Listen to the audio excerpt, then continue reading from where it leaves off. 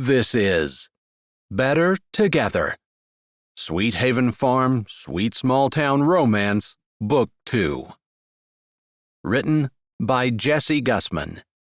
Performed by J. Dice. Chapter 1. No way am I going in there. Harper Bright took a second look at the yawning black hole in the mountain in front of her and crossed her arms over her chest. She didn't need her doctorate degree to know this was a bad idea. Did you know this tunnel was on Hitler's charts during World War II? If he ever made it stateside, it was one of the places he planned to bomb. Wyatt Fernandez planted his feet and put his hands on his hips. His dimples flashed, but he spoke in the tone of a voice that said, "I hear you, but I'm ignoring you." He used the same tone every time he dragged Harper on some crazy adventure or another. She walked toward the open-mouthed hole. Despite her family having owned the ground around the tunnel all her life, she hadn't known about this small spot in central Pennsylvania being on Hitler's map. The looming mountain that shot up around the ravenous cavity blocked the sunlight. Leafy green trees waved in the warm June breeze. Harper squinted up. You know, someday we really ought to start acting like the mature adults we are. Give me a break, Harper. The only time you ever spend 2 seconds not acting like an adult is when I strong-arm you into it. Like now. This is going to be fun. Wyatt flashed that irresistible dimple and his brown eyes twinkled. Harper wasn't exactly short, but she still had to crane her neck to look at him as he walked beside her. His lanky frame had filled out in the decade since high school. Actually, now that she thought about it, he'd filled out very nicely. Broad chest, wide shoulders, and long, muscular legs.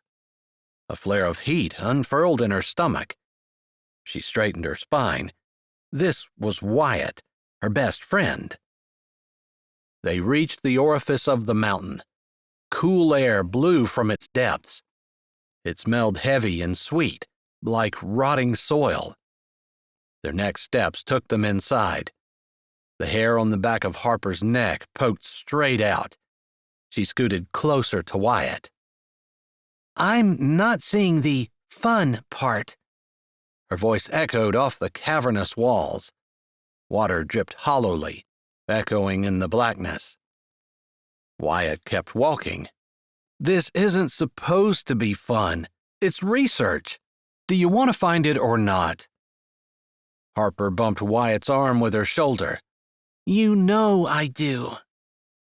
She wanted to see if the old stories were true, but couldn't help shivering as she looked around at the stone walls arching above. The farther in they walked, the darker it got. At this point, she could barely see Wyatt's outline. She pushed back the fear threatening to break loose in her head. It wasn't that walking in the tunnel was particularly dangerous. It was more the idea of the dark unknown and being trapped in a small space with an angry locomotive. As if Wyatt could read her mind, he said, "There isn't any danger if a train would actually go through while we're in here. Although I have heard that there could be a bit of air suction." She planted her feet. What? Kidding. He pulled on her arm. Come on. She started walking again, slowly. What did you mean by air suction? Wyatt had always been better with hard science. All she'd cared about was finding the family heirloom that her great-great-grandmother had told her was hidden in the deepest depths. Wyatt tapped her head with the hand that wasn't dragging her toward the tunnel. Well, since you're the brain in this relationship, she swatted his hand and continued to drag her feet, even though she'd already decided to go along with his nutty scheme, the way she always did. After all, not only did she want to find the ring, But this could be the last time Wyatt and she went on an adventure together. She'd gotten the call yesterday that her tenure vote was scheduled for the end of summer. It was the one last thing she had to cross off the list of career goals she'd made the day she had graduated from high school. Quit it. You're smarter than me, and we both know it. I just happen to be able to stay in one place long enough to get a degree. It wasn't that she was so smart.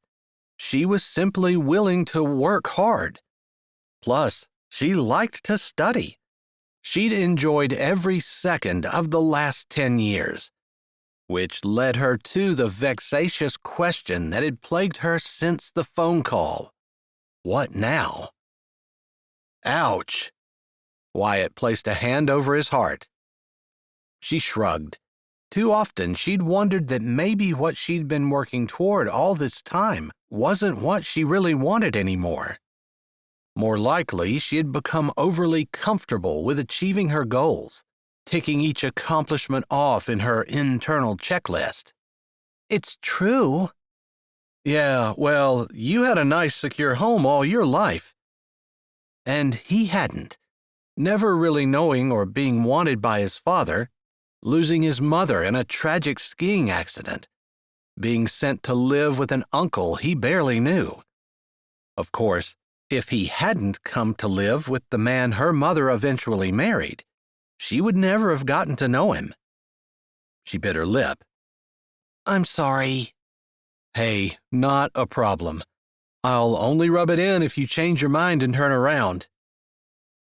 They walked far enough into the tunnel that the light behind them faded, and Harper could no longer see the road under her feet. Dread balled and rolled in the pit of her stomach. She reached for Wyatt.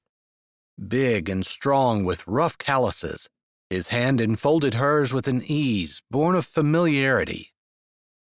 How could she have forgotten how easily Wyatt's touch could calm her?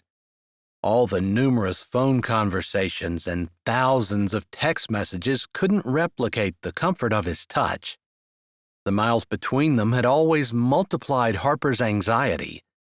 The pictures he sent hadn't helped. Standing at the top of some snow-covered mountain with only clouds and sky in the background, or his arms outstretched, moments before he leapt from a who-knows-how-high cliff with only a thin bundle, hopefully a parachute, strapped to his back. Of course, she wasn't sure which was worse, the pictures or the times when she didn't hear from him for days.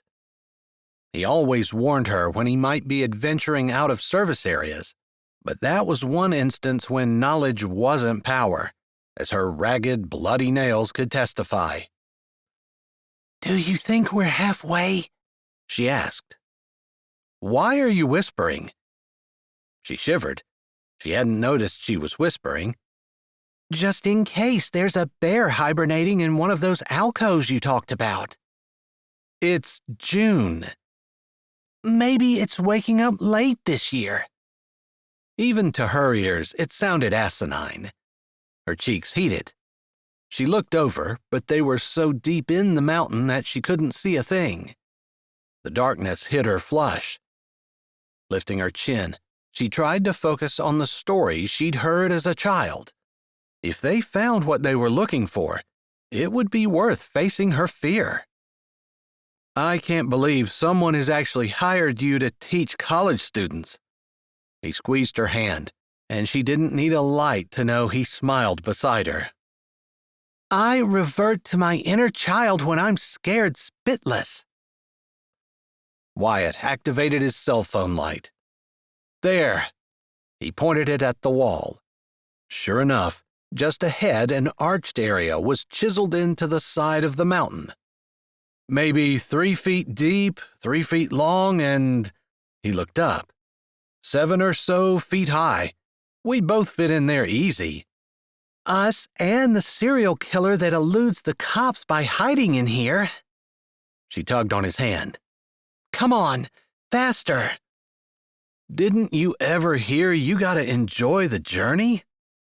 Harper could hear the grin in Wyatt's voice, but he did speed up a notch. For her.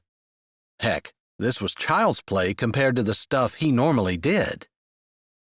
But it was Wyatt, and she didn't have to pretend to be brave. I'll enjoy it once we're out of here.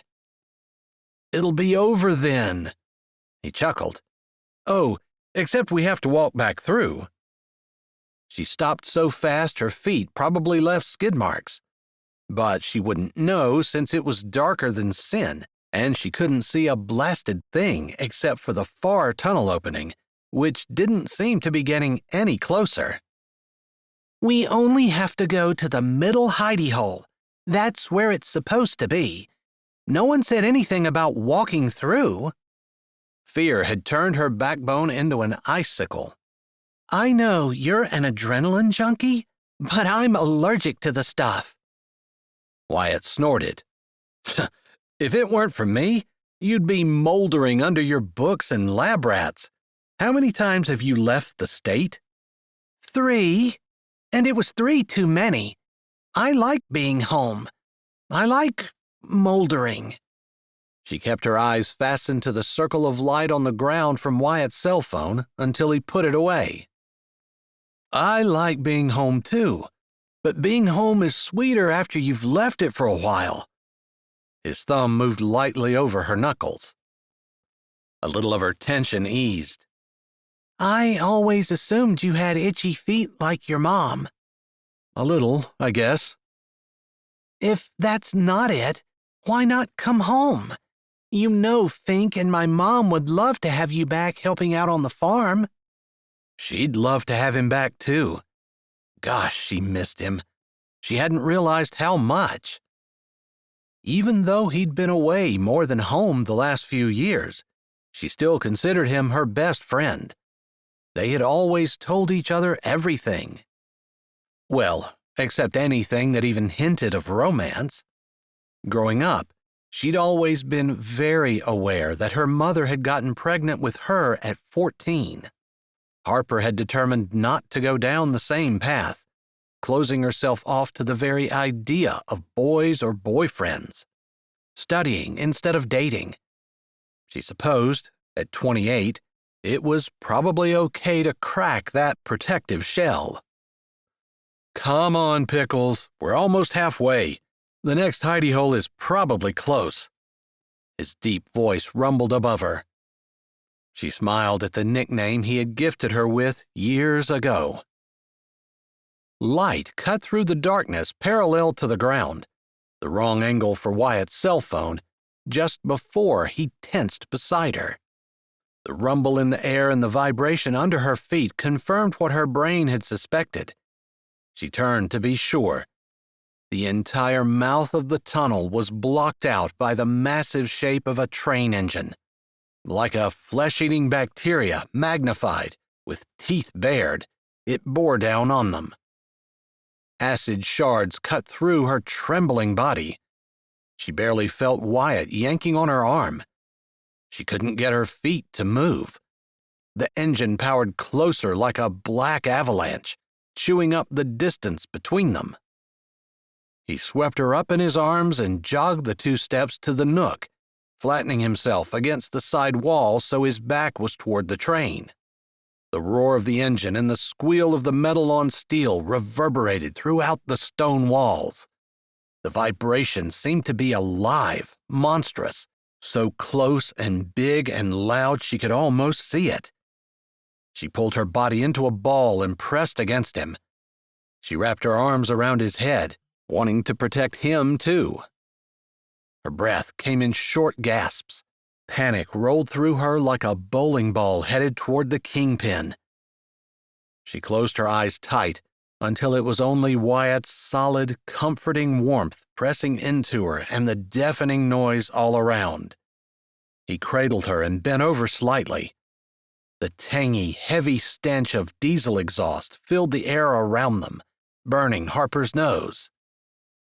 Eventually, the engine noise faded away, and although the train was still loud, the cars passing had a more rhythmic feel.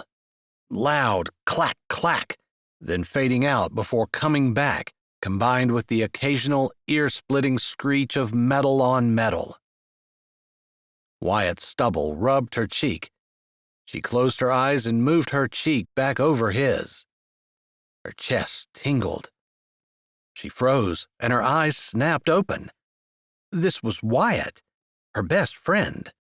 She would not allow their friendship to be ruined because she all of a sudden had some wild ribbon of desire winding through her, no matter how delicious it was. His breath warmed her ear as he said, "Now we know there's no air suction." "I'm going to poison the next meal I make you," she hissed into his neck, only half joking. "I've heard that before." His heart beat steady and strong against her. The dreaded man wasn't even scared. The last of the cars went by. The noise faded. She loosened her arms from around his head. She didn't know what she was trying to protect him from anyway. It was probably time to remember she was a grown-up, a professor up for tenure vote at the end of the summer. But Wyatt's warmth and strength were alluring. She didn't want to pull away from the hardness of his chest or lose the comfort of his touch. But she couldn't let him stand here holding her forever. "Okay, put me down." She lifted her head and smacked his shoulder lightly, pretending she hadn't been clutching him like two oxygen atoms on a hydrogen, and praying her knees wouldn't buckle when he complied. She wiggled to prompt him to move, but a new sound echoed in the darkness, and she froze. A hiss, followed by a rattle. "Holy crap!" Her arms tightened around Wyatt's neck. "Is that what I think it is?" "Yeah, someone's practicing the maracas." She could feel his head tilt in the darkness. "They're pretty good." Her teeth rattled together, but she snorted a laugh. "That's a rattlesnake. It sounds close." "I don't think we need to worry. I thought it was a stick when I first stepped on it, but sticks don't typically wrap themselves around your leg." Chills raced up Harper's spine. Her mouth opened, but it took a minute to make her voice work. "You're standing on the snake?" "Yes, ma'am." The sound like stones shaking in a tin can echoed throughout the tunnel again. She ignored the note of sarcasm in his voice. "What are we going to do?" "You're the one with the doctorate. How about I keep standing on the snake while you think?" Her throat slammed shut. She struggled to swallow. "I study nutrition in a lab. That's what the doctorate is for. Food." "Branch out a little." Despite Harper's all-encompassing fear, she smiled. "Okay." She took a deep breath. If he wasn't worried, if he thought it was funny, well, she could do humor too. "I'm thinking about white sandy beaches, relaxing waves, warm sun." "Try again." She grinned, still petrified, but Wyatt exuded calm. "Hey, that was helping." He snorted. Ideas were not exactly filling her mind. Her brain had diverted all her blood flow to the areas that made her want to pee and run at the same time. She went with the only plan she could think of. "How about I grab your cell phone out of your pocket? I'll shine the flashlight down at your feet." Close your eyes while you do it, just in case." Harper twisted gingerly in his arms and felt for the phone attached to his belt, not wanting to make him lose his balance, although he seemed rock solid. Funny, because she still pictured Wyatt as a gangly teen, instead of the unflappable man holding her in his arms and not even breathing hard. "Just in case what?" Silence.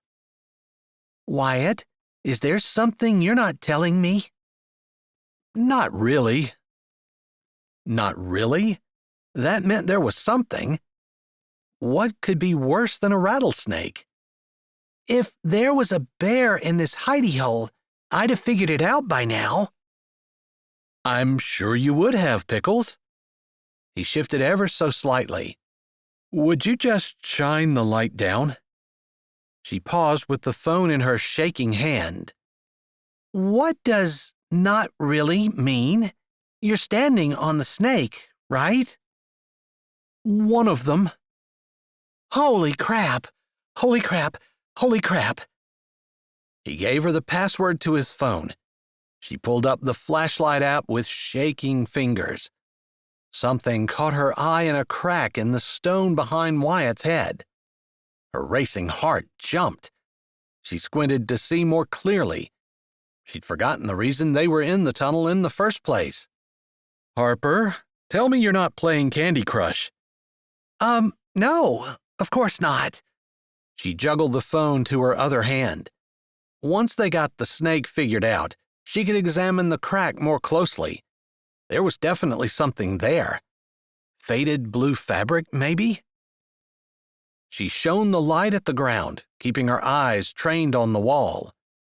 Now that she knew something was there, she could see the shadow that marked the spot. Wyatt shuddered. I was wrong."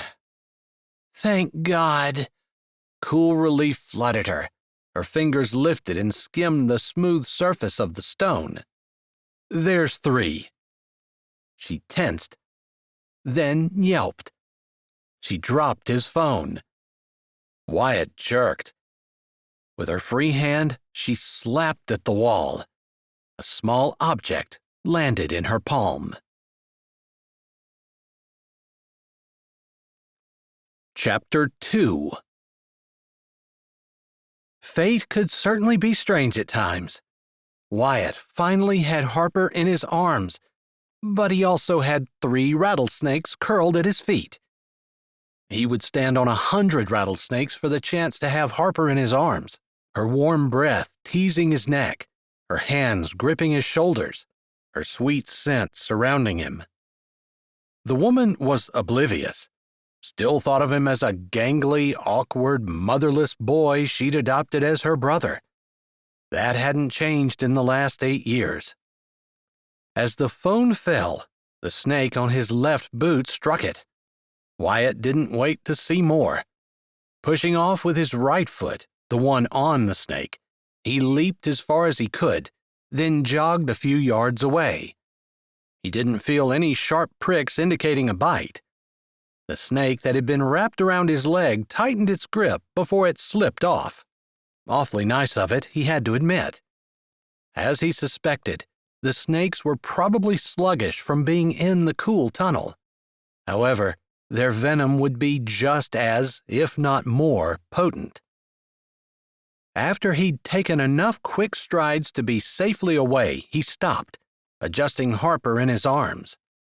He breathed in her scent, vanilla berries, and smiled at the contradiction. She was always so serious and mature, but her scent was utterly feminine and almost girlish. He closed his eyes, taking another deep breath, resisting the urge to snuggle his face into her soft brown hair. "Are you okay?" he asked. Yeah, my stomach and heart don't feel like they're trying to escape through my cervical vertebrae anymore." "Just relax. I'll set you down in a minute."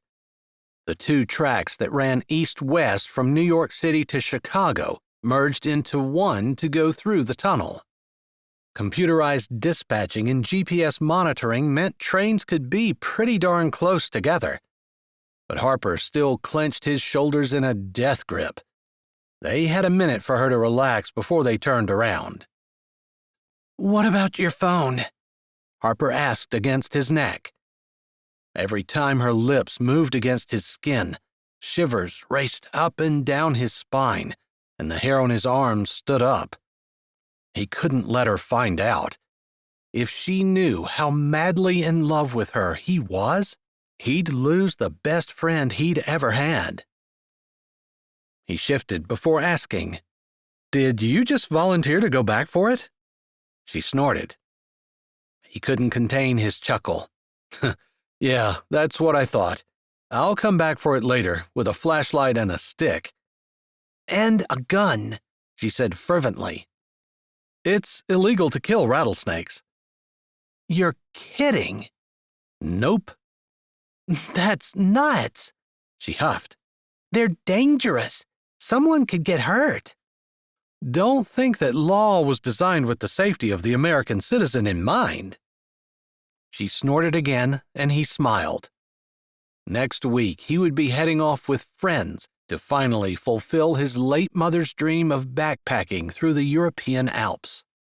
It seemed an appropriate thing to do to commemorate the 10-year anniversary of her death.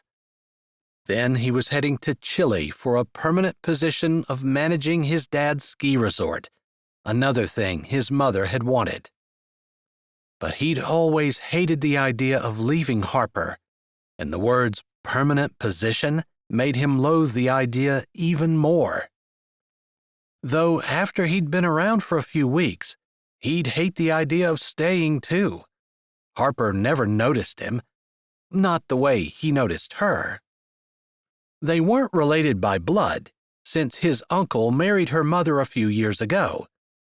But Harper saw him as her stepbrother, or step-cousin, or some kind of family relation. He didn't have any such illusions. She was the one he wanted, had always wanted. Unfortunately, she was practically married to that university. First her bachelor's, then her master's, then her doctorate. Now she wanted stinking tenure. By the time she got her nose out of her moldy old books and finally noticed him, he'd be lucky if he had any good teeth left. So, it was probably for the best that he was leaving for Chile. Maybe the next time he was home, she'd open her eyes and see him. Of course, if things went the way his dad wanted, he'd be spending the rest of his life in Chile. And, knowing his luck, she'd end up married to some cerebrotonic bore. Her voice floated through the darkness. You can set me down now. Your arms are probably numb. I'm fine. But she squirmed, and he didn't want her to suspect that he still held her because he wanted to, not because he needed to. He lowered her. Harper grabbed his hand. In the dark, he didn't bother to hide his grin. That was the whole point of getting her to do crazy things like this with him. He got to hold her hand, and on this rare occasion, hold her. And she thought he was doing her the favor. Are you laughing? At what, Pickles? He pulled her toward the tracks. They could walk on them past the hidey hole. The snakes had fulfilled his thirst for adventure. For the next 10 minutes or so, anyway.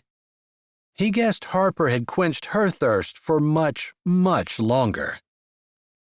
Your mind is so twisted, I couldn't even begin to guess, she said. His grip tightened on her hand as his foot caught the small bed of gravel the train tracks rested on. Watch your... Harper gave a sharp cry as she fell. Chapter 3. Pain burned up from Harper's ankle to her knee. She bit back a moan. She felt Wyatt drop to his knees beside her. Are you okay? Concern laced his voice. I think I twisted my ankle. She took a deep breath and blew out slowly. The pain settled into a dull thump, only occasionally shooting up her calf. His arm slipped under her, and he lifted her. I can't see a blessed thing in here. Can you move your toes? He stepped over the rail and started walking down what she assumed was the center of the tracks. It really was as black as a closed coffin. She shook her head slightly. Bad analogy. Yes, I'm sure it's not broken. I think I can walk. She took another deep breath. This one contained a large dose of Wyatt's unique, comforting scent. I can go faster if I carry you. They arrest trespassers, you know. Harper's chest seized. Of course. Something else you neglected to mention before we decided to do this crazy thing." She thought of the small pouch she shoved in her pocket. Hopefully this would all be worth it. Still, "How long do you think it would take the railroad police to get here if the engineer saw us?" it was hard to say for sure, but an arrest and trespassing charges on her record would probably affect her tenure vote. A little voice whispered maybe it was a good thing, but she pushed it aside. Of course tenure was what she wanted. Isn't that what she'd spent the last 10 years working toward? And it was all within reach. She was happy, not restless. 30 minutes if they come from the shop in Altoona. Wyatt answered her question. I'm sorry I got you into this. "Tomorrow we'll be laughing," Harper said, hoping it was true. Unless we're in jail. She laughed into his shoulder. "I can always count on you to be honest." Hey, I've gotten you into a few tight spots, but I've never left you. That ought to count for something. She tightened her grip on his neck. "It does. The only excitement I've ever had in my life has come from you. I'm sure at some point, maybe when I'm 80, I'll appreciate it." This could be her last adventure. Wyatt would leave for Chile. She would stay, getting tenure. Both of them doing what they dreamed of. Somehow the thought depressed her. Oh, I'm sure you'll appreciate it. His voice dipped and lowered, all but whispering, sending odd quivers down her spine. When they were younger, she and Wyatt had been partners in adventure, equal. Wyatt might have been just as likely to push her into something as to help her out. Now it seemed like he had matured. His protectiveness toward her made her feel feminine. Even in the dark harshness of the tunnel, the emotions sifted through her body, shimmery and soft, burgeoning in her chest and making her skin tingle. "Are you sure I'm not too heavy?" she said, laughing to cover the awareness that she should not be feeling toward her best friend. I can't even tell I'm carrying you. Wonderful. He couldn't even tell he carried her, but it was all she could think about. "I hadn't realized that you had morphed into He-Man since your last visit to the farm." All she needed was some light banter to remind her that Wyatt was her buddy, not her boyfriend. Superman, he corrected her. "I assumed if you were Superman, you would have flown us out of here by now." Wyatt's back shifted under her, like he'd shrugged his shoulders. You better watch it, Pickles. Don't challenge my superpowers. I've got you in my clutches. Water dripped nearby, echoing through the tunnel clearly. A cool breeze blew Wyatt's clean, soapy scent back across her face. She inhaled. She'd rather be in Wyatt's clutches than in anyone else's. The irony of her situation hit her. By far the youngest professor on staff, Harper didn't usually have to fight herself to be decorous and sedate, as befit a college professor. Her current position, clinging to Wyatt's shoulders and bouncing with each step he took, trespassing on railroad property, and sharing the cool, damp tunnel with at least 3 slithering reptiles, was not exactly dignified. A familiar rattle sound joined the drip of the water, reverberating off the stone tunnel sides and ceiling, coming from nowhere and everywhere. Even though she knew she was perfectly safe, Harper still tensed, gripping Wyatt's shoulders. Maybe he wore boots, but he was still vulnerable. He tightened his hold on her, as though in reassurance. Left, Wyatt said, although she already knew the snakes were still on the wider side of the tunnel. A beam shone past her head. Train! She yelled, even as she looked around Wyatt's shoulder to be sure. Already in the tunnel, the locomotive blocked all the light from the far opening as it barreled down upon them. The thunderous sound filled the confined space, echoing along the walls, seeming to amplify with each bounce of sound waves. Deja vu. "We're going right," Wyatt said in a shout she barely heard as he turned his body in that direction. "Put me down," she hollered. She twisted as he moved. Because there was no road on that side of the tracks, the space between the tracks and the wall was much narrower.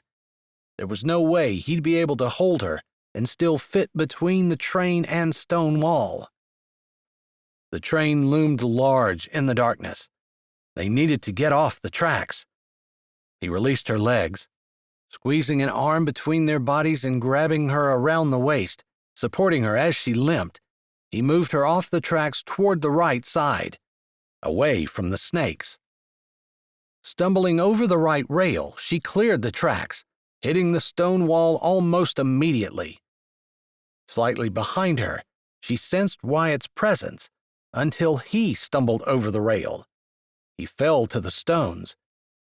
Swinging back around, she saw his legs were still over the rails.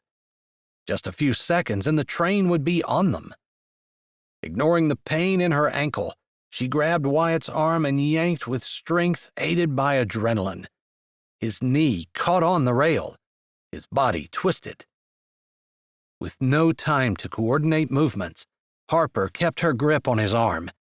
Summoning every bit of muscle she could muster, she hauled back. Wyatt propelled himself forward at the same time.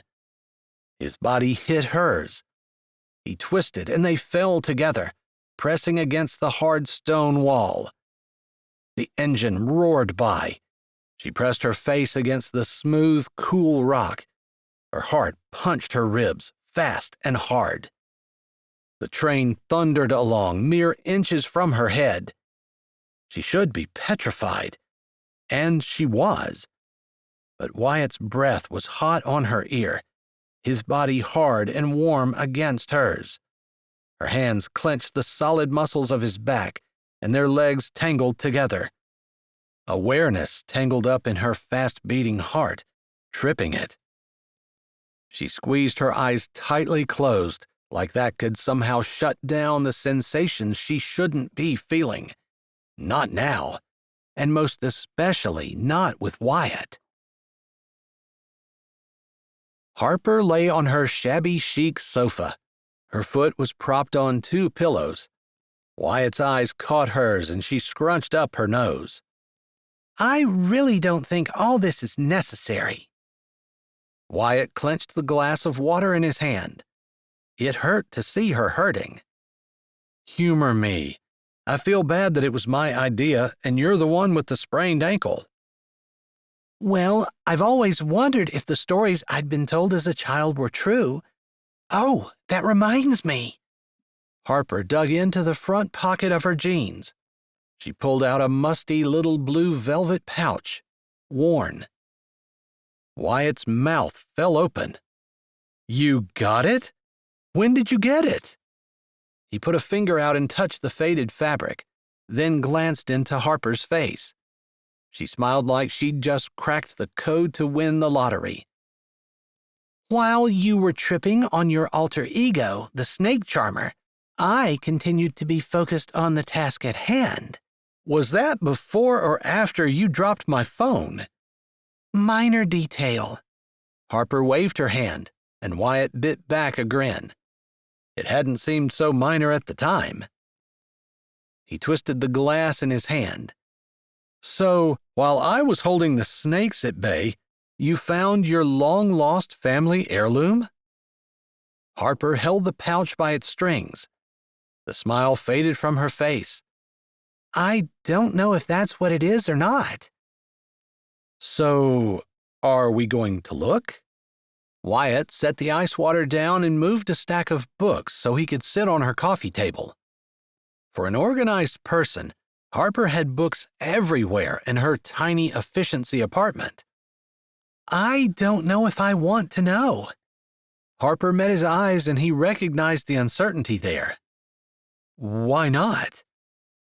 "I've been hearing those stories all my life. How my great-great-great-grandmother left her ducal husband in England to run away with an Irish sharecropper. Her fingers smoothed over the small pouch. That's my history. I don't want it to change. But you want the truth. Plus, change doesn't equal bad. Harper shrugged and dropped her eyes. Wyatt's heart dropped along with them. That was the second reason they could never be together. Not only did he not want to risk ruining their great friendship, but Harper was so grounded in her farm and family. She hated change, and for them to be together would rock her world in too many ways to list. She stared at the pouch. To have my world shifting around me just makes me feel insecure. Wyatt tried to lighten both their moods. Does that mean we never find out what's in the pouch? Her lips tilted up and she held up the pouch. Do you want to do the honors? It's your family. I'm the snake charmer. You were amazing with that, by the way. Harper looked up at him. His heart swelled at the sincere admiration in her gaze. If only he could turn that admiration into love. He smiled to conceal his thoughts. Thanks. Harper grinned back at him. Then she loosened the strings on the pouch. Here goes. She turned the pouch upside down. A thick gold band with a sparkling green emerald and intricate gold work dropped into her hand. Wyatt whistled. I'm not an expert on jewelry, but that thing isn't your run-of-the-mill mall jewelry store ring. It looks heavy. It is. Harper picked up the ring and twisted it in different directions. There's an inscription. She turned the ring and squinted. Sweet haven of rest. I wonder what that means. He was curious, sure, but he was enjoying more the wonder on Harper's face. This is the ring. That's what my grandmother always told me it said. She turned glowing eyes on him. My great-great-great-grandmother had that engraved after they got to America. I guess, even though she was married to a duke, her life wasn't that great in England. She expected things to be much better here on the farm. And, of course, she couldn't keep another man's wedding ring, and no one would believe that the poor Irishman she'd run off with would have given her something so grand. So she had to get rid of it. Harper shook her head. Can you imagine what she left? Safety, security, her husband? All for love. Wyatt wished the old woman was here today to give Harper a lesson on the power of love. Harper turned the ring over, looking at it from all sides. I can't imagine crossing an ocean and going to an unknown land would have been worth it. I think this ring is evidence she wasn't sure either. I think the fact that the ring was still in the tunnel is evidence that it was. Why? If she wasn't happy, wouldn't she have gone back and gotten the ring? Maybe she forgot about it. That's my point. Look at that thing. It's not something that's going to slip your mind, especially if you're unhappy and miserable.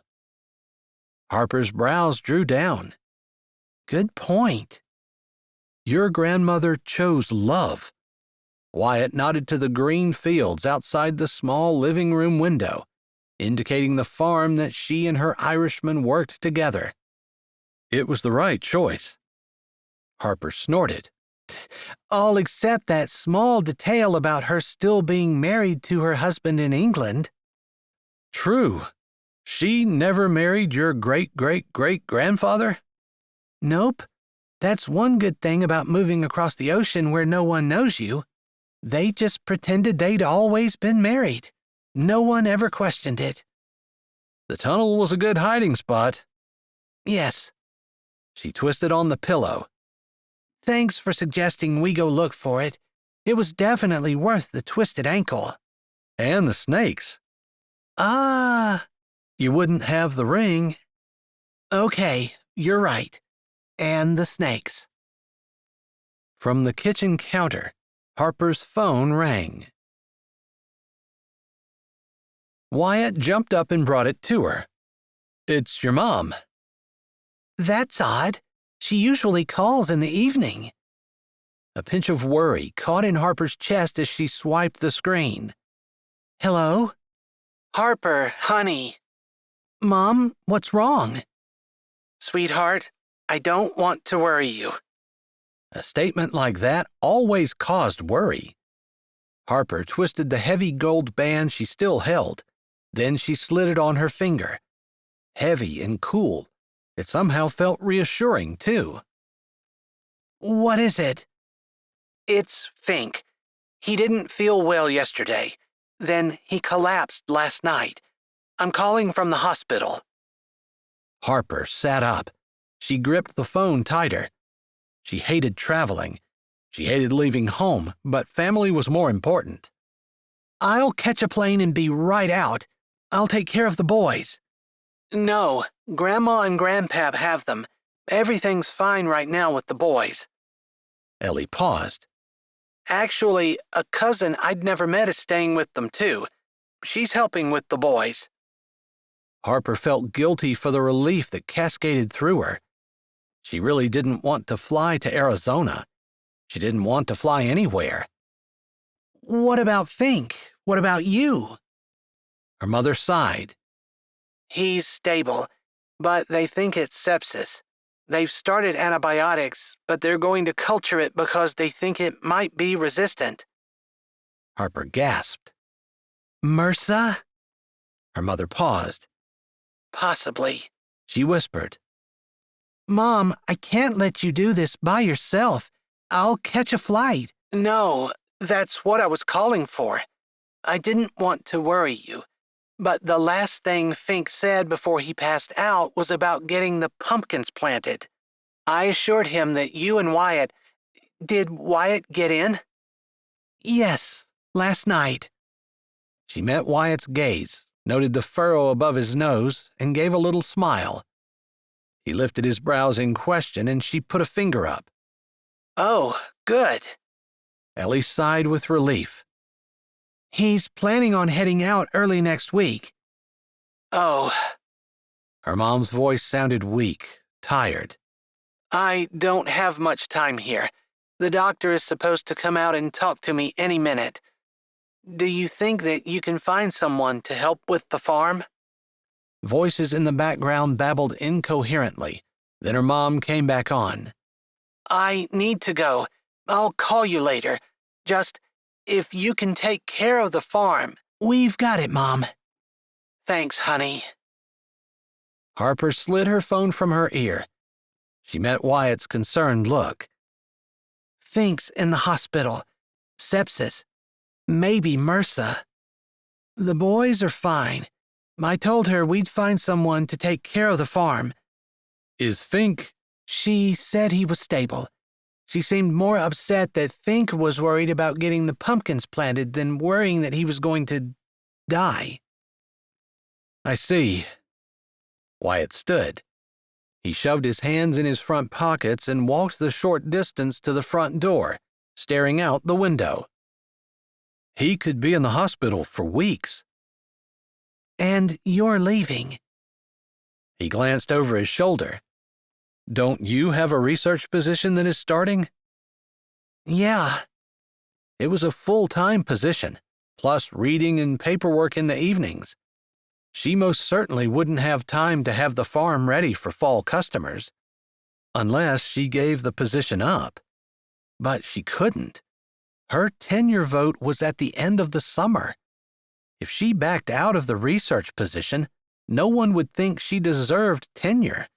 It just wasn't done. Harper sat up and swung her foot to the coffee table, although her head was now throbbing harder than her ankle. Sepsis. MRSA. That was serious stuff. Surely her mother was beside herself with worry. She wanted to rush out, but that's not what her mother had asked her to do. Mom wanted us to either take care of the farm, especially getting the pumpkins planted, or to see if we can get someone to help out, since we both have things we need to do." Wyatt turned from the door and studied her for a moment, with as serious as an expression as he'd ever used. He rubbed a hand over his face. "As much as Fink and Ellie have done for me, I hate to let them down." "Yeah." Harper fingered the ring. This farm represented generations of her family. "I'm going to hobble up to the house. Mom has a list of emergency contacts and some other numbers in her desk. I can get started on trying to find someone." Immediately, Wyatt was beside her, holding her hand. "We'll get someone lined up to take over. Then I'll get the pumpkins planted." "And I'll get a list made up of all the things that will need to be done in the next month. Do you think it will be that long?" The weight of responsibility settled heavily on her shoulders. She couldn't let her mom down. Wyatt squeezed her hand, and she gave him a grateful look. He'd never let her down. "Hard to tell. I don't think it will be out of line to make plans for that long. He'll probably be weak when he gets home, and your mom has the 3 boys to look after." "That's true. I think Bill Sinclair down the road borrowed their skid loader last fall to clean out his barn after his broke. We'll try him first." Wyatt smacked a hand on his leg. "Yeah, neighbors are always eager to help each other. We'll have people beating the doors down to help." 3 hours later, Wyatt pushed the red off button on the farmhouse phone. He placed both hands on the desk and flexed his shoulders. "No luck?" Harper asked from the desk chair, without much hope on her face. Wyatt straightened and ran a finger down over the curve of the roll-top desk. "No, they have family coming in from Wilkes-Barre. They said they could come over and water our flowers, feed the cat." Harper rolled her eyes. "Funny how many of our neighbors don't know we don't have a cat." "Everyone has a cat." "We should get one. I talked to about 16 people who are willing to come feed one for us." "And 0 who are willing to trim Christmas trees or spray apples or set up sprinklers to water pumpkins for the next 6 weeks." His eye caught on the corner of an old envelope sticking up along the edge of the lower part of the desk, like it had fallen through the crack. He teased it up. Harper held up a little green book. "I've called every person on Mom's Christmas card list who lives in the state." Plus that one who lives on the Maryland line. He almost had the envelope free. It was off-white with a stamp design he recognized from his senior year of high school. Harper rolled her eyes. "Yeah, 2 hours one way isn't that far to drive for family." Can't blame her for not wanting to make that drive, not with her triplets being only 4 weeks old. "Yeah, remind me to tell Mom she said thanks for the bottle warmers. I didn't even know we had a relative with triplets." Wyatt tapped the envelope against the desk and tried to imagine Harper with triplets. "Hope they don't run in the family." "What do you care?" Harper laughed at him. Wyatt put his hand to his ear, mimicking someone talking on the phone, and spoke in sotto voice. "Wyatt, come rescue me from my kids. They take after my great-great-grandmother who fled England. These munchkins are fast." "Very funny." Harper fingered the book again. "What do you have there?" "It looks like it got caught between the cracks. The postmark on it is 10 years old." Harper tilted her head, reading the fuzzy print. "That's from the Pennsylvania Department of Permits and Licensing. Surely if Mom or Fink needed it, they would have noticed it missing by now." Harper narrowed her eyes. "Should we check?" Wyatt shrugged. This could have been something they misplaced years ago. He opened it and scanned the letter inside. "What?" Harper asked, peering over the edge. "It looks like Fink applied for a permit to develop the mountain. This is the approval letter." He held up the other paper, which was a bluish color with gold lettering. "This is the permit." That's odd. I don't remember hearing anything about that. Me either. Wyatt stuffed everything back in the envelope. That's 10 years old. Obviously nothing ever came of it. Wyatt placed the letter on the desk next to the side he'd pulled it from. Harper tapped the little green book on the desk. You're sure you called everyone in Pennsylvania? Wyatt nodded. "All except that Avery Conrad. She's the first name in the book, but I've never heard of her, and she lives in Philly. That's like 5 hours away." Harper sighed. Too far. He hated seeing her so dejected, and he couldn't stand that she was worrying about the farm. "Well, one neighbor didn't answer. I'll try him again." Harper's phone rang and she grabbed it off the desk. It's my mom, she said before she answered. Wyatt pulled his own phone back out and stepped away. By the time he finished talking with the neighbor, who couldn't help because his mom had just been diagnosed with cancer and they were starting treatments in Pittsburgh, Harper was already off the phone with her mom and was digging through the desk. He walked over beside her.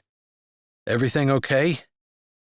Yeah, she wanted the insurance info. Apparently they've switched insurers and she has the wrong card in her wallet. She was too worked up to remember the name of the new insurance company.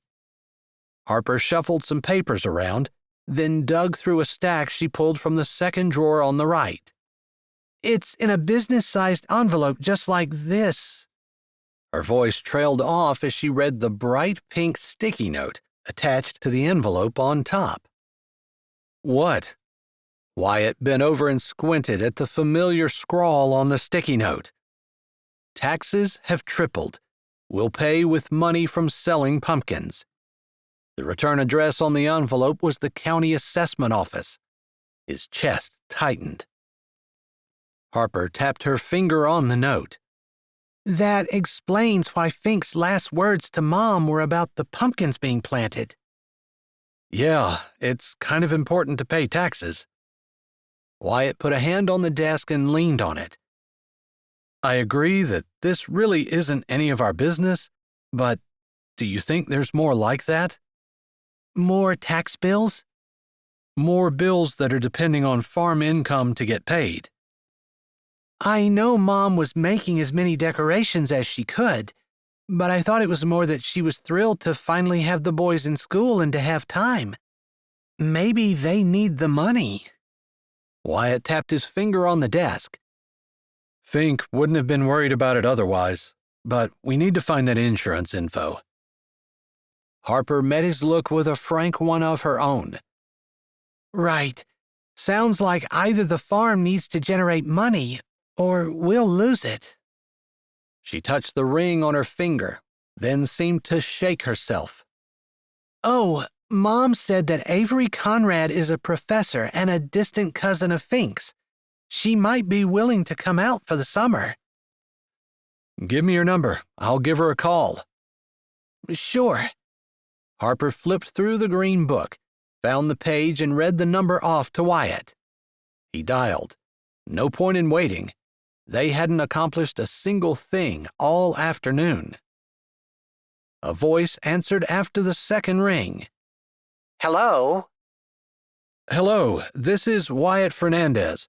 I'm Calvin Finkenbinder's nephew." A small pause, during which Wyatt hooked a hand around the back of his neck. He'd feel like an idiot if this woman didn't even know who Fink and Ellie were. She spoke. Oh, you mean Fink. He's like my third cousin or something. He married Ellie something, right? "Yes, that's him. I'm sorry to cold call you like this, but he's having a bit of a hard time, and I thought you might be able to help. Ellie said you're a professor?"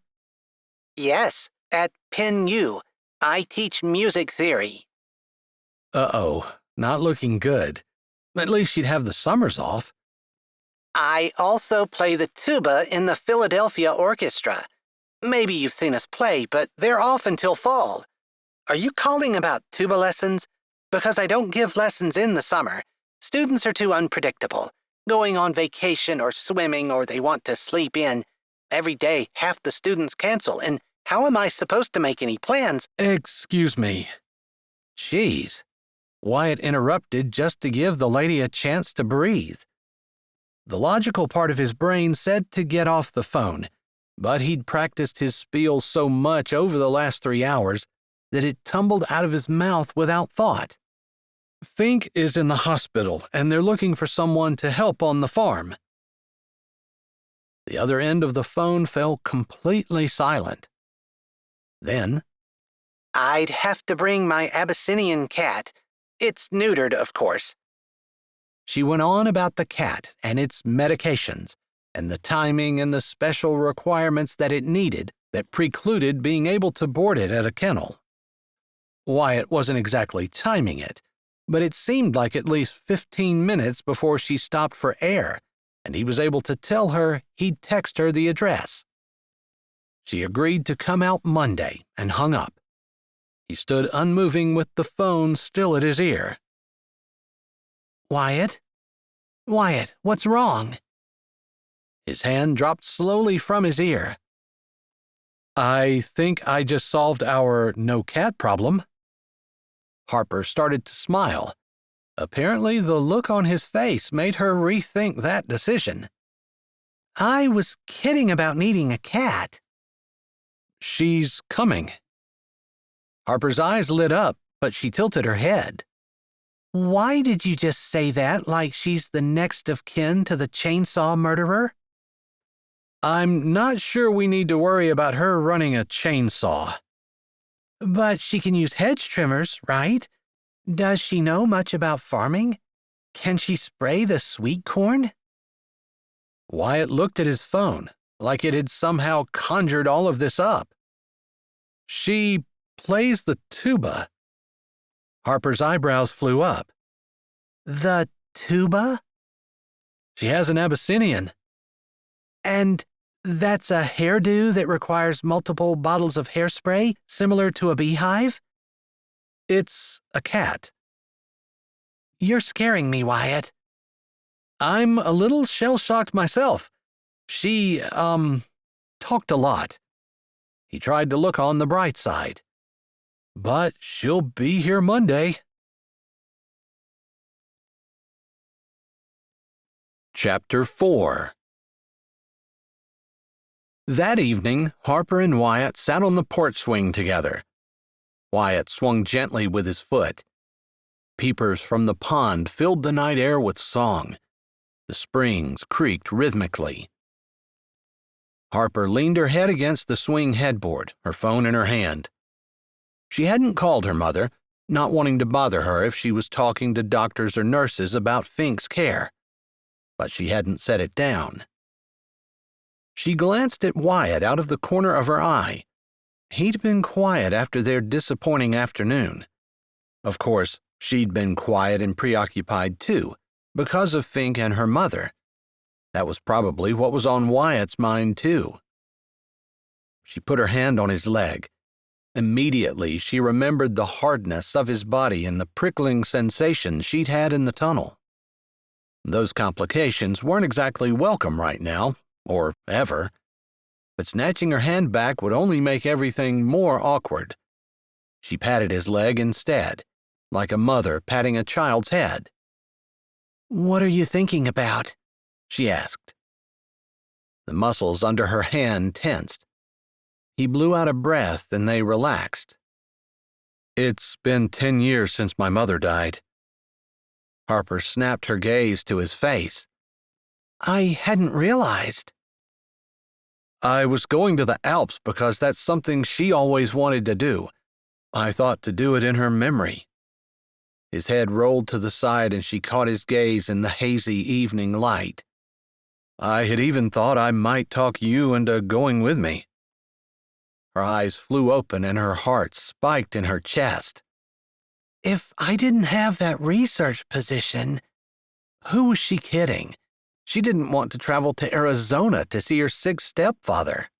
She had even less desire to take a trip to Europe just for kicks and giggles, let alone to climb a mountain. But for Wyatt, "Nah, it's okay. I knew you probably wouldn't go. I just sometimes get these crazy ideas." You don't have to tell me about your crazy ideas, Harper said, and then regretted it. She held her hand up. She wasn't planning on wearing the ring constantly, but she had put it on earlier and hadn't taken it off.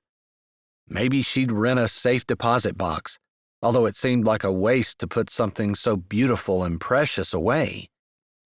The emerald caught the light of the moon and muted sparkles winked on her finger. A piece of her history, there on her hand. The connection to her ancestor and to the farm she loved made her smile. I wanted to thank you again for making me go today. I wouldn't be wearing this right now if it weren't for you. She patted his leg again, ignoring the hardness and the way touching him made her heart flutter. I wish you had something like this from your mother. I don't have anything tangible, but I have her dreams here. He put his balled fist over his heart. She wanted to see the Alps, but more than anything, she wanted my dad and me to get along. She always said he wouldn't change. It was up to me. His hand came down and covered hers where it rested on his leg. Guilt puddled in Harper's heart. Selfishly, she'd not wanted Wyatt to go to Chile. But Wyatt needed to go if only to preserve his mother's memory, just as much as she needed to do what it had taken her all day to decide. I found another envelope after you left, she said softly. You dug around in their desk some more? Surprised laced Wyatt's voice. She smiled to herself. Wyatt knew she was such a prude she'd never root through someone else's stuff. No, Mom texted me and asked me to take a picture of the passcode she had written and stuck in an envelope. I did that, but I found something else. She turned her hand and her fingers laced with Wyatt's. He waited. They have every afternoon from mid-September to mid-November reserved for school field trips. The discovery had caused a thick cape of blackness to wrap around her heart. All that revenue would vanish, along with any hope of paying the taxes and keeping the farm. Wow. Yeah. Thousands of dollars they stand to lose if there are no pumpkins, corn, squash, gourds, hay. Her voice trailed off. So much work to do. Well, I've been thinking, Wyatt began, but she cut him off. I have too. I've worked hard for tenure. Years. Looking back, though, it feels like nothing because I loved what I was doing so much. But lately... She sighed. She wouldn't admit this to anyone but Wyatt. Honestly, over the past few weeks, I've been so close to finally getting what I want, but I'm not even sure I really want it anymore. I think I do.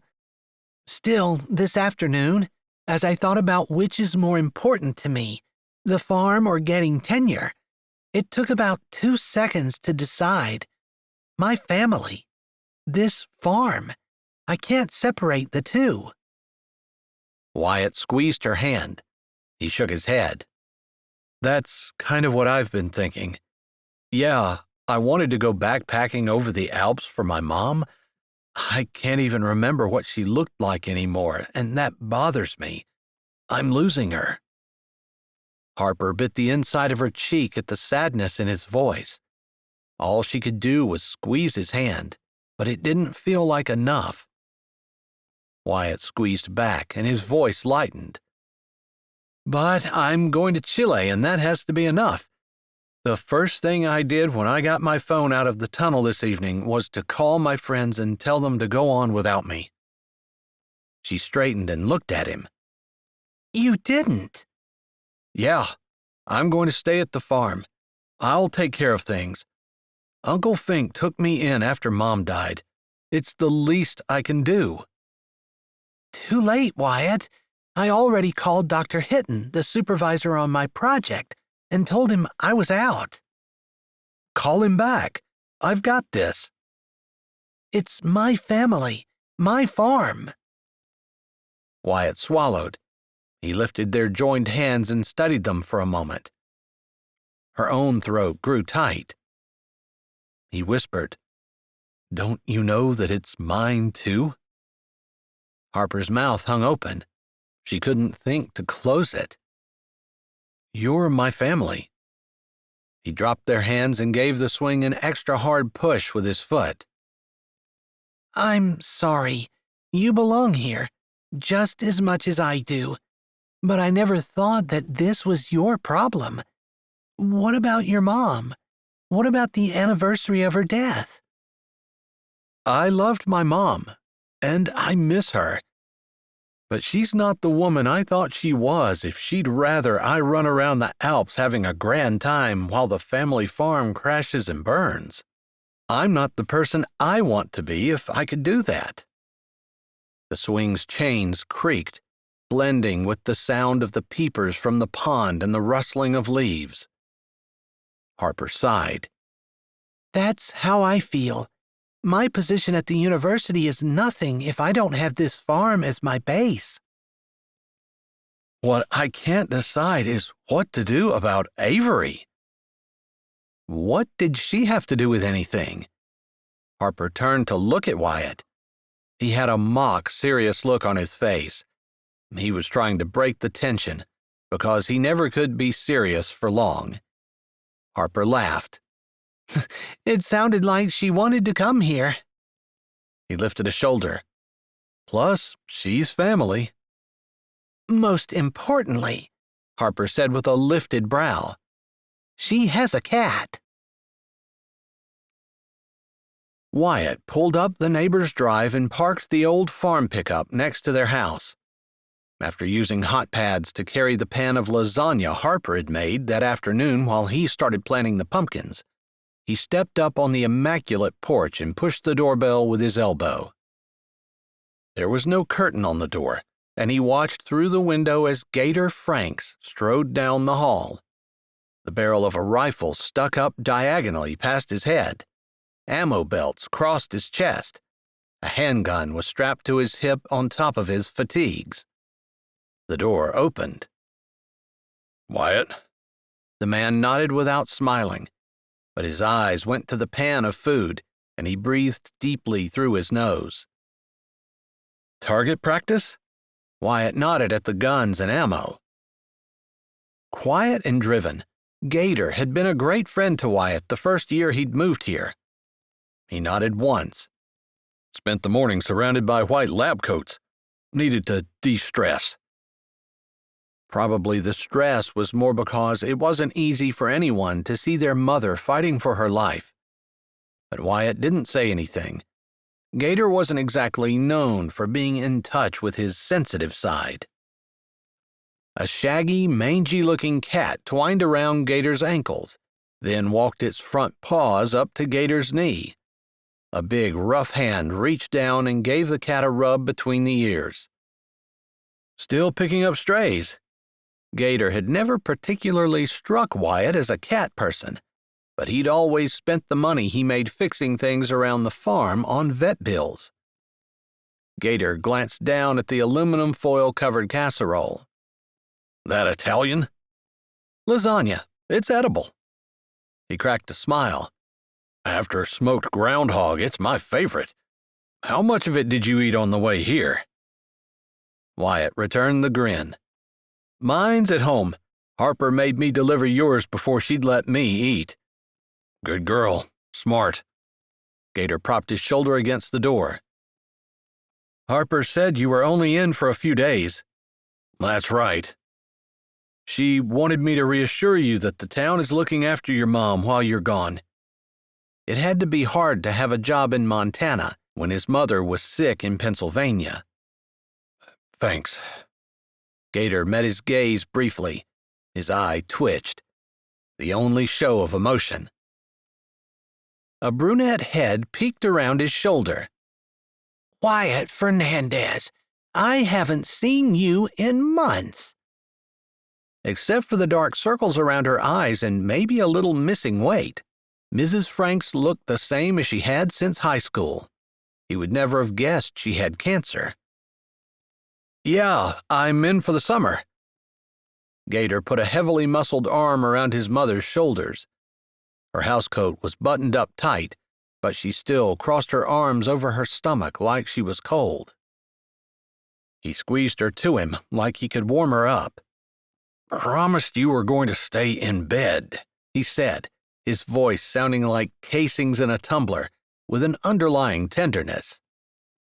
"But we have company, son." If Gator wanted his mother in bed, Wyatt didn't want to keep her up. "I can't stay.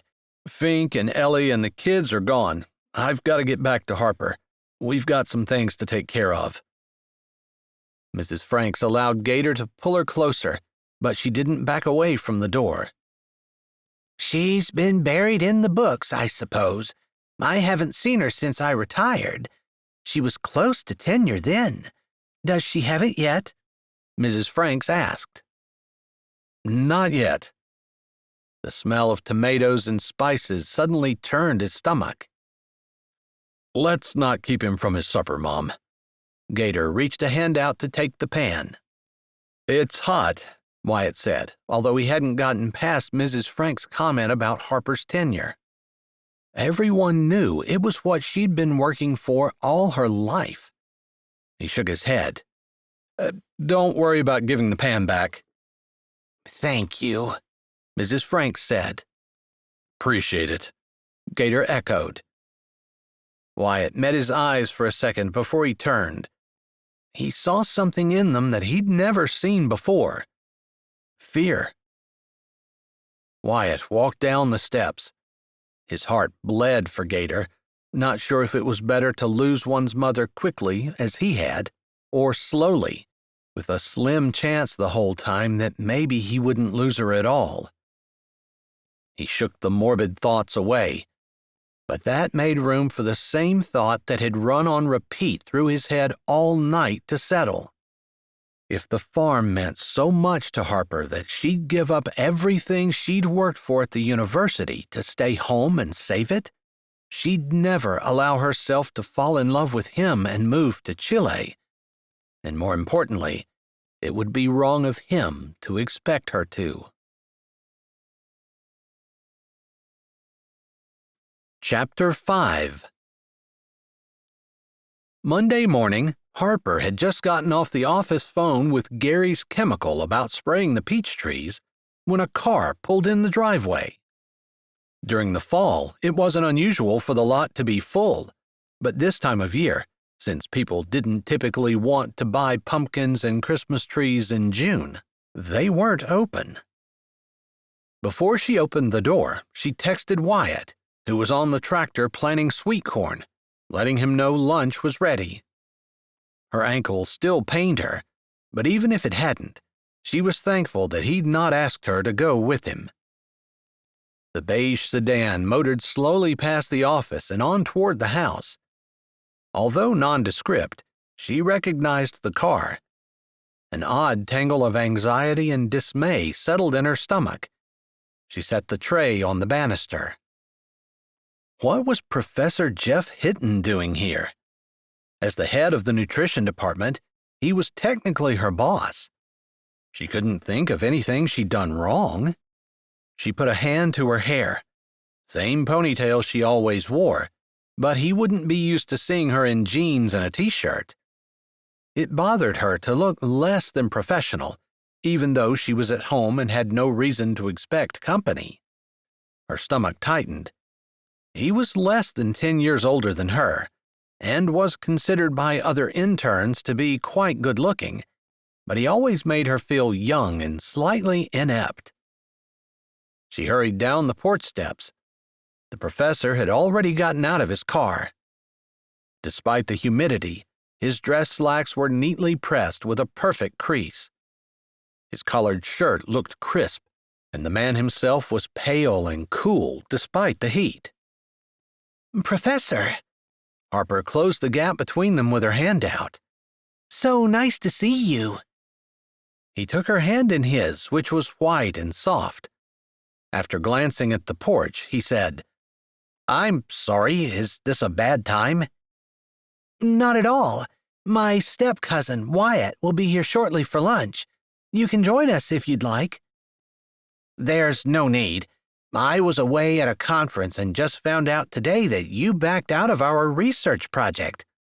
Shelley Blair told me, but she didn't know why. I wanted to make sure everything was okay. Reading nothing but concern in his brown eyes, Harper relaxed. I'm fine. My stepdad is in the hospital, and I'm needed here on the farm. Professor Hinton nodded, his lips pressed together. I wish you would have said something to me first. The project this summer has potential to impact the way people think about nutrition in a big way. He sighed, clasping and unclasping his hands in front of him. I'm in charge of the team. I can get you back on the roster. Harper bit the insides of her cheeks. Across the yard, Wyatt drove the tractor into view. He'd given up his trip. How could she consider ditching him now? Plus, was tenure what she really wanted? She'd worked so long and so hard, and she'd enjoyed every second. Once she had tenure, what then? Her life stretched out before her. Sure, she'd have the farm. Wyatt would see to that this summer. But what else? Her mom, her stepdad, her brothers. There was more, she was sure of it. For the first time in her life, the thought of the farm and her family did not completely satisfy Harper, and a tiny spot of restlessness chipped at her chest. Still, it was unheard of to cancel a tenure vote, and if a professor didn't get voted tenure, it was understood they would find another position at a different university. Harper's chest heaved. There were no other universities within easy driving distance, and she didn't want to move. She had to get tenure. But a professor's ability to get grants, do research, and be published was a huge part of tenure. Now, all the board would see when they looked at her was someone who had taken the entire summer off, ditched a plum research opportunity, and hadn't published a paper in months. But she couldn't leave Wyatt. She lifted her chin. I'm sorry, Professor. I've already told my family they can count on me. As much as I wish I could do the project this summer, I just can't. Are you sure? Not completely sure her face wasn't turning green, Harper nodded. Beyond the sickness, though, a small part of her loosened like a large, heavy chain had been unhooked and released. The professor lowered his voice. I like you, Harper. You're serious and driven. But you know I can't cancel that vote. And if you back out of this research opportunity, you know they probably aren't going to vote for you. Yes, she knew. Professor Hinton adjusted his tie. Is there anything I can do to make you consider changing your mind? No, I'm sorry. I have to do what I said I would. Professor Hinton gave her a long look. Then his expression changed as Wyatt walked up and stopped beside her, close but not touching. He held his hand out. Wyatt Fernandez. Professor Hinton. The professor's eyes narrowed, but he shook Wyatt's hand. He's my cousin. Some internal urge forced those words out of Harper's lips. The professor's face relaxed. Step-cousin, Wyatt said. He finished shaking the professor's hand and shifted closer to Harper. Again, the professor's eyes narrowed, but she didn't care, enjoying the warmth and the feeling of security that Wyatt offered. Professor Hinton cleared his throat. If you change your mind before next week, let me know. Harper nodded, her insides congealing like bacon grease as the professor climbed back into his car. Wyatt stuck his hands in his front pockets. Did he come to give you detention? Harper's lips twitched up. Somehow, Wyatt could always get her to grin. Nope. He sobered. It was about the research position, wasn't it? Yeah. Do it. She sighed as Professor Hitton's car pulled out of the lot. No. I can handle the farm, Pickles. Would you leave me here alone to go on your Europe trip? Of course not. A few flecks of faded white paint fell from where her hand held the banister to the flower pot, already filled with soil and waiting for the geraniums her mother planted in it every year. She turned from looking at the empty brown fields and met his serious gaze. I feel the same way. One side of his mouth pulled back. I didn't figure I could talk you into it, but I hate to see you miss out. Ditto. She shrugged, but she couldn't quite get her mouth to turn up. Wyatt put his arm around her. If you're going to keep looking glum, I'm going to track that guy down and tell him you changed your mind.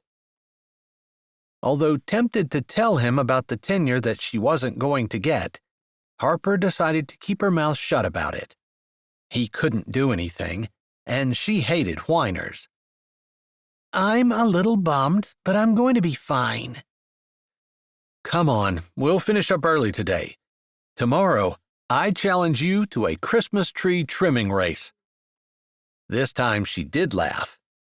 You always win, but your trees look like they survived a typhoon. Wyatt clasped a hand to his heart. That hurts. It's true. I don't rub in the fact that your trees often look like they have a tassel at the top since you're too short. Vertically challenged. She put a hand on her hip. Like you are somehow responsible for how tall you are. God favored me. He smirked at her. So God punished me by making me short? You said it. You implied it. No, I said your trees always look like they have a big ball at the top. You're the one who got all huffy and started yakking about being short. That's because you're acting like me not being able to reach the top of the tree because of a factor out of my control is the same as you mutilating yours simply because you lack the skill to properly trim an evergreen into a perfect Christmas tree shape. Hold up there, Pickles. This boy is not lacking skills. Then I guess you'll have to prove it tomorrow. 7 a.m. sharp. He stuck his hand out. Unless you chicken out. She grabbed his hand. This chick don't run. Obviously, you'll need to study up on your English as well. I was kidding. It was a turn of phrase. Harper closed her mouth. She'd been enjoying her discussion with Wyatt so much, she'd forgotten all about her conversation with Professor Hitton and the almost certain loss of tenure, which was surely what Wyatt had intended. Her heart flipped like a burger on a grill. She could almost hear the sizzle. Shaking her head, she pulled away and turned toward the house. Now that the more than friends thoughts had entered her head, her whole body went haywire at the oddest times. To cover up her odd reaction, she said, "Last one in the house does the dishes," and started running. Chapter 6. They look like they grew up drunk. Wyatt set his hedge trimmers down beside the first row of Scotch pine and pulled his gloves out of his back pocket while scanning the cloud-free early morning sky. The sun sparkled on the clear water of the pond, which lay in the dip, 200 yards away. Maybe that's how they got their name, short for Scotch whiskey. Wyatt had spent enough time on the farm to know they grew fast, and because of their deep taproot, were drought-resistant, which made them a favorite of growers. But compared to a Douglas fir or a balsam fir, Scotch pines looked more like untamed octopuses than the proper cone-shaped Christmas tree. Maybe that's why they were his favorite, too. It originated in Europe, probably grows well in Scotland. Harper's eyes swept over him. Lines appeared between her brows. Where are your safety goggles? We're trimming trees, not welding. He stopped at the end of the first row, admiring how different she looked in her long-sleeved shirt, jeans, and work boots. Not studious. Not today. Welding. She paused before walking to the next row. The grass brushed the tops of her boots, and he made a mental note that it needed to be mowed. Snakes loved to hide in it, and he didn't want Harper getting bitten. You know, with a rod about yay long. Wyatt stretched his gloved hands out. I know what welding is, Harper said. Never mind. She shook her head, then adjusted her goggles and pulled her gloves on. He started his hedge trimmer. Harper started hers. He pulled the trigger playfully, making revving sounds. Harper rolled her eyes. He waggled his eyebrows at her. She gave him her serious, "I'm gonna whip your donkey" look. He loved that look. Holding up 3 fingers, he waited for her nod. He put 1 finger down. 2. Then another. 1. Waiting a beat, he fisted his hand. 0. Before squeezing the throttle and starting on the tree in front of him. In the row beside him, Harper did the same. How many times had they done this together? The last few summers he'd been off roaming the world, but before that, Harper and he had spent a lot of time trimming trees. They'd even raced before. And Harper was right. He did tend to sacrifice shape for speed. Well, not today. Today, his trees were going to be perfect, and he was still going to beat her. The scent of pine filled the air along with needles and small branches that flew from the blades of their trimmers. Like riding a bike, the proper angle and diagonal motion came back as easy as breathing. The buzz of the trimmers drowned out any other sounds, making his vision shrink to just the tree in front of him, although he never lost the awareness of Harper behind or beside him.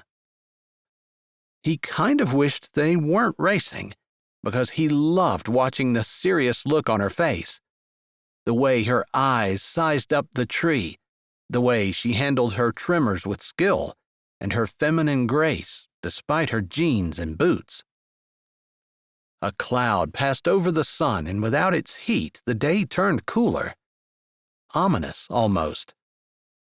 He moved to the next tree, glancing at Harper, still 1 tree behind him. Taking a quick look at the rest of the row, he estimated that they weren't quite halfway. Plenty of time for her to catch up. He widened his stance and willed himself to move faster. She could beat him at this, easily. Always could. His problem was simply that he got bored and distracted. His problem in tree trimming, his problem in life. Well, he'd given up his Europe trip for the summer. He'd struggled with the decision, but once it was made, he'd been fine with it. Especially seeing that Harper had made her own hard decision. That decision, however, had cemented in his mind that Harper would never belong to him. He'd always known that the farm meant a lot to her. So, if he was going to fulfill his mother's dream and his dad's desire, he had to be in Chile. There was no compromise. He'd told his buddies earlier this spring that his wandering days were behind him. He hadn't planned to say that, but as the words were coming out of his mouth, he realized that it was true. He was ready to settle down and grow roots. Problem was, his dad wanted those roots in Chile, and he'd always wanted his dad's approval. Craved it, He didn't even know why. It wasn't like his dad had ever wanted him before. Now that he was an adult, with experience and talent, his dad had begged him to move to Chile. Wyatt wanted to say no, just desserts and all that. But there was something inside of every kid who wanted his parents to be proud of him, wanted to please his parents. Plus, back when he was a kid, his dream had been to run the resort. He'd never gotten over that.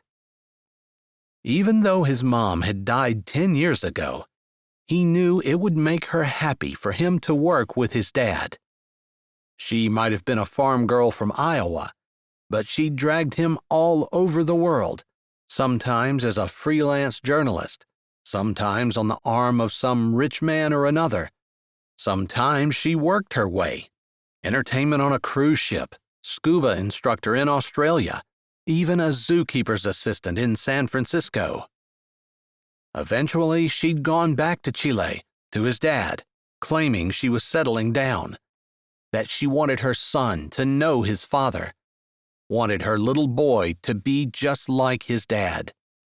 Then she was killed in an avalanche, and Wyatt's dad didn't have the slightest idea of what to do with him.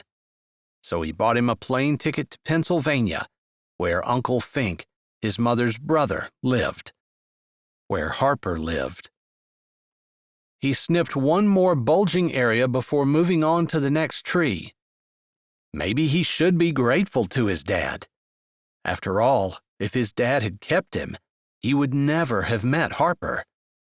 Of course, being in love with a woman who only saw a clumsy kid, and maybe a sense of humor, wasn't exactly easy.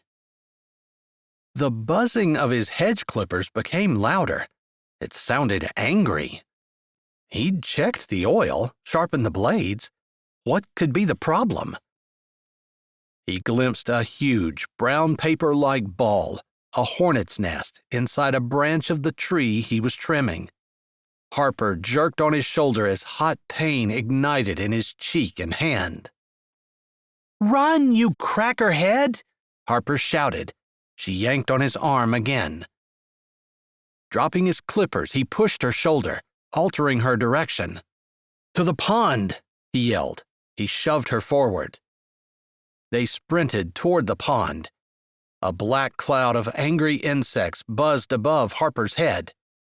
He didn't see any on the back of her light shirt. Pain burned in his own shoulders where he'd been stung through the thin shirt material. His cheek stiffened as though he had a wad of cement in it, and his hand stung. Still running at full tilt, Harper reached in her back pocket and took out her phone, dropping it in the grass. That was a good idea. Wyatt unhooked his from his belt, getting a finger stung in the process, and dropped his as well. They had almost reached the pond. He'd swum in it several times over the past decade with Harper, although neither of them really liked to, since the bottom was soggy mud and a film of algae covered it most of the summer. Not now, thankfully. Too early in the season. As they flew down the last steep hill, he yelled, "Shallow dive!" The pond was only 4 to 6 feet deep. A steep dive would be dangerous. "Swim under the surface to the willow on the other side," he shouted as they careened wildly down the hill. The branches hung gracefully over the water. They might offer some protection from the furious hornets.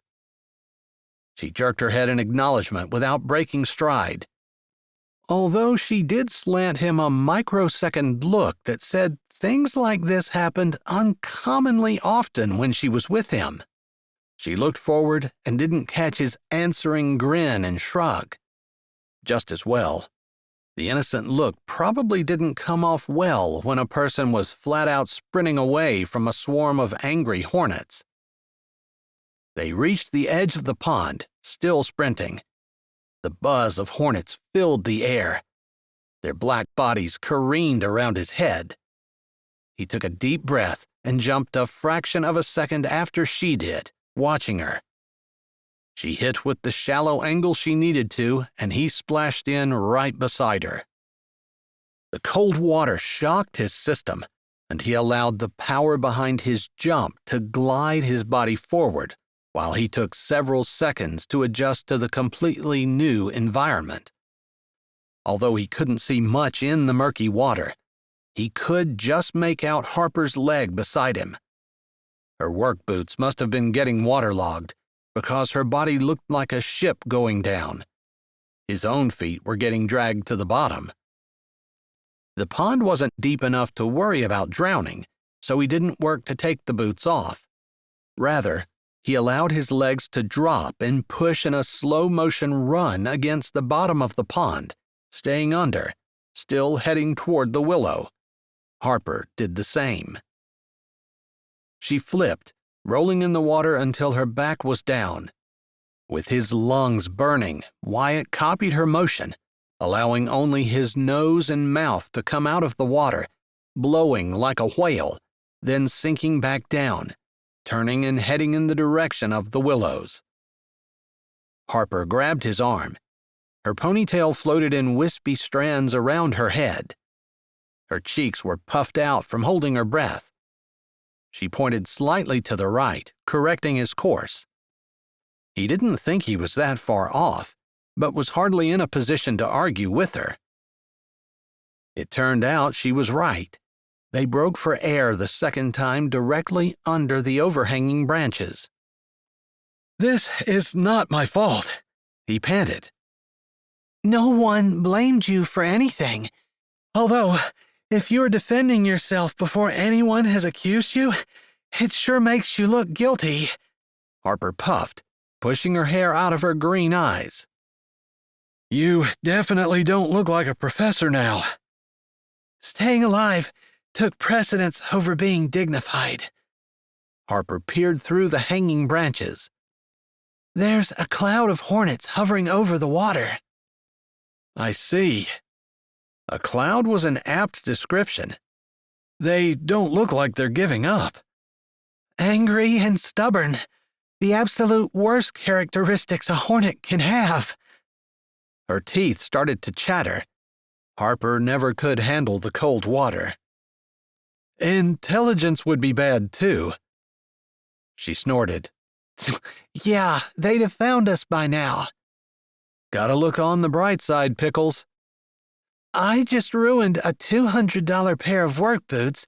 I've got pond scum in my hair and hornet stings on my back, and you're telling me there's a bright side? Sure, you get to hang out with me. This is not hanging out. Good point. We're gonna lurk in the murk. We'll start a new trend. Too bad we can't take a selfie. Yeah, that would definitely make it worse if my phone were lurking in the murk with me. Positive thinking phrased as a negative, even if you do look like a drowned ostrich. Ostrich? Your neck's looking kind of long today. Slender, graceful.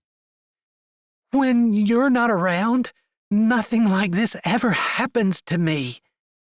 Her teeth were chattering so hard he was afraid she might be in danger of hypothermia. No wonder you're always so happy to see me. I'm happy to see you because for some odd reason, I like you. You're cold. Come here.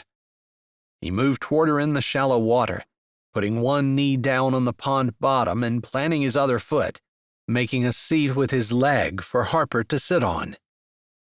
She floated toward him, dodging the hanging branches, and sat on his leg. He pulled her closer to his chest. Her entire body shook with chills. "I'm sorry." The words came out on a croak, and he cleared his throat. It's not your fault. You know I was teasing. I know, but it does seem like I make you miserable. You make me laugh. She smiled over her shoulder. Wow, your cheek is swollen like a balloon. She brought a hand out of the water to touch it gently. The cold on his face contrasted nicely against his tight, hot skin. If only he could close his eyes and allow her to cradle his cheek in her hand. He pushed the thought away. Hurts. I don't recall you being allergic to hornet stings. Lines crinkled her forehead. Me either. Her lip pulled back. Did you get stung anywhere else? He held up the finger that had gotten stung when he pulled his phone out. It was swollen. Being in the cold water must be helping that, Harper said. Anywhere else? A couple on my back, my arm. It's my face that hurts, though. Maybe I got more than one there. She squinted at his face. Looks like maybe the stinger is still in there.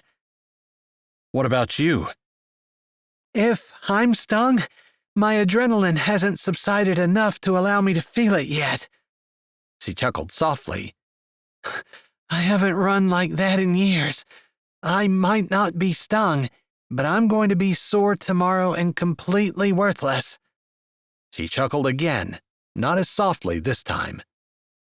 His heart sang at the sight of her smile, even if her chattering teeth made her face look like it was vibrating.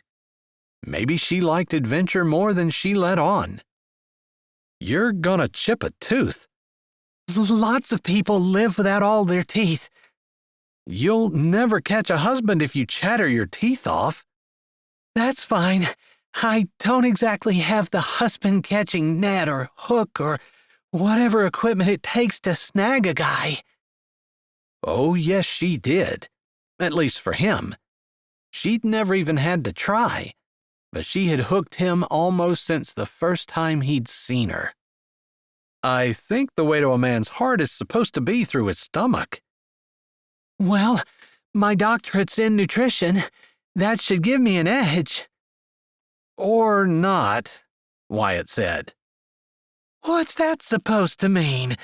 She hissed. Luckily, the hornets had started to dissipate. There's the way you got your nickname. Those pickles were good. I hope so. You gave a jar of pickles to everyone for Christmas. And when I say everyone, I mean you were passing them out on the street. The grocery store stocker, the preschool janitor, complete strangers. It was my first Christmas with you all, and I'd never met anyone who gifted people with pickles. Harper huffed. That year, our cucumbers produced like rabbits on fertility drugs. What was I supposed to do? Let them go to waste? Might have thought about it. My Scotch-Irish ancestors come back from the grave and cut the toes off little girls who waste things. Wyatt adjusted Harper closer to him. Her shivering had him worried.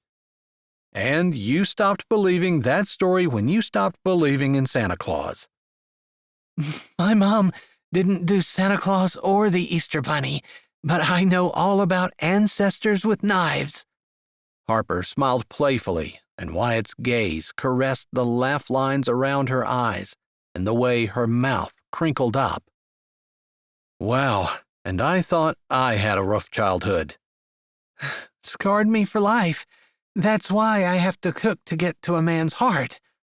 Harper snuggled in closer. I think each successive degree diminished your cooking abilities. At this point, you'd probably try to explain to your potential husband that steamed bugs raise your good cholesterol and improve overall heart health. Harper nodded. They actually do. Yep, Pickles. You need your teeth. The cooking ain't gonna do it for you. Very funny, Wyatt. Plus, I don't know why you're trying to marry me off. You just lost your chance with Raina and Sugar. You sent them off to Europe with that handsome Rex.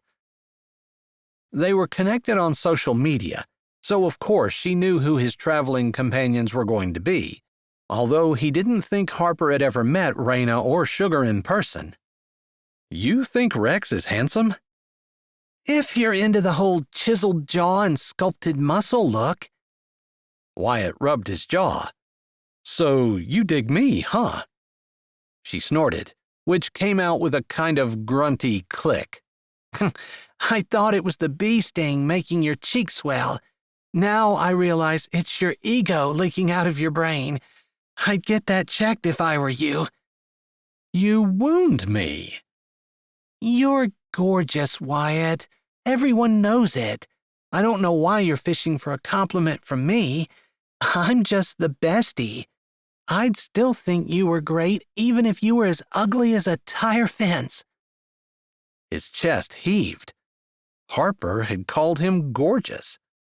He clamped his mouth shut over the words that wanted to come out, to return the compliment, tell her she was beautiful, that he'd hoped to take her to the Alps with him, that she was the only one he wanted with him as he commemorated his mother's death. He tried to keep his reaction hidden and said casually, "You think I'm great? Better than Rex?" She nodded. Even with your face swollen and pond scum in your teeth. I have pond scum in my teeth? He really didn't give a flip what he had in his teeth, but if it made Harper laugh or eased her mind, he'd play along. Some kind of blackish green goop. Makes you look a little like a swamp monster. Man, if only I'd have known that 30 minutes ago. I could have scared those hornets away by smiling at them. He glanced between the willow branches toward the dissipating cloud of hornets. That's great. I can't wait to be warm again. Here, let me up. I'll get out on this side and see if they notice. No, she wailed playfully. I don't want to lose your heat. A small sacrifice now will mean heat and warmth sooner. He imitated her most scholarly tone, although he really didn't want to let her go. But her chattering teeth concerned him. Would you stop being the voice of reason? She shifted so he could straighten. I'm not used to it coming from your lips. He tapped her nose, then pointed to the hornets.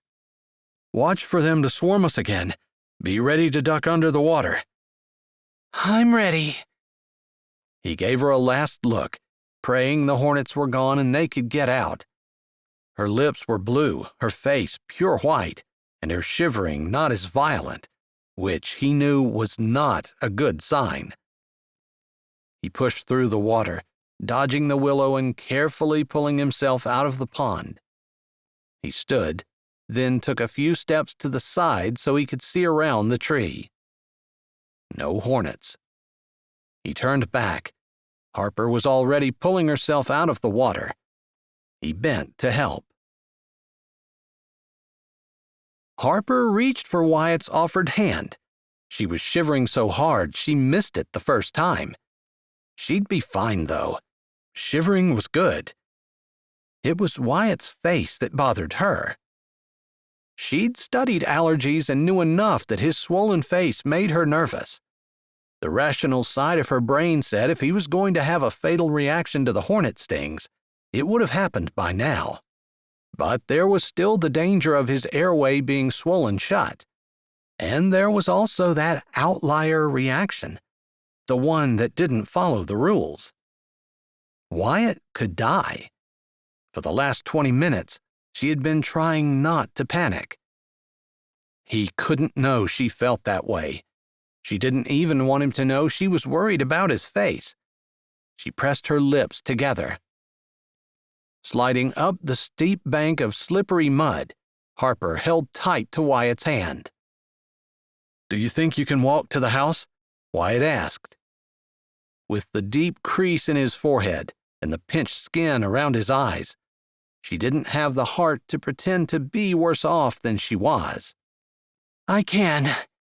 As stubborn as he was, she wouldn't be able to get him to the hospital. Maybe he didn't really need to go. Probably he didn't need to go. But the idea of losing Wyatt froze her insides more solid than the cold water ever could. At least the swelling on his face didn't seem to be getting any bigger. I'd like to avoid the tree with the hornet's nest in it. By at least 6 miles. Yeah, Wyatt grunted. I like adventure, but I've had enough for an afternoon. For a lifetime. Oh, no, not that long. She laughed. Wyatt's arm came around her shoulders to keep her close, warm her up. A little twist of panic stirred in her chest at the thought that he might find out about these new feelings she had for him. She had to play it cool. She loved him as a friend, but it was impossible to deny that there was more going on. For her. If it was friend love, she wouldn't have been tempted to put her lips on his neck, to trace the strong line of his jaw, to lean against the hardness of his chest, although she would probably still be every bit as tempted to knock him over the head with a hard, blunt object and drag his body to the ER. Of course, killing him kind of defeated the purpose of an ER visit. They didn't say much as they searched the grass for their phones, then made a long, looping detour around the tree with the nest and closed the distance to the house. Harper didn't trust herself to speak. There was nothing like surviving a dangerous situation with her handsome friend to loosen her lips about her true feelings.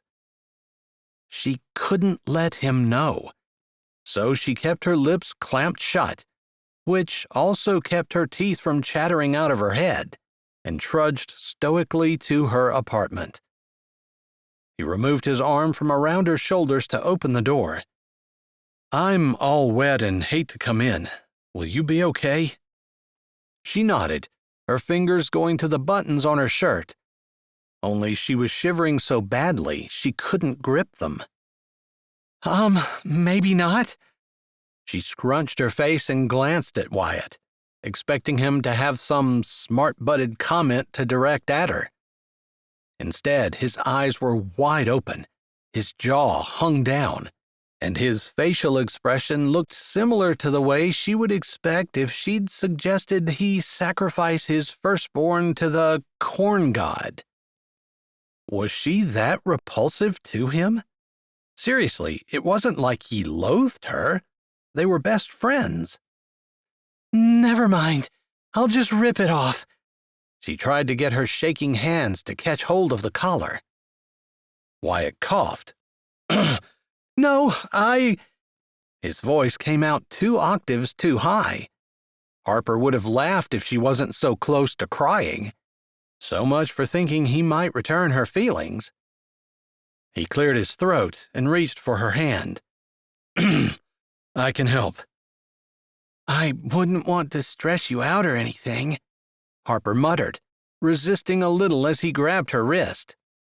"I can make the sacrifice." She kept her eyes on the floor. His fingers grazed the skin at her wrists. "Let's do these first," Wyatt murmured. Not wanting to admit that made sense, she kept her face turned down. Her stomach did a slow roll as he slipped the button through the hole. "Give me your other hand." His voice sounded low, almost tender. Harper complied, trying to pretend her breath hadn't grown faster and that his near rejection hadn't hurt. He cradled her wrist in his hand, and this time she watched as his blunt thumbs skimmed over her skin, then worked the button through the hole. Her small apartment seemed to compress, the air heavy, the silence thick. Her lungs shook, causing her inhale to shudder. Her heart beat so loud her cheeks flushed as she imagined he could hear it, and could know exactly what he was doing to her. "Come closer so I can get the rest of them." She swallowed, but didn't look up. "You don't have to." He tugged on her hand and she moved in front of him, waiting. "I'm sorry, Harper." Gosh, did he have to make it worse by apologizing? She shook her head. He couldn't help it that he hadn't wanted to touch his friend like this. She wouldn't want to undress any of her colleagues at work. "It's not your fault." "I'll, close my eyes." His voice sounded like sandpaper lined his throat. It's okay, she whispered. I have a shirt on under this one. His fingers hovered under her chin, like he was going to say something else. He touched the button. I can close them anyway. Heat smoldered through her shirt. She wanted to whimper, to throw herself into his arms, to demand that he stop treating her like his sister, but she gritted her teeth, fisting her hands at her sides. Just hurry. He seemed to gulp. His hand slid down to the next button.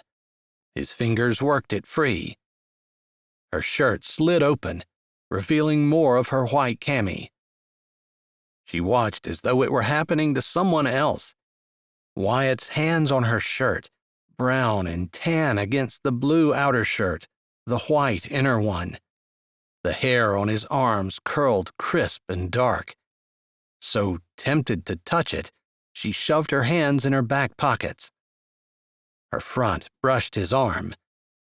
He jerked. Her heart stuttered. The room seemed to shrink. His breath skimmed across her skin. Hold still, he growled. She froze. The last button slipped out. Wyatt didn't move. She glanced at his face, ready to apologize. His neck was red, his cheeks flushed, and shiny pearls of sweat glittered on his forehead. Her heart thumped as they stared into each other's eyes. He spun on his heel and plunged out the door. He didn't look back as he powered through the yard and disappeared into the farmhouse. Harper released her breath. She spread her hands out in front of her and looked down. Steady as a rock. Wyatt might not stop running from her until he hit the next continent, but at least her shivering had stopped. Chapter 7. After the idiot he'd made of himself, Wyatt had been tempted to hide in the house until tomorrow, but he had to make sure Harper was okay. From where he stood in her kitchen, he could hear the water in the bathroom running, so she'd at least made it that far. He wasn't sure what he should do, how he should act. After pondering it for the time it had taken to shower and change, he decided to just act the way he normally did. Maybe Harper would brush off his foolish attraction to her as another one of his eccentricities. Maybe. He rubbed a hand along the side of his face. It still throbbed, but the pain wasn't as sharp or burning like it had been. Same for his shoulders and hand. If Harper didn't catch pneumonia, and if she hadn't guessed the strength of his feelings for her, the day could be considered a success. His phone rang and he unhooked it from his belt, looking at the screen. His dad. A shot of nervous tension pushed through his body. Hello? Hey, son. Are you in Europe yet? Well, about that. Crap. He'd told his dad he couldn't help at the resort during the busy season this year. Their winter was the Northern Hemisphere summer because of the prior commitment to hiking. He hadn't bothered to mention his mom or her death. His dad wasn't sentimental and probably didn't even remember or care. Is there a problem? Do you need money? Wyatt blew out a breath. His dad constantly offered him money. And he'd taken him up on it too, especially when he was younger. Adventuring around the world wasn't cheap. Maybe that's part of the reason he felt like he owed his dad now. No problem, exactly. And I don't need money. But you're not in Europe. No. That's great. We're swamped. I could really use you. So, you probably didn't hear that Uncle Fink has been in the hospital. How would I have heard that? Of course he wouldn't have. His dad was only interested in information that pertained to his resort. Wyatt rubbed the side of his nose. Well, they needed someone to work on the farm. I needed someone to work at the resort. We're so short-handed, people are leaving and heading over to Carl's place, where they can get some actual instruction on the slopes. His dad's voice had raised a few decibels. Guilt slithered through his stomach and bit at his chest. His dad might not have wanted him after his mom died, but he'd financed all his adventures. Fink had accepted him and provided a home for him, but money on the farm, even supplemented with the small school principal's salary, had always been tight. His grip tightened on his phone, like holding it harder would negate the fact that now they both needed his help, and he didn't know what to do. Wyatt wasn't afraid of his dad, but he seemed to forever come up short, like now. You're saying, his dad's voice had grown ominously softer, that you stayed to help your uncle in Pennsylvania rather than coming down here and helping your father? He wanted to say that his uncle had taken him in when he needed a home, that his uncle had housed him without complaint. His uncle hadn't worried about how it would affect his lifestyle, that throwing money at your son didn't prove your love. But those words weren't ones a man could say to his father. The silence stretched. Finally, his dad spoke, still low and obviously angry. There is absolutely nothing keeping you in the States or on that farm. If you're interested in this business, you better get your butt down here. Wyatt crossed his arms as though to protect himself from the harsh reality of the truth his dad had just spoken. There really was nothing keeping him in the States. Nothing except loyalty to his uncle for taking him in when his mother died, and Harper. His original plan had been to try to convince her to go to Europe with him. He wanted to spend a last summer with Harper before he left for good. He could hardly tell his dad that. Unless... My fiancée is here and I didn't want to leave her. Silence on the line. The seconds ticked by. Wyatt closed his eyes. What had he just said? Why? Maybe it was the longing of his heart, but that longing had just popped out of his mouth in the form of a lie to his father. He should do something to fix it. Admit that he'd just lied, that there was no fiancé. Harper would never be his fiancé. His mouth stayed closed. You're engaged?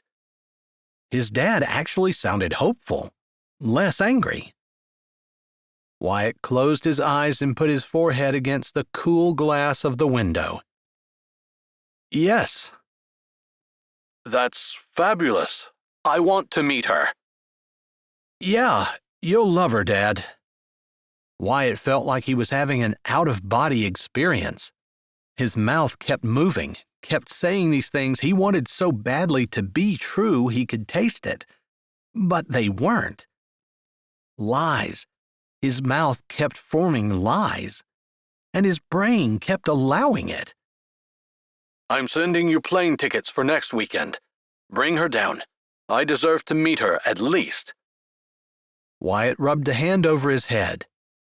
I'm not sure next weekend works. Why not? Wyatt racked his brain for a convincing lie about something they had to do this weekend, which was exactly the problem with lies. Once he told one, he had to keep telling them. Only the first lie he'd told had come from his heart. This one required creativity. We're swamped on the farm. It's going to be at least a month before I'd have any time, and even then... I'll give you a month there. Then I want to see this fiancé. I'm emailing you the ticket info. Get your butt down here. Show me the girl. Let me charm her into wanting to live here, and I might forgive you for throwing me over for your uncle. How long are you stuck there for anyway? When can I expect you here for good?" As always, his dad's manner was brusque, with no time for nonsense or dithering. Wyatt struggled to shift gears. Had he agreed to take his fiancée to Chile? "I'm not sure. I'm going to have to talk to my fiancée about that." After he found a fiancée. Or he could just tell his dad the truth. But the odd feeling of not having control of the situation continued. "When's the wedding?" "I'm not sure." "She is planning on moving here with you, correct?" "Not in this life." "I'm not sure." "Fine. I just want to be a part of your life, son. I want to meet this woman." Amazingly, his dad's voice softened. "I'm sure she's amazing, and I want her to feel comfortable here and know that she's welcome."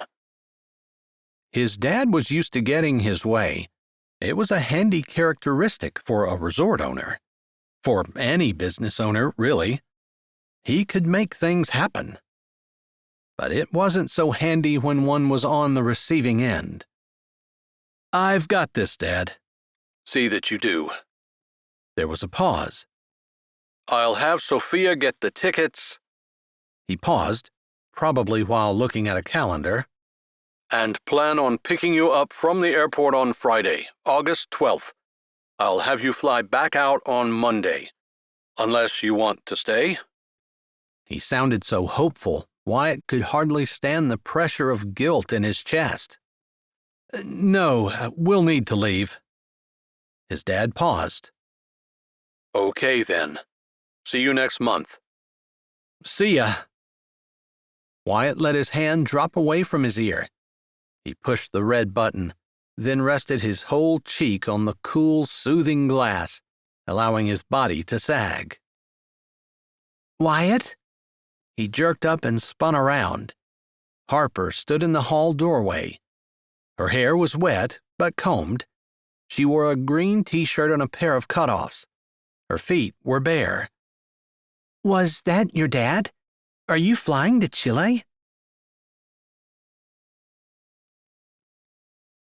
Chapter 8. Harper's legs didn't seem to be able to move. Not since the word fiancé had come out of Wyatt's mouth. When was he going to tell her about his fiancé? Her entire chest felt empty and hollow, white. Why did it bother her so much that Wyatt had a fiancé? Only because she hadn't met her, and because her best friend hadn't told her something so important. Not because she was upset that Wyatt was getting married. Not at all. Yeah, right.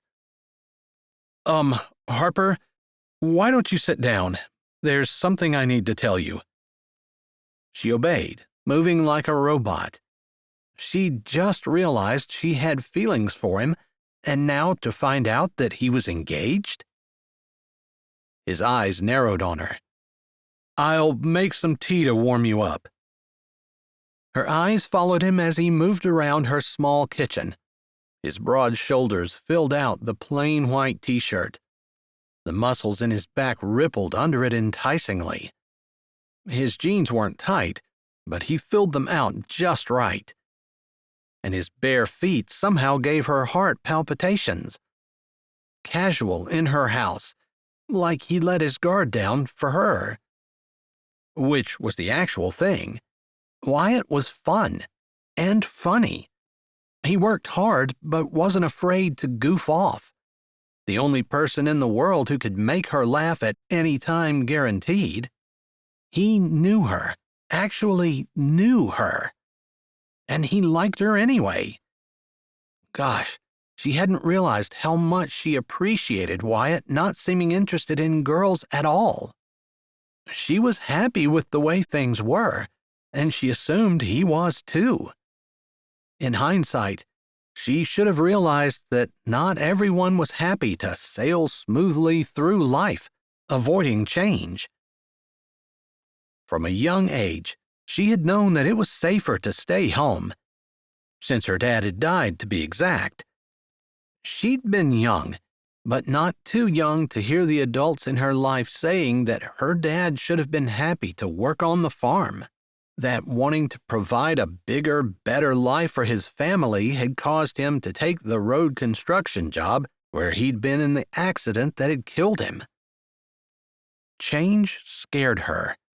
It reminded her of the brevity of life and brought back all those feelings of fear and insecurity she'd tried to hide from her mother once she realized her daddy was never coming back, that dead meant gone. Then, of course, like any normal child, she'd become fixated on what might happen if the same thing happened to her mother. She'd spent years waking up crying. She hated change, hated risk, hated anything that threatened to rock the solid, secure little world she'd built around herself. But Wyatt thrived on it. She tucked her legs under herself and adjusted the blanket on her lap. Change was a part of life, she knew that. And she would face this unexpected and, frankly, unwelcomed change head-on. A clatter from the kitchen indicated a dropped spoon. Wyatt was never clumsy, and he was never slow. Obviously, he had to be dreading having this discussion with her. Well, she'd make it easy for him. After all, their friendship was the most important thing. He had no idea that she'd started to develop feelings that went beyond that boundary, and she had no intention of telling him now. She might be losing him in some ways, but she couldn't bear to lose her best friend. And she would love his fiancée. She would. If necessary, she would force herself to. And she wouldn't be jealous. She would be kind. She would treat the woman like a sister. She would be happy she caught a man as wonderful as Wyatt. She would not be upset Wyatt would be making another girl laugh, dragging someone else along on his adventures. Harper choked back a snort. Whatever girl Wyatt chose, he probably wasn't going to have to drag her on adventures. She'd probably drag him. She glanced at the kitchen where Wyatt stood with his head and shoulders above the short bar. He put sugar in her tea. His spoon clicked against the mug as he stirred before snapping the lid back on the sugar container. She should have noticed him before, but she'd been too busy shoving her nose in her books, trying to keep life from changing at all. She hadn't wanted their friendship to change. Even now, she would never open her mouth. Having him as a friend was far better than making things awkward between them or losing him completely. He carried their teacups over, and she smiled up at him, hoping her dismay did not show on her face. "Are you getting warm?" he asked. She nodded. "Thanks." The teacup shook a little as he set it on the coffee table, and his perpetual smile was missing. He perched on the edge of the chair across from her, setting his own cup down without drinking any. Resting his arms on his spread knees, he gripped his hands together. A spot of nerves pinched her stomach. She had to make this easy for him. "I heard what you said." "I thought maybe you did," he grimaced. "I'm sorry. I really didn't mean for it to come out like that." "It's fine. I'm actually really excited." Okay, so that wasn't true, but she really wanted it to be. "This is great." Wyatt didn't say anything. His mouth hung open and his eyes were wide. "You're seriously okay with it?" "Well, yeah, of course. Why wouldn't I be?" She was not going to ruin his happiness just because of the pain that crushed her own chest. She tried to pretend her lungs didn't feel as inflexible as tin cans. He ran a hand over his face, then tilted his head. I thought you'd be a little more upset. She scrunched her face up in her best, "How could you think that?" look. No way. She smiled. Hugely. Her cheeks felt brittle. We've always supported each other 100%. I'm your backup. You can depend on me. We've been best friends since we met. Just because you didn't tell me. She shrugged like it was no big deal. Hopefully he believed her act. I didn't know. He lifted his hands up, a look, half happiness, half unbelief on his face. She blinked. What? You didn't know? No, not until just now. A full-on grin stole over his face. He shook his head. I didn't really think you'd be okay with it. How could you not know that you're engaged? She asked incredulously, all pretense gone. Because I wasn't, until just a few minutes ago. I thought you were talking to your dad. I was. And you told him you were engaged. His smile disappeared. Yeah, I did. He rubbed the back of his neck. And, of course, right away, he wants to meet her. Of course he does. I'm so glad you understand. So you haven't asked yet? You're going to make me ask? He told his dad he was engaged, but he hadn't asked the girl yet? I think that's only right. Hello? Are you messing with me? He asked incredulously. That's weird. I'm not messing with you. It's just common sense. If you want a girl to be your fiancée, you have to ask her to marry you first. So we couldn't just pretend? Wyatt had gone white.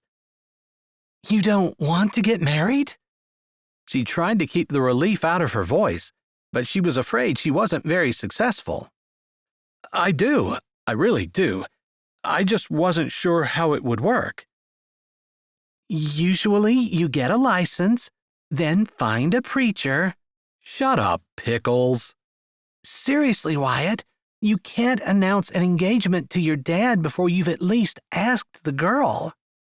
I wasn't expecting to announce it. He just backed me into a corner, giving me a guilt trip because I was here helping Uncle Fink when he wants me down there. She waved a hand in the air, trying to show her nonchalance. That's fine. You just need to work it out with her. I'm trying. No, you're not. Get off your butt and ask her. There. 20 years from now, his kids could thank her. Wyatt stood. Part of her heart tore. She swallowed and picked up her teacup. Wyatt must have noticed her distress, much as she tried to hide it, because he came over and knelt on one knee beside the couch. Harper. Wow, it was serious if he was using her real name. Yeah? Would you please go to Chile with me as my fake fiancé?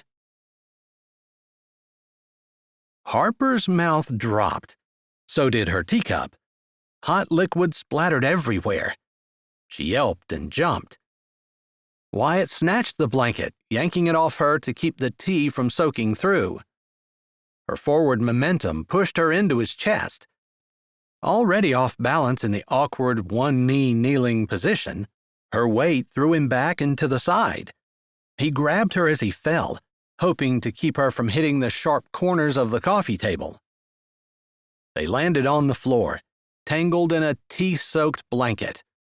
Harper lay half on his chest, her wet hair brushing his arm and her big gray eyes blinking in his face.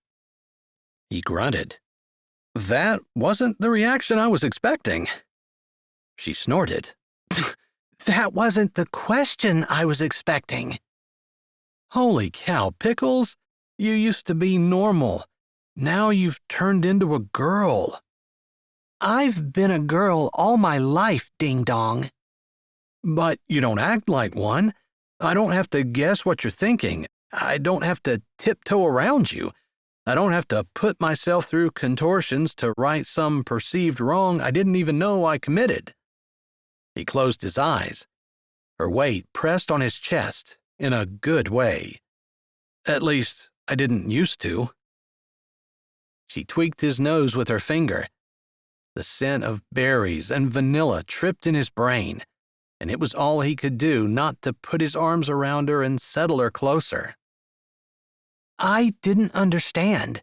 You have a fiancé that your dad wants to meet, but she can't go, so you want me to fill in, even though you know that I hate traveling and— No. Yes, I do. Stop, Pickles. Obviously, you didn't hear as much of my conversation as I thought you did. Tell me. My dad was giving me a hard time about being here with Uncle Fink instead of being down there helping him.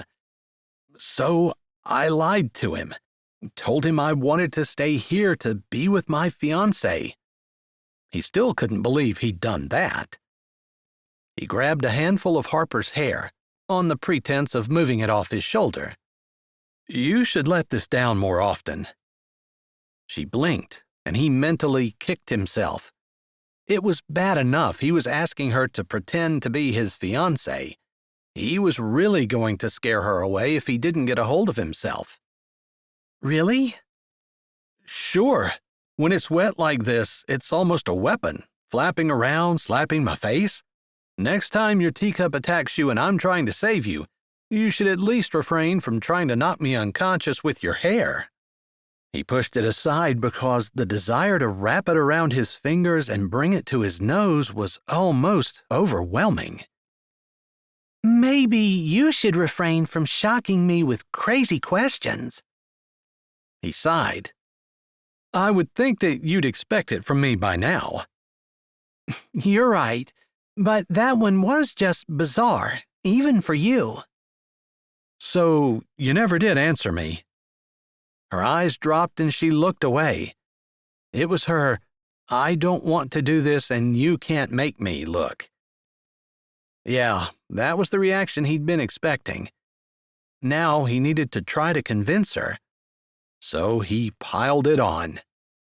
You have my back. You're my best friend. You support me 100%.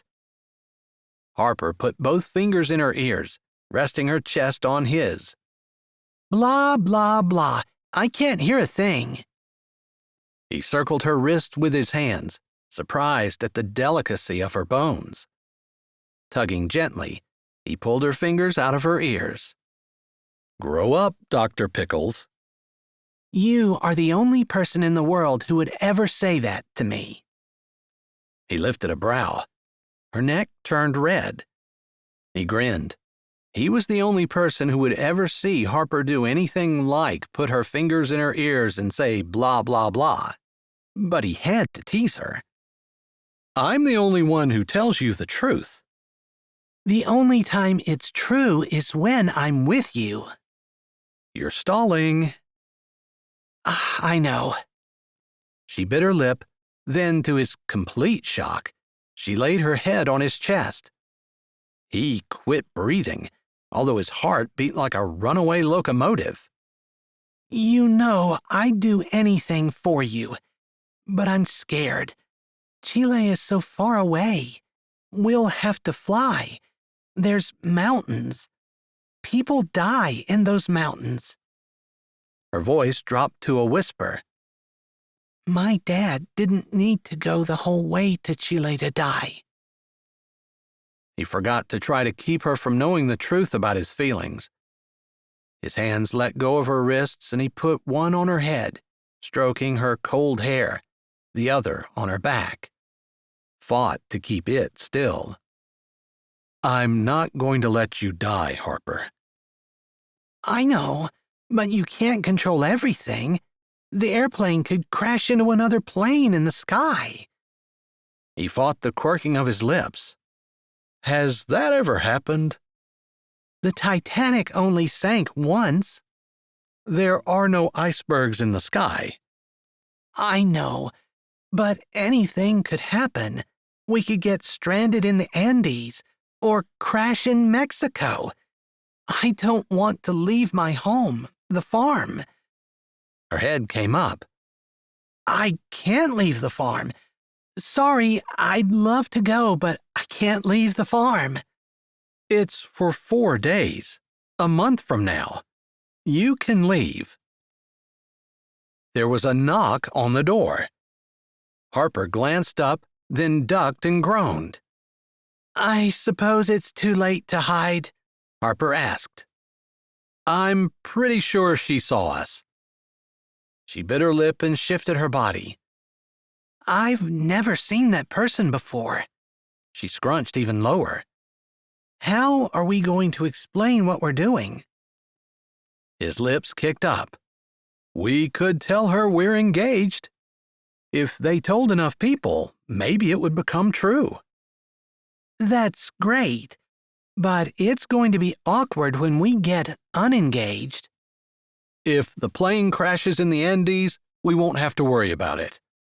So now you're giving me the upside of a plane crash? Just trying to help you think positively. The woman knocked again. Harper rolled off Wyatt. He ached to pull her back to him. The only thing better than sparring with Harper was touching her while he was doing it. He stood, then helped Harper untangle her legs from the blanket and pulled her up. He met her gaze, concerned but smiling, then turned and led the short distance to the door. It was the tuba that gave it away, or maybe the cat. White blonde hair framed big blue eyes that blinked as Harper opened the door. Everything about the woman was tiny and slender, but her pointy chin, tilted just slightly up, hinted at an iron will. The woman's chest meowed, or rather, the little animal with a green ribbon on its hair meowed from its position inside the carrier strapped to the woman's front. A big black tuba case sat at her feet. It was about a quarter of the height of the woman. How did she carry it? Or play it? Harper held her hand out. You have to be Avery. Quite correct, the woman said pleasantly. I'm Harper, and this is your distant cousin, Wyatt. Harper bit back a smile when Wyatt took the tiny hand with 2 fingers and shook it like it was a china vase. Avery looked around. There didn't seem to be anyone at the house, so is this where I stay? We'll set you up with a room at the house. Wyatt reached for the tuba. The woman beat him to it. Sorry, I don't let anyone touch the tuba. I even buy a seat for it when I fly. She patted her little cat's head and picked the tuba up as though it were a child's lunchbox. I'm a vegetarian and I don't do gluten, dairy, or nightshades. Harper stared at Avery. I just wanted to get that out there, she said with a friendly smile that softened her words. Sometimes people get offended when I don't eat bread or tomatoes, although it's the carnivores that get the most upset. I actually have a couple of degrees in nutrition, so I know the benefits of those choices. But how about we just put you in charge of cooking and we'll eat whatever you make? Avery gave a decisive nod. That would be best, I'm sure, because it will save us all grief later on, and I know a lot of great recipes anyway. Although if your degree is in nutrition, I'd really like to discuss the subject with you at length, because had I not gone into music, I would have most certainly studied nutrition. She continued on while Harper and Wyatt exchanged looks. Wyatt cleared his throat. Avery paused and Wyatt said, Think I'll just head on down to the shed and get the gourd seeds in the planter. I'll be down as soon as I get Avery settled. Harper ignored his smirk as she stepped off the porch beside Avery. Fink certainly had interesting relatives. Chapter 9. Wyatt sat at the corner of the counter in Danny's diner, using his straw to stir his ice water, watching the lemons swirl in graceful circles halfway down the glass. Harper hadn't wanted to come. It might have a little something to do with Avery, although the woman had said she was tired from traveling and was turning in early. Still, it discouraged him that Harper had turned down his invitation for dinner. He hadn't exactly asked her out on a date, but close. And she'd said no. Didn't bode well for his chances. Someone bumped his shoulder, then plopped into the stool beside him. He glanced over. Rusty. "Hey, man.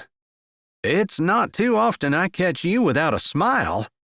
Rusty waved at the waitress and ordered a drink. Wyatt straightened and tried to pull the corners of his mouth up. Rusty was right. It wasn't often that he acted this morose. In fact, he usually only felt like this before he left Harper to head out on some adventure. "That better?" He pointed a forced smile in Rusty's direction. "Looks fake." Wyatt snorted and went back to stirring his glass. "What's the problem, man?" Should he get Rusty's advice? Rusty wouldn't lie. But what kind of advice would he end up getting from a guy that Wyatt had never even seen with a woman? There just wasn't anyone else to whom he could turn.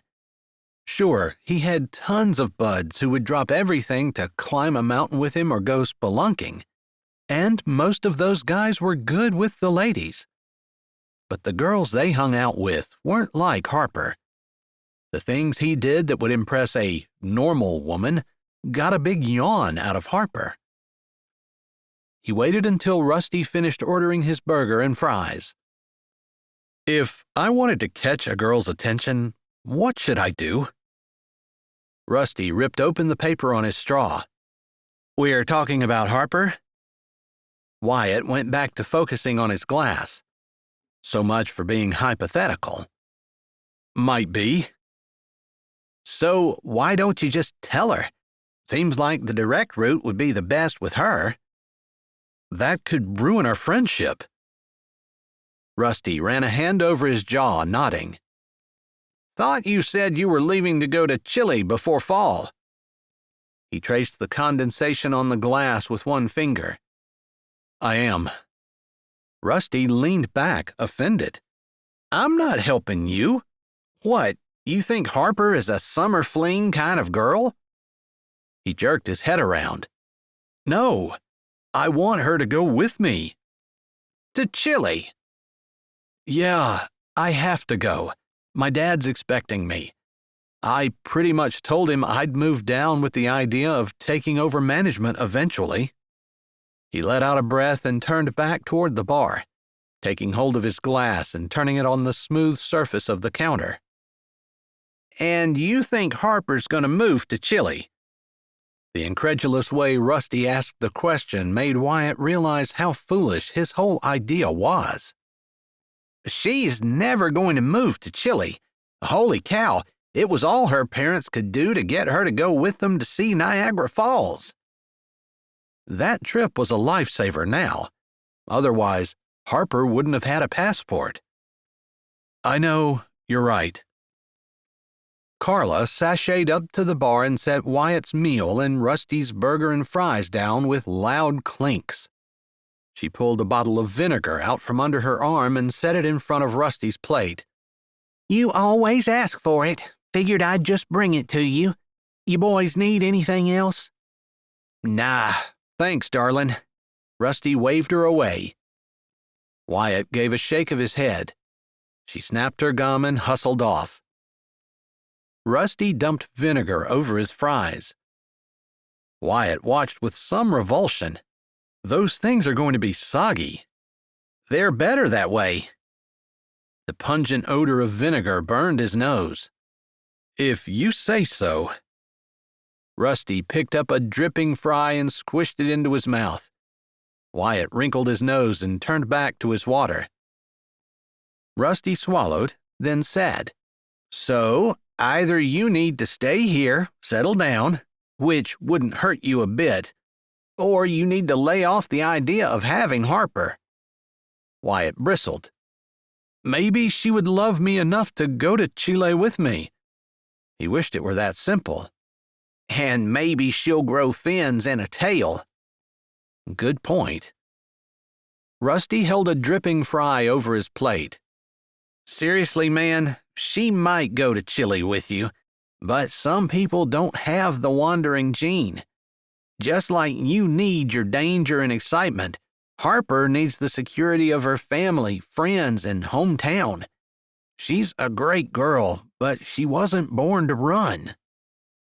Chile could become home to her, and a penguin could live in Death Valley. That's a little strong. It's a true comparison. Wyatt smashed down the top roll of the roast beef sandwich. Mayonnaise oozed out in white blobs. Maybe he wasn't being fair to Harper. Rather than worrying about how to attract her, maybe he should concentrate on how to get over her.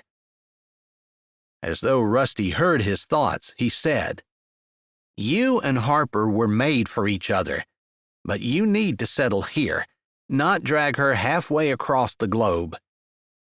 "I can't." "Did you promise your dad?" "I did." There was more, but he wasn't going to try to explain to Rusty the feelings he had toward his dad and how his mother's death and memory complicated everything. He didn't even really want to and wasn't sure he could. They ate in silence for a while, and the words rolled over in his head. He wanted to prove to his dad he was trustworthy and capable. Maybe make his dad regret not wanting him. His chest tightened the way it always did when he remembered standing in the lodge kitchen after his mother's death. Like his grief wasn't enough, his dad had flatly stated that his Uncle Fink in Pennsylvania had agreed to allow Wyatt to live with him, to finish school in the States. It wasn't that Wyatt had loved his dad or the resort and hadn't wanted to leave. It was the sting of not being wanted by his own father. That sting had burned all his life. How that translated to this burning desire to please his dad, he had no idea. But, yeah, something inside of him craved for his dad to be proud of him. Something else craved his mother's happiness, even though she was long gone. She'd wanted him to get along with his dad. Rusty looked at him questioningly. "Wouldn't he understand that you want to stay here? Isn't there someone else who could take your place?" Wyatt pushed his glass away. "He needs me there. The whole thing is going to be mine someday. Yeah, the agreement was verbal, but it's what has to happen." Maybe his dad's rejection should have made Wyatt desire to reject his father in the same hurtful way. But it had the opposite effect. There was almost nothing he wouldn't do to make his dad proud. Harper tidied the last of her books in her tiny university office. She really wanted to go with Wyatt to eat, but it was just a friend thing, and she wasn't sure how much longer she could keep up the pretense. The button scenario had been hard, but being tangled up with him on the floor had shaken her. She hadn't expected to have to fight so many different sensations. So she'd come to her office. Finals had been over for a month, but she'd been expecting to get back in the office because of research and hadn't made it back in to put the last of her things away. Avery had gone to bed early, so tonight had seemed like a good night. She was teaching the same courses this year as the last two, so there was no real preparation. Although she tried as hard as everyone else to stay up on the latest data, and in nutrition the data constantly changed, she also tried to use the same books for several years to help keep costs down for her students. She looked around the small office one more time, smiling at the picture she had sitting on her desk of Wyatt and her 3 half-brothers. Wyatt lay on the floor, the boys sprawled out over and behind him. Kent, the youngest brother, sat on Wyatt's chest. The day she took the picture, Wyatt had just come home from trekking in the Amazon rainforest. He'd been without service for weeks and had been without a phone for almost as long, when a bridge had collapsed and he and his 2 companions had fallen into the swollen creek below. They'd all made it, but it ruined his phone. The family hadn't heard from him until he showed up at the farm, brimming with tales of adventure. Although he'd told her he'd be in and out of service, she'd been worried sick when she hadn't heard anything for 3 whole weeks.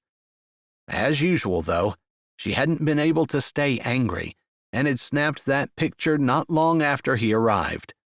It was one of her favorites.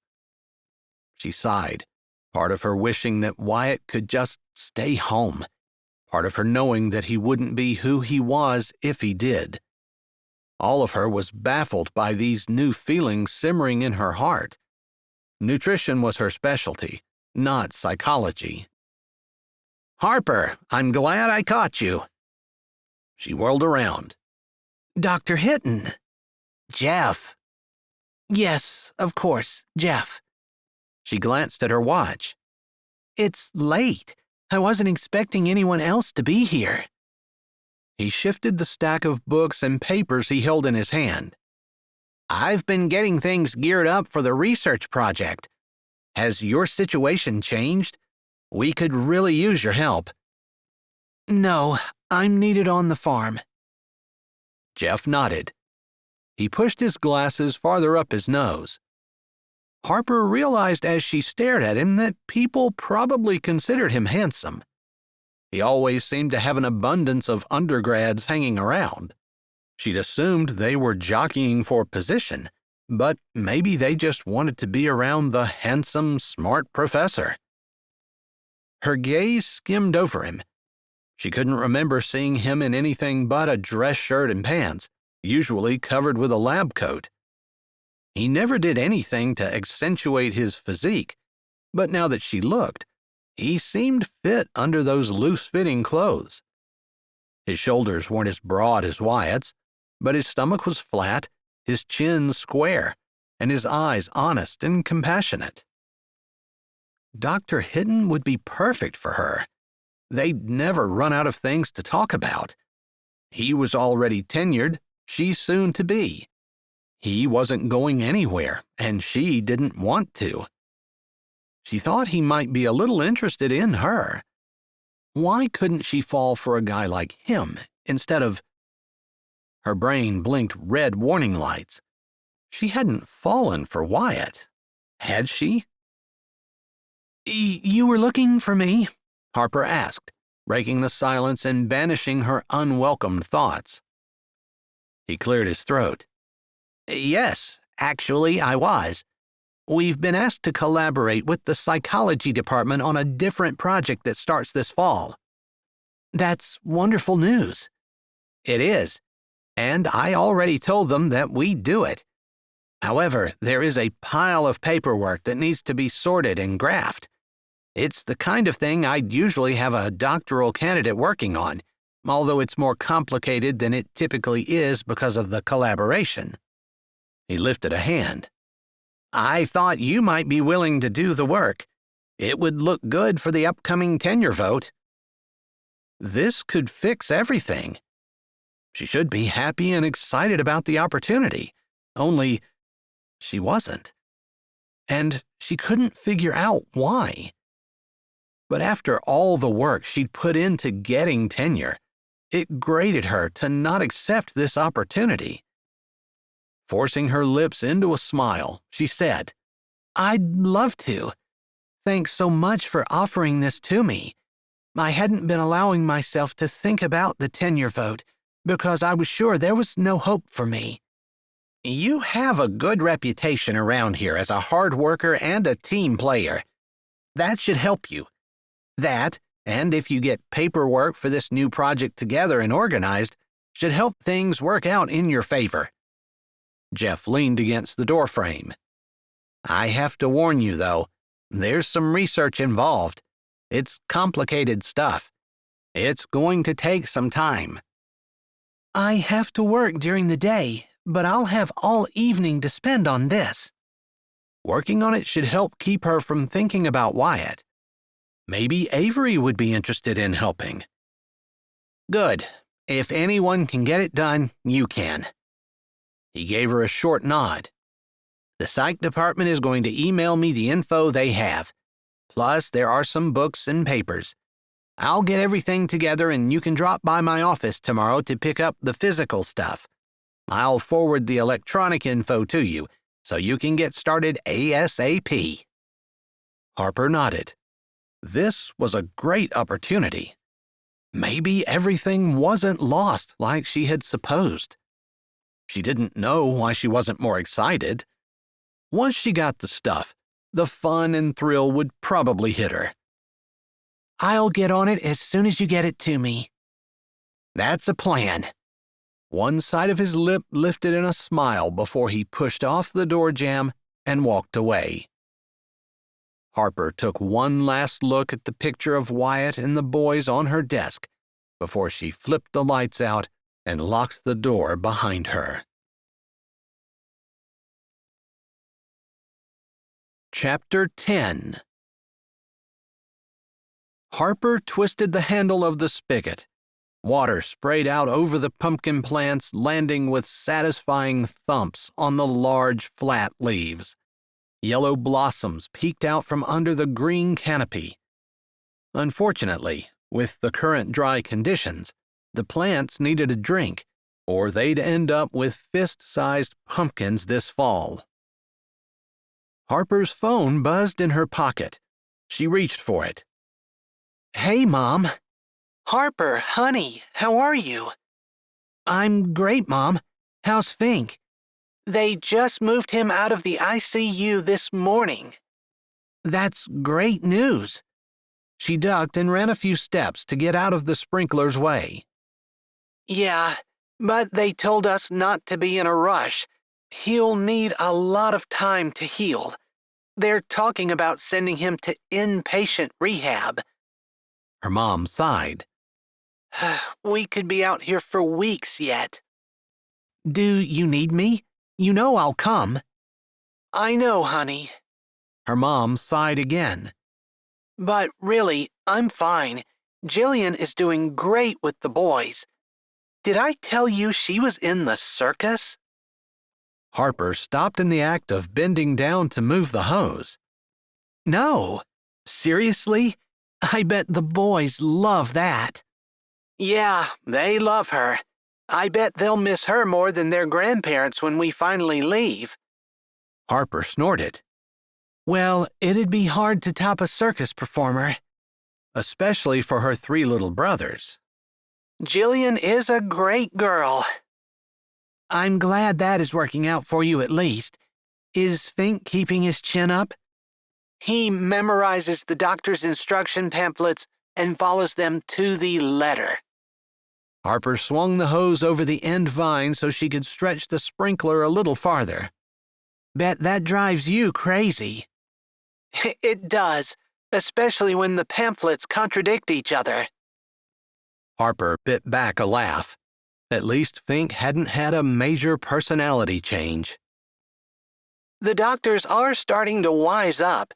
They've given him several rather long pamphlets on good eating and the benefits of exercise. I think that's just to keep him occupied. If he's memorizing pamphlets, he's not harassing them about anything else. Her mom laughed. At least you can laugh about it. Oh, that's Fink walking down the hall, and he's not supposed to be out of bed. I better go. Talk to you later, Mom. Chapter 11. Wyatt carried a box filled with everything they needed to stake out the corn maze, following Harper to the edge of the 7-acre patch. The corn was slightly over ankle high, the perfect height in which to work. They walked along the edge of the field, past the pumpkins, which were vining out nicely. Usually the entrance is about right here, isn't it? Harper stopped and looked around. I think it's a little farther on, Wyatt said. Not that he wanted to carry the heavy box any farther. Here, let me hold that while you eyeball it up. I know there's a way that you always do it that gets us just as good as if I measured it. Harper turned and took the box from him. Watch it, the knife's in there. Harper snorted, but handled the box gingerly, like the knife would jump out and bite her. Wyatt grinned to himself as he turned back and lined up their position with the fire pit 25 yards away. Parents liked to be able to sit by the fire and talk while watching their kids race down to the corn maze. Right here, he said, taking the box back. You can kind of see the trail from last year. The path got worn down in the fall, but over the spring and summer the grass grew, hiding it. Okay, this is where we're going to start then. Harper set the box down. Wyatt reached into his back pocket and pulled out the maze they'd gridded out on a spreadsheet. He unrolled it and adjusted it for where they stood. An unfamiliar sense of sadness settled around him. If he went to Chile, this could be the last time Harper and he ever made the maze together. You remember our first maze? He asked casually. Harper reached down and pulled several small stakes from the box along with the hammer. The sun glinted off her hair, which was pulled straight back and stuck in a ponytail. She squinted up at him. Of course. It was pretty simple. He shook the paper he held. It's gotten a lot more complicated over the years. Harper grunted, then looked across the field of baby corn to where the huge old oak tree stood in almost perfect symmetry in the middle of the field, like a guard. Several picnic tables covered with tarps were under it. One part of the maze would lead to the tables. Life has gotten more complicated, she said with a slightly wishful tone in her voice. It seems fitting that our maze does, too. He pulled the baler twine out and waited while she pounded a stake in. She nodded at the big oak tree. That's my favorite tree in the whole world. Wyatt looked at the old oak as he tied the end of the baler twine onto the first stake. You say that every year. It's true. She finished pounding the next stake. How old do you think it is? Couple 100 years? He looked back over the area they'd finished. The maze was shaping up nicely. Harper kept working as she spoke. I was just thinking, it was here when my great-great-grandmother arrived, when she hid that ring. And it'll be here when your great-great-grandchildren make the corn maze. His heart pinched. Her children, not his. His kids would be in Chile. Do you think our kids will get together? Man, he was feeling maudlin, which was not like him at all. But the question was out there, hanging in the thick summer air. Harper looked up at him. A glimmer shimmered in her eyes. She smiled it away and lifted her chin. Of course. He'd been neglecting his duty, which was to lighten things up as they worked. You know, I think this maze would work a lot better if we backed that part off about 10 feet and cut the corner here. You always do this, Harper exclaimed. She stood up, hands on hips, but the corners of her lips tilted up. Well, yeah, life is about improvising. He smiled, turning his dimple toward her. Sure enough, her eyes dropped to it before she shook her head. Life is about following the script. She pointed at the paper with her finger. We took the time to write that thing out. We know we're going to end up with something great if we follow it. She pulled out another stake and pounded it in. We could end up with something better if we don't. Or we could end up with a corn maze that goes nowhere. Again. He ignored the jab. We won't know unless we try. He wound the twine around the stake and used the knife to cut it off. We will know if we follow the script. She stood. He grabbed her shoulders. How many years have we done this? She shrugged. 10, maybe? How many years have we done it my way? Half? And how many of those have been successful? She pursed her lips. Define successful. People liked the maze. All of them, she said, despite the mulish set to her chin. Even when it didn't turn out quite the way we thought it was going to, people still liked it. It still worked, just not in the way we had planned. Okay, Wyatt, you're right. I like this design. I kind of have my heart set on it, but it could be better. It could, if we do this. He explained the idea he'd just gotten about a secret passageway that connected the two main legs of the far side of the maze. And I think the teen boys especially will get a kick out of that. You're probably right, and they're the age group that are the hardest to entertain and keep out of trouble. Yep. Wyatt looked over the field. They were about half done with the staking. It wouldn't require too much effort to change. Okay, so that means we need to move this stake back. Harper grabbed the knife and twisted to slice the twine from the stake behind her, but she tripped. Her arms windmilled and she bent to catch her balance. She took 2 big steps and fell with the twine wrapped around her ankle. Bright red blood flowed down her arm. He dropped his hammer and stake and rushed to her, dropping to his knees in the dirt. Crap, Harper, are you okay? She laughed. I'm just embarrassed. I'm always so clumsy. He took the knife from beside her where it had fallen and tossed it away. No, I'd say what you just did took talent. How did you manage to slice your shoulder? He pulled his t-shirt off and folded it quickly before pressing it against her shoulder. She winced and glanced down. I don't know. I'm just glad it wasn't my face. She grimaced. Oh, it didn't hurt, but it's starting to. He lifted his shirt. Her skin gaped and blood started flowing immediately. That's definitely going to need stitches. Great. Hey, guys. Avery came floating down through the grass. I've finished stacking the apple crates, and I'm here to help. She stopped short. Oh, my goodness. Her horrified gaze flew from Harper to Wyatt and back to Harper.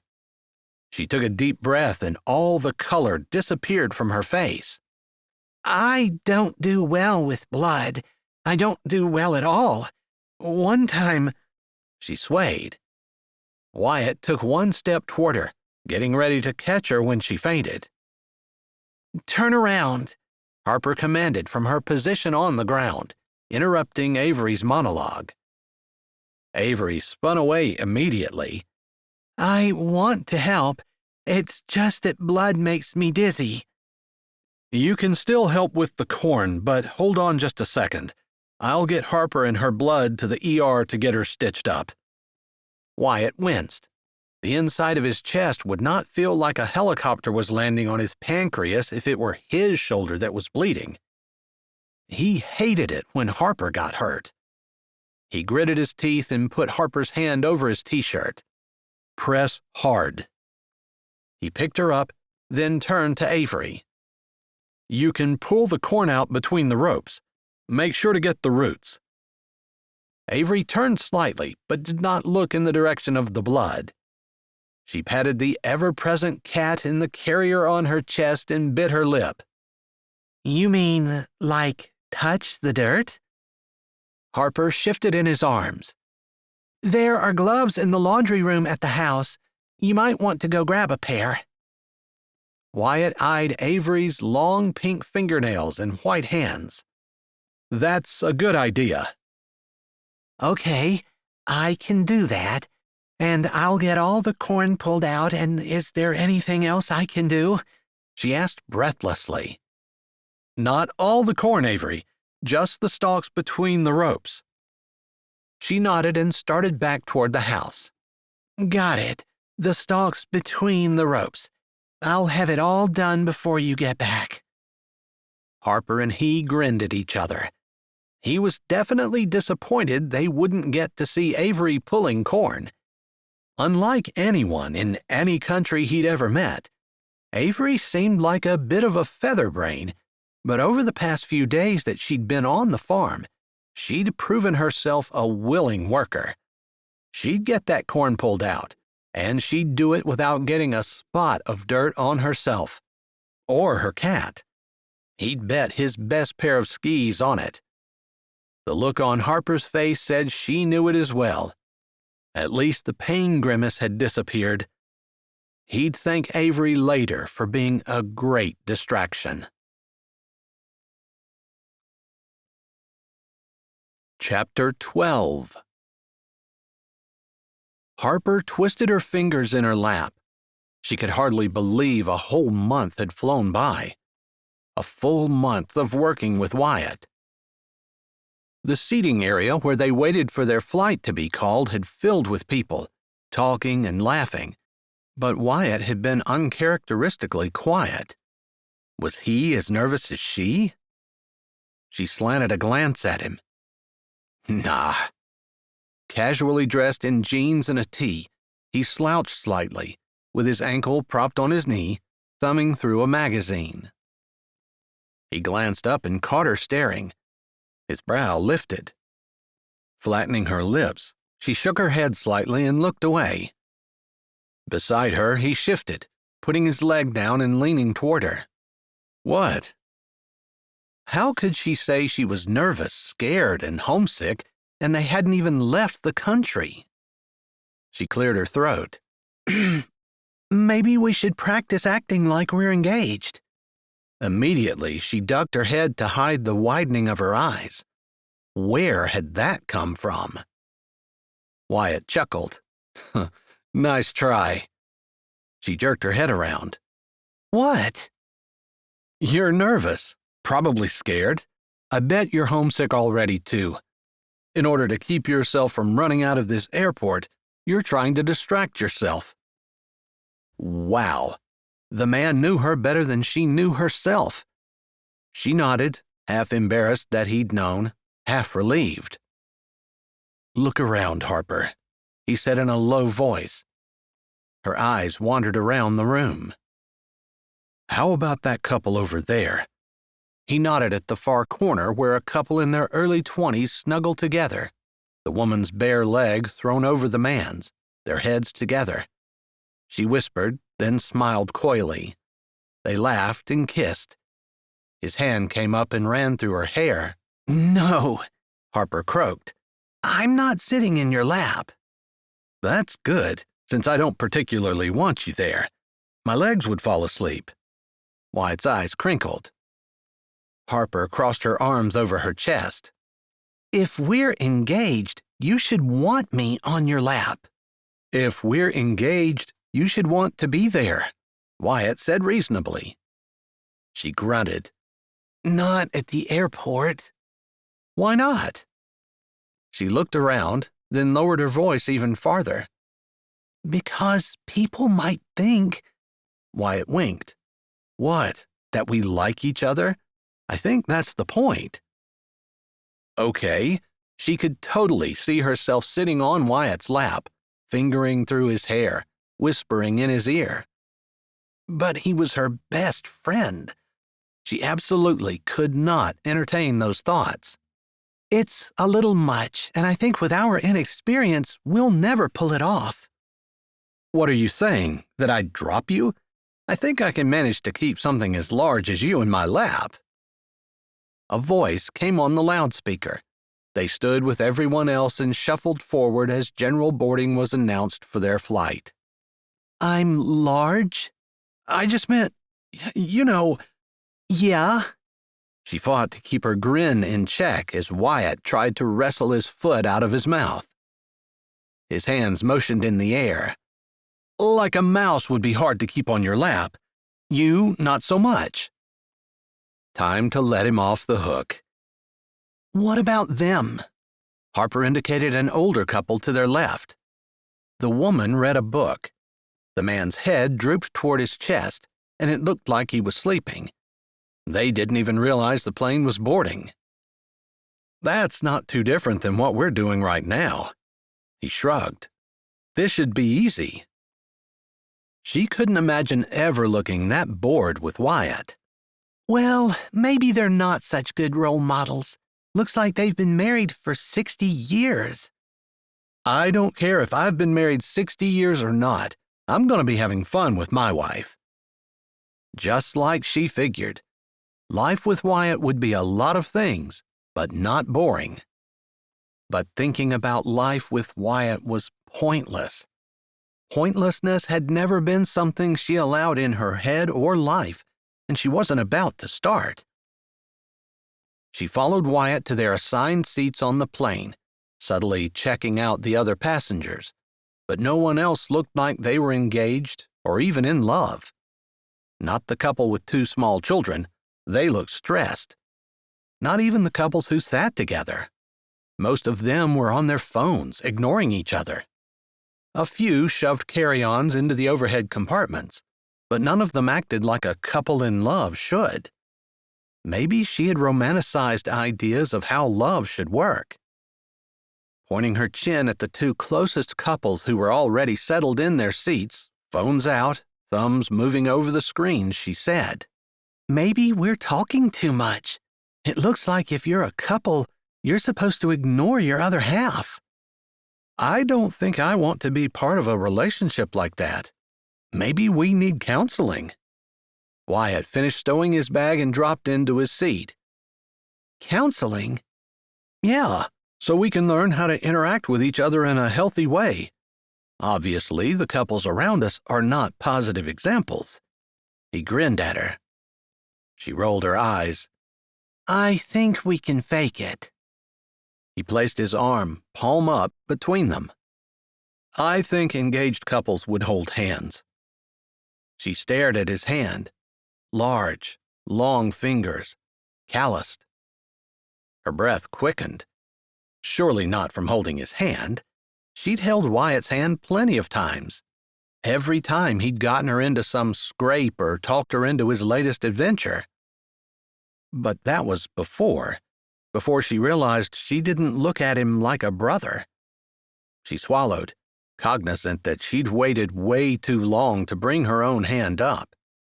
She did so now, sliding her palm over his, matching her smaller, softer palm to his.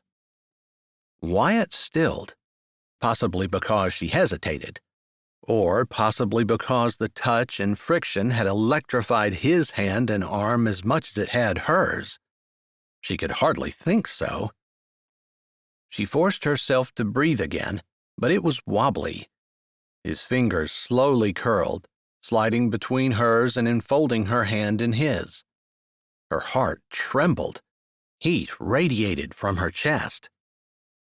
Folding her own fingers, she marveled at how their hands fit together, at how elemental they looked, at how easy it was to succumb to the idea that holding Wyatt's hand seemed natural, somehow sensuous, yet comfortable. Her hand tingled, but it was her heart, which beat softly with a warm and fluttery thump-thump, which concerned her. Of all the people in the world, there was no one she'd rather be with than Wyatt. She couldn't feel like this with him. She couldn't fall in love with him. But she couldn't pull her hand away either. Still, she had to put some distance between them. He could read her like a neon sign, and the last thing she wanted was to scare her best friend with the unfriendly feelings ripping through her chest right now. This is good practice, I think, she whispered. He jolted, like her words had surprised him. or maybe reminded him of why they were holding hands to begin with. He laughed, a little shaky. Holding hands isn't hard. We do it as children. Anyone can do it. That's right. She slapped a big, carefree smile on her face before tilting her head up to look at him. We've got this. Lifting their hands, she gave them a shake as though to prove it, but also to shake out the burgeoning sensations threatening the perfect friendship she had with this man. We definitely look engaged now. Wyatt twisted their hands over, stopping short. What's this? He touched the ring she wore with his free hand.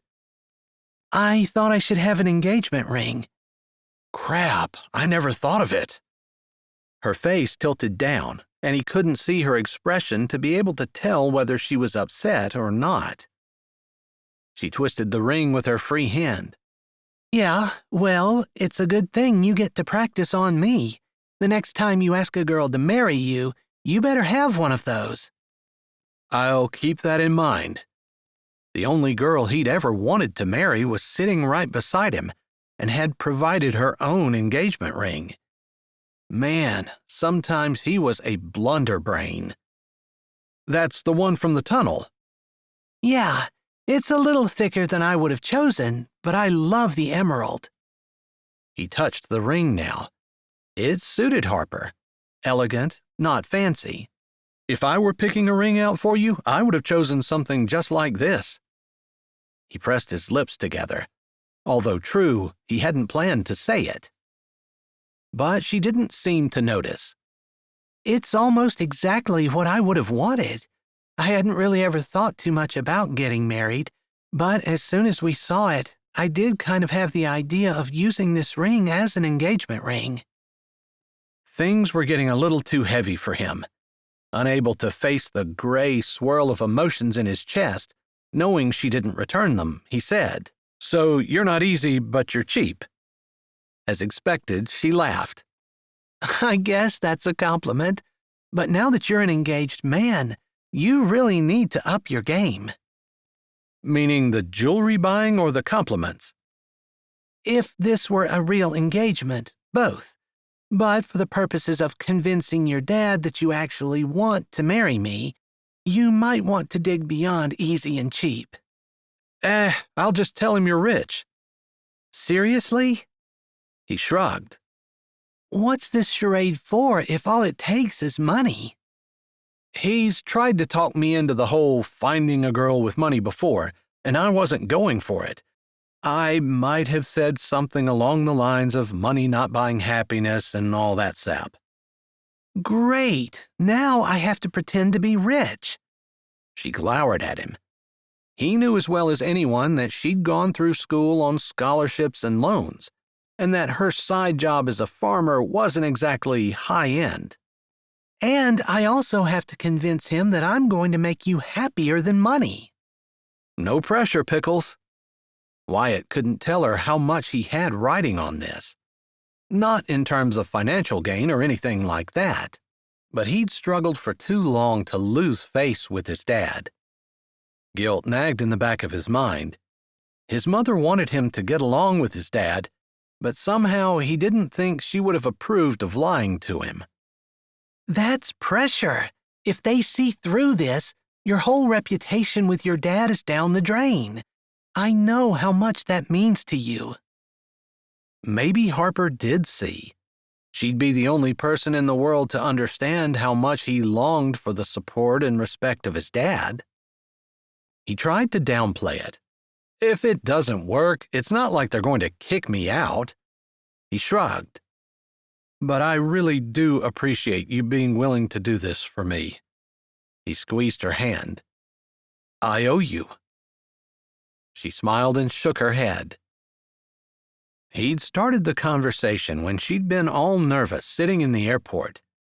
Now he'd be willing to bet that she hadn't even noticed that the plane had been in the air for almost an hour. Only 10 more to go. They were scheduled to touch down in Chile at 6 a.m. on Friday. If he knew his dad and stepmom, They had a jam-packed long weekend planned. "Since we're engaged, you can lay your head on my shoulder and get some sleep," he said to Harper, noting the man next to the window was already sleeping. "I'd do that even if we weren't engaged, unless your real fiancé was here." "I'm not going to have a fiancé that wouldn't be okay with that." She laid her head on his shoulder and mumbled, "I wouldn't be okay with that." Chapter 13. Harper craned her neck as Wyatt slowed the rental car, easing into the plowed lot beside a large yellow-orange log lodge. Although it wasn't as big as some of the glamorous hotels they'd passed down the steep, winding road, it sprawled out, almost like an eagle in flight. 2 wings flanked a large middle with massive windows winking in the sunlight. "This is where your dad and stepmom live?" Wyatt studied the structure. "Yeah, there are about 50 rooms on either side of the house. The family has a private kitchen and rooms in the basement level. Dad's office is down there, too." "Wow, it's huge." She couldn't believe that Wyatt had lived in such splendor. It made her little farm look dirt poor in comparison. "It's small compared to most of the resorts in the Andes." "I know, but over the years, when you've talked about it, I always pictured it in my mind as a little shack at the bottom of a big mountain, with skiers running around all over the place." She nodded in the direction of the lifts, where the white snow was dotted with people in brightly colored jackets. "I was right about the skiers." The way the house was set, there was probably a great view of the mountains from the back. "There's a lot more to do here than ski." "I can't believe you never described it better." She should have asked. Maybe he just assumed she knew because of the few pictures she'd seen on the internet. She'd never imagined anything this grand, rich. True, it paled in comparison to some of the monstrous hotels they passed. "This looks very exclusive." The nervous buzz that had been humming in her stomach all morning cranked up a few notches. "They get some rich ticks here. Olympic-caliber skiers, Brazilian jewel heiresses. The skiing is good, but the real draw is probably the hot pools that you can only reach by ski or snowmobile." "Hot pools? Like you swim in?" "Yeah, it's cool. To be in your swimsuit in the water, surrounded by snow. It's really amazing under a full moon at night." It sounded romantic, too. She shoved the thought aside, not wanting to picture Wyatt with anyone else, especially here. Wyatt pointed at the mountain looming over them to the east. "That's an active volcano. That's why the hot pools." "I would think this would be wildly popular." "It is, to some extent. Dad's got the lodge and a huge hunk of the mountain, so he makes money on letting rooms, meals, and also the skiing and snowmobile trails. There's horseback riding down the road, plus all the hotels. He sells passes to those people, too." They parked and walked up the cleared stone walk to the door. From the snow to the massive windows to the gold trim on the doorframe, everything seemed to glisten in the bright noon sun. "I guess I should have been holding your hand." He opened the door for her. "You pulled my luggage instead." Wyatt had brought only a shoulder bag, claiming that he had clothes in his room here. Harper had packed a suitcase, and she was glad now that she'd brought more clothes than she ever thought she'd need. This didn't look like the type of place where one lounged around in jammy pants and a t-shirt all weekend. The ball of nerves in her stomach exploded in a riot. The muscles in her back ached from the tension. She should have been the one to think of holding Wyatt's hand. She had agreed to play his fiancé, but she'd been obsessing about the luxury and money on full display. In shock because it finally hit her. Wyatt's family was rich, which meant, of course, that Wyatt was rich. She hadn't quite gotten her head around that yet. Yeah, she knew he traveled the world, that he'd done things normal people didn't do, that it cost money to parasail and bungee jump and climb mountains. She knew that in her head. She just hadn't realized the implications. To her, Wyatt was a sweet little motherless boy. Okay, not so little. In need of a friend. In need of her. But looking around at all this, well, he really didn't need her. She stepped inside. Massive vaulted ceilings flew up around her. Sunlight streamed in the solid walls of windows. They could see clear through to the mountains beyond. Large, comfortable-looking chairs and massive couches were artistically arranged. A few people milled about. Several sat reading. Some had food and drinks at a table and played a board game. The low hum of conversation buzzed around. Something that smelled like vegetable soup and homemade bread mixed with the homey scent of cut wood. A middle-aged woman in a black and white maid outfit bustled around running a sweeper. She glanced up as they came in and did a double take. A smile wreathed her face as she expertly shut the sweeper off, locking the handle, and hurried over to them, her arms spread wide. Wyatt! Abuelita, Wyatt said, wrapping his arms around the woman, who murmured in Spanish. Wyatt answered in the same language. Harper couldn't understand what either of them said, but she could tell that Wyatt spoke slower. She hid a smile.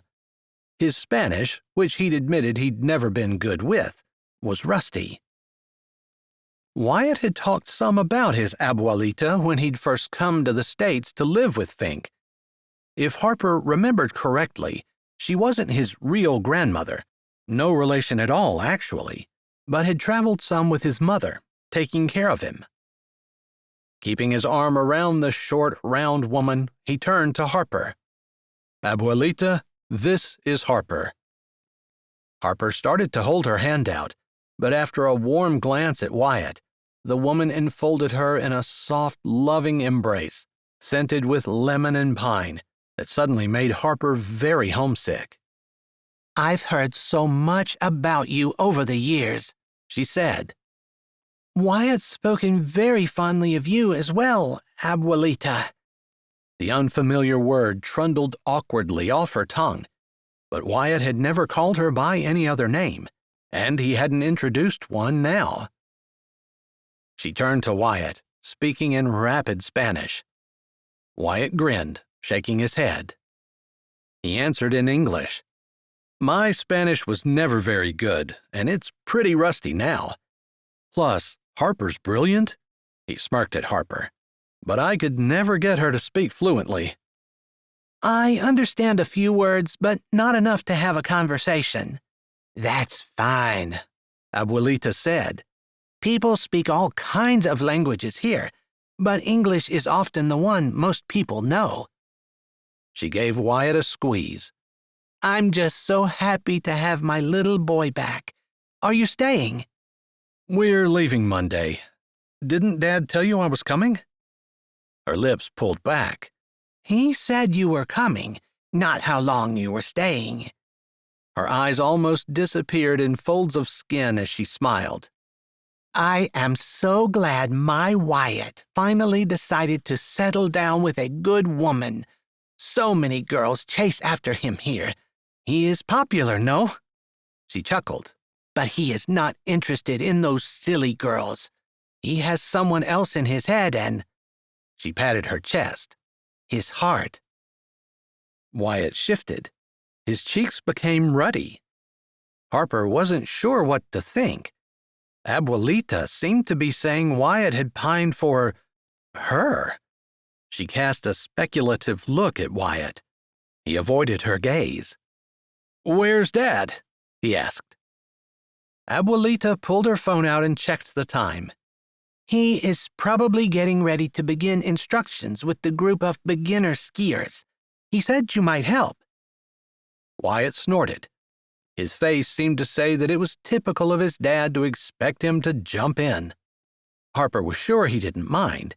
She knew he loved being here, except, Don't worry about me. I'll follow you around until I get tired of it. Then I can entertain myself. a muscle jumped in Wyatt's cheek. It's just so typical of my dad. He wants to meet my fiancée, but wouldn't change his plans to do so. Abuelita turned sympathetic eyes on Wyatt. He is planning a big dinner tomorrow night. He is very excited. Wyatt raised a brow. Do you want to rest? Are you hungry? Abuelita asked them. I can always eat. Wyatt grinned. Harper reached down for her shoulder bag. I'll put my stuff away while you grab something, if someone will tell me where to go. Abuelita nodded. I washed everything and aired your room out. I will show you down. Wyatt knows where the kitchen is.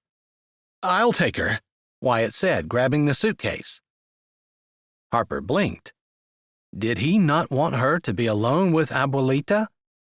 It certainly wasn't like Wyatt to be so short. Then she realized, was there only one room? She hadn't even given it a thought. After leading her through the great room and left down a short hall, pulling the suitcase, Wyatt picked it up and led her down a staircase that made a right turn halfway down. There's a lot of storage space. Our private kitchen, living room, and the family's bedrooms are all down here. During the busy season especially, the upstairs is open to guests, but this is always off limits. Are you okay? He kept walking. Sure. Why? You're not acting like yourself. I'm fine. They came down into the large open area, with a wet bar at one end and a kitchenette. Several couches angled around a large screen TV. Walking through that area, Wyatt entered the hall and walked past 3 doors on the right before opening the next. Harper stepped in, puzzled. Wyatt never hid things from her. A large bed, maybe queen-sized, took up most of the room. Along one wall sat a dresser. 2 doors, a closet and a bathroom possibly, flanked it. High windows lined the far wall. Done up in navy and red, the room felt dark, and when Wyatt stepped in behind her, small. He hit the light switch, and the overhead light/ceiling fan turned on. I'm sorry, I should have thought they would expect us to share a room. There was a narrow walkway between the right side of the bed and the wall. Harper gestured toward it. I suppose I can sleep there. No, this is my fault. I'll sleep on the floor. We're going to be here 2 nights. I'll sleep there 1 night, you sleep there the other. I said I'd sleep on the floor. Are we seriously fighting about who gets to sleep on the floor? Harper dropped her bag and set a hand on her hip. We are, and this is one fight I'm winning. Wyatt grinned, but it didn't really reach his eyes. And that's when it hit Harper. You thought he'd be waiting to see you. He grunted and looked away. Harper's heart ached for him. She closed the few steps between them and encircled his waist, laying her head on his chest. Wyatt only hesitated a second. Despite his complicated feelings about his dad, Harper had figured it out, or at least as much as anyone could.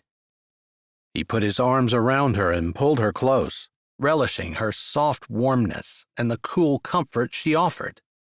Breathing deeply of her berries and vanilla scent, he allowed himself to pretend for just a second that their engagement was real, that hugging Harper was his right. And if it were true, then what his dad did or didn't do wouldn't matter. Wyatt pulled himself back from the fantasy and made himself loosen his hold, patting Harper's back like she was his friend and not his fiancée. His dad was busy. Wyatt didn't really expect him to put his life on hold to meet his fiancée.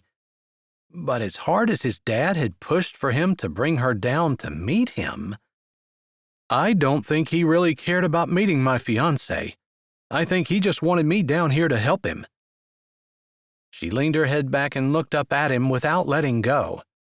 I think you're right. But isn't that how your dad has always been? Disappointment descended like gray clouds in his mind. Yeah. He's probably not going to change, so you're just going to have to love him the way he is. Resentment balled in his chest. I know you're right. There's just a part of me that says if he loved me, he'd act a certain way. Sure, I think we all think that to a certain extent, but some people, especially driven, successful people, have trouble pulling themselves from their work and expressing their feelings.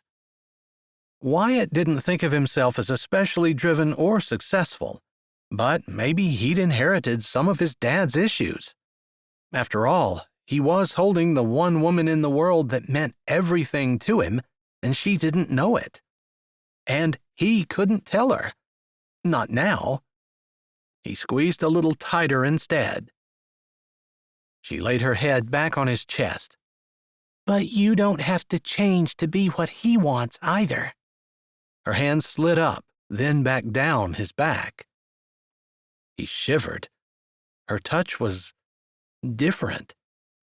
Maybe Harper felt more than friendship for him. He allowed his hands to drift up her back. His heart thumped in his chest so hard and loud she had to hear it. He swallowed. His thumb touched the back of her neck, and he slid it across her skin. She moved her head, and he froze, his breath seizing in his lungs. Wyatt? Her eyes had darkened with something stronger than friendship, but what that emotion was, he couldn't tell. Her tongue had touched the corner of her lip. His eyes clung to it like butter on bread. Suddenly, he couldn't get enough air. Limbs that had been young and strong only moments before now trembled. His hand fisted in the back of her hair. Her eyes widened briefly, then darkened with something even more potent. He could only hope it was desire. Whatever it was, it pulled him in. He couldn't stop the lowering of his head. Her arms tightened around him. He pressed her more firmly to him, feeling her curves blend into the hardness of his body. The hair on his arms stood up. He breathed her air. Her name feathered past his tingling lips. Harper. Oh, I'm sorry. Wyatt turned his head. Abuelita stood at the open doorway, a tray filled with fruit and chopped vegetables in her hand. Harper gasped and jerked. Wyatt dropped his hands. Her hair slid out of his unclenched fist. The emptiness burned, matching the burn of disappointment in his chest. He had been 1 second away from kissing Harper. She avoided his gaze, studying the tray Abuelita held instead. But 2 spots of color marked her cheeks. If only he knew what she was thinking. If only she were as disappointed as he. The room was as silent as a tomb as the seconds were ticking by. One side of his mouth kicked up and he winked at Abuelita. Hey, no problem. You can barge in any time as long as you have food. Harper moved back. Wyatt allowed her to put some distance between them. You better shut the door if you're going to be carrying on like that. Abuelita shuffled in and placed the plate on the bed. There was nowhere else to set it. Wyatt laughed. We weren't carrying on like that. I was just hugging my girl. If only she really were his girl. Abuelita pulled 2 bottles of water from her apron and set them beside the plate. There is plenty of food in the kitchen. You know you can help yourself. She turned and began walking out, but paused at the door. You remember what time meals are? 12 and 6. Breakfast is buffet served from 6 to 9. Just checking. I don't want you to starve while you are here. If there's food, I can find it. Harper laughed softly. The sound soothed the prickly heat in his chest. She wouldn't be laughing if she were upset. Abuelita looked out into the hall before she spoke again. Kayla is here. Harper stiffened. Thanks for the warning, Wyatt said. Abuelita pressed her lips together. After a few silent seconds, she laughed. Kayla? Harper asked softly. My stepsister, Sophia's daughter. You never talk about Sophia. I'd kind of forgotten you even had a stepmother. She shrugged.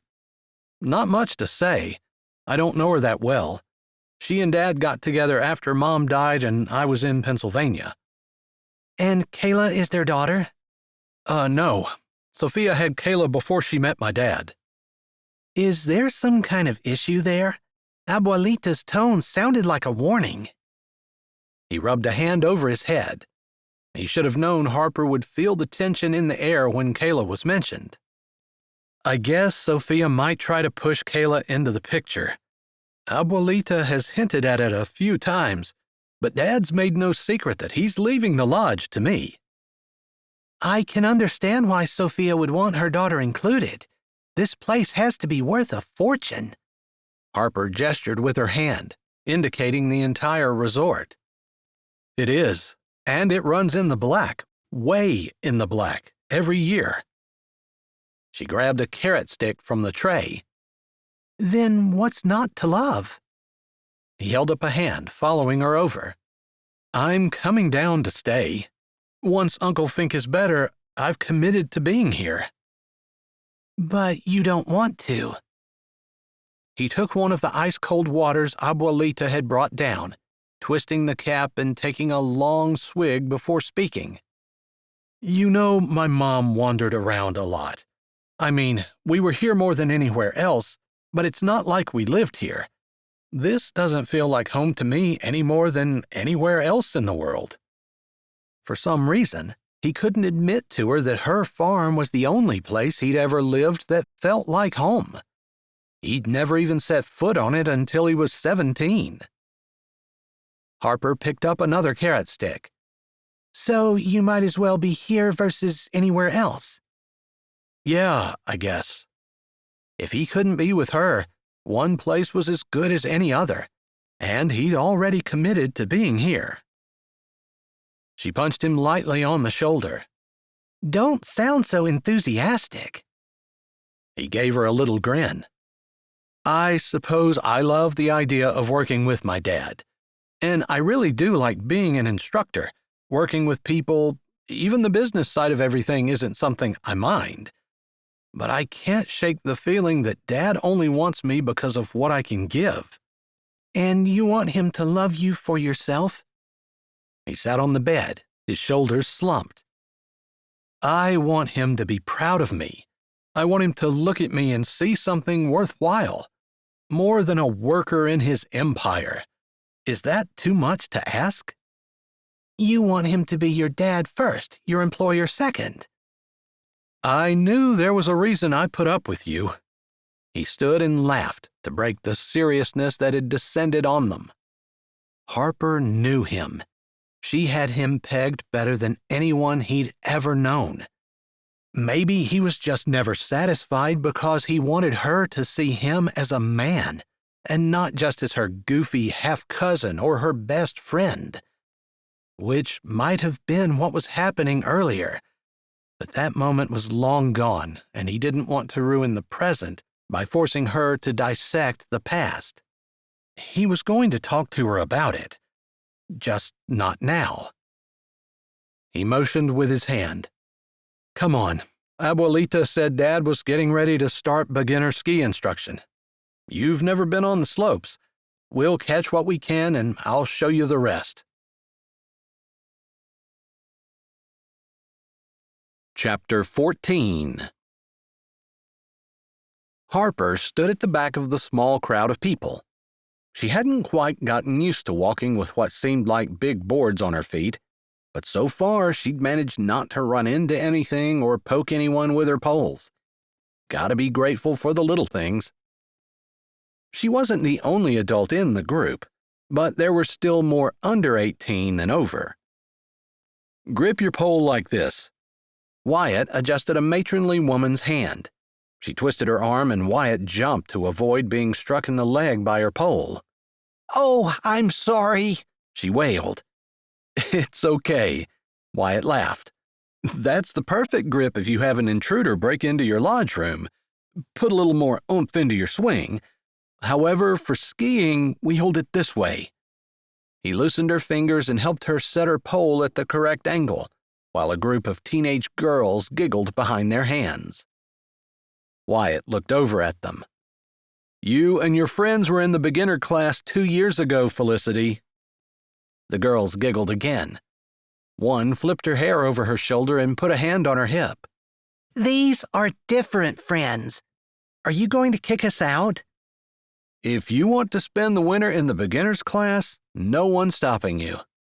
Wyatt shrugged, then looked back at the lady he was helping and flashed his dimple. That's perfect, Miss Surdy. Wyatt's long-sleeve shirt emphasized his broad shoulders, and he moved like he was born on his skis. Her heart fluttered. No question why Felicity would rather be in the beginner class than out on the bigger slopes. Apparently, Harper wasn't the only one who thought Wyatt made everything more fun. Her mind flashed back to their room and that almost kiss. If it really was an almost kiss. She could have sworn he was going to kiss her. Harper's heart thumped painfully. It might have been an almost kiss, but Wyatt had backed off and not even mentioned it when Abuelita left. Wyatt was too handsome, too athletic, too much at ease here in the mountains to be interested in her in that way. Maybe being back at the only place he'd ever stayed longer than the farm had made him lose his head with her a little. Once he'd realized it was Harper, he seemed embarrassed he'd almost kissed his best friend.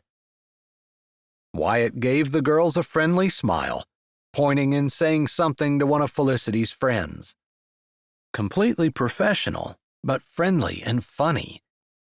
This side of him fascinated Harper. When he was with her, he was goofy, sometimes even downright silly. And he touched her all the time, a hand on her elbow, an easy arm around her shoulders, a tug on her ponytail. But now he was the perfect instructor, walking that line between coach and teammate with an effortless grace. He looked up as though he felt her gaze on him. His brows lifted and he stopped in the middle of whatever he was saying. Harper quickly schooled her features. Maybe there had been more than friendly admiration on her face. She focused on making a V with her skis like he'd been instructing the group. A pair of skis came into view. What do you think? She gave up on trying to get her skis going the right way and smiled at him. You were born to do this. His eyes were hidden behind his aviator sunglasses, but his mouth curled into a bemused half smile. You think I look good in my ski pants, huh? I'm sorry, but ski pants will never be sexy. Such a liar. You look kind of cute in yours. Makes me forget that in another life you're a serious professor. I meant, Goofy, that I've never seen you look so relaxed and natural, and I've never been in a class with a better instructor. Wyatt stared at Harper. Drat those stupid glasses. His mouth wasn't smiling, and she couldn't read a thing in his eyes since she couldn't see them. You meant that? The statement came out more like a question. I do. You keep surprising me. She wasn't sure what to say about that.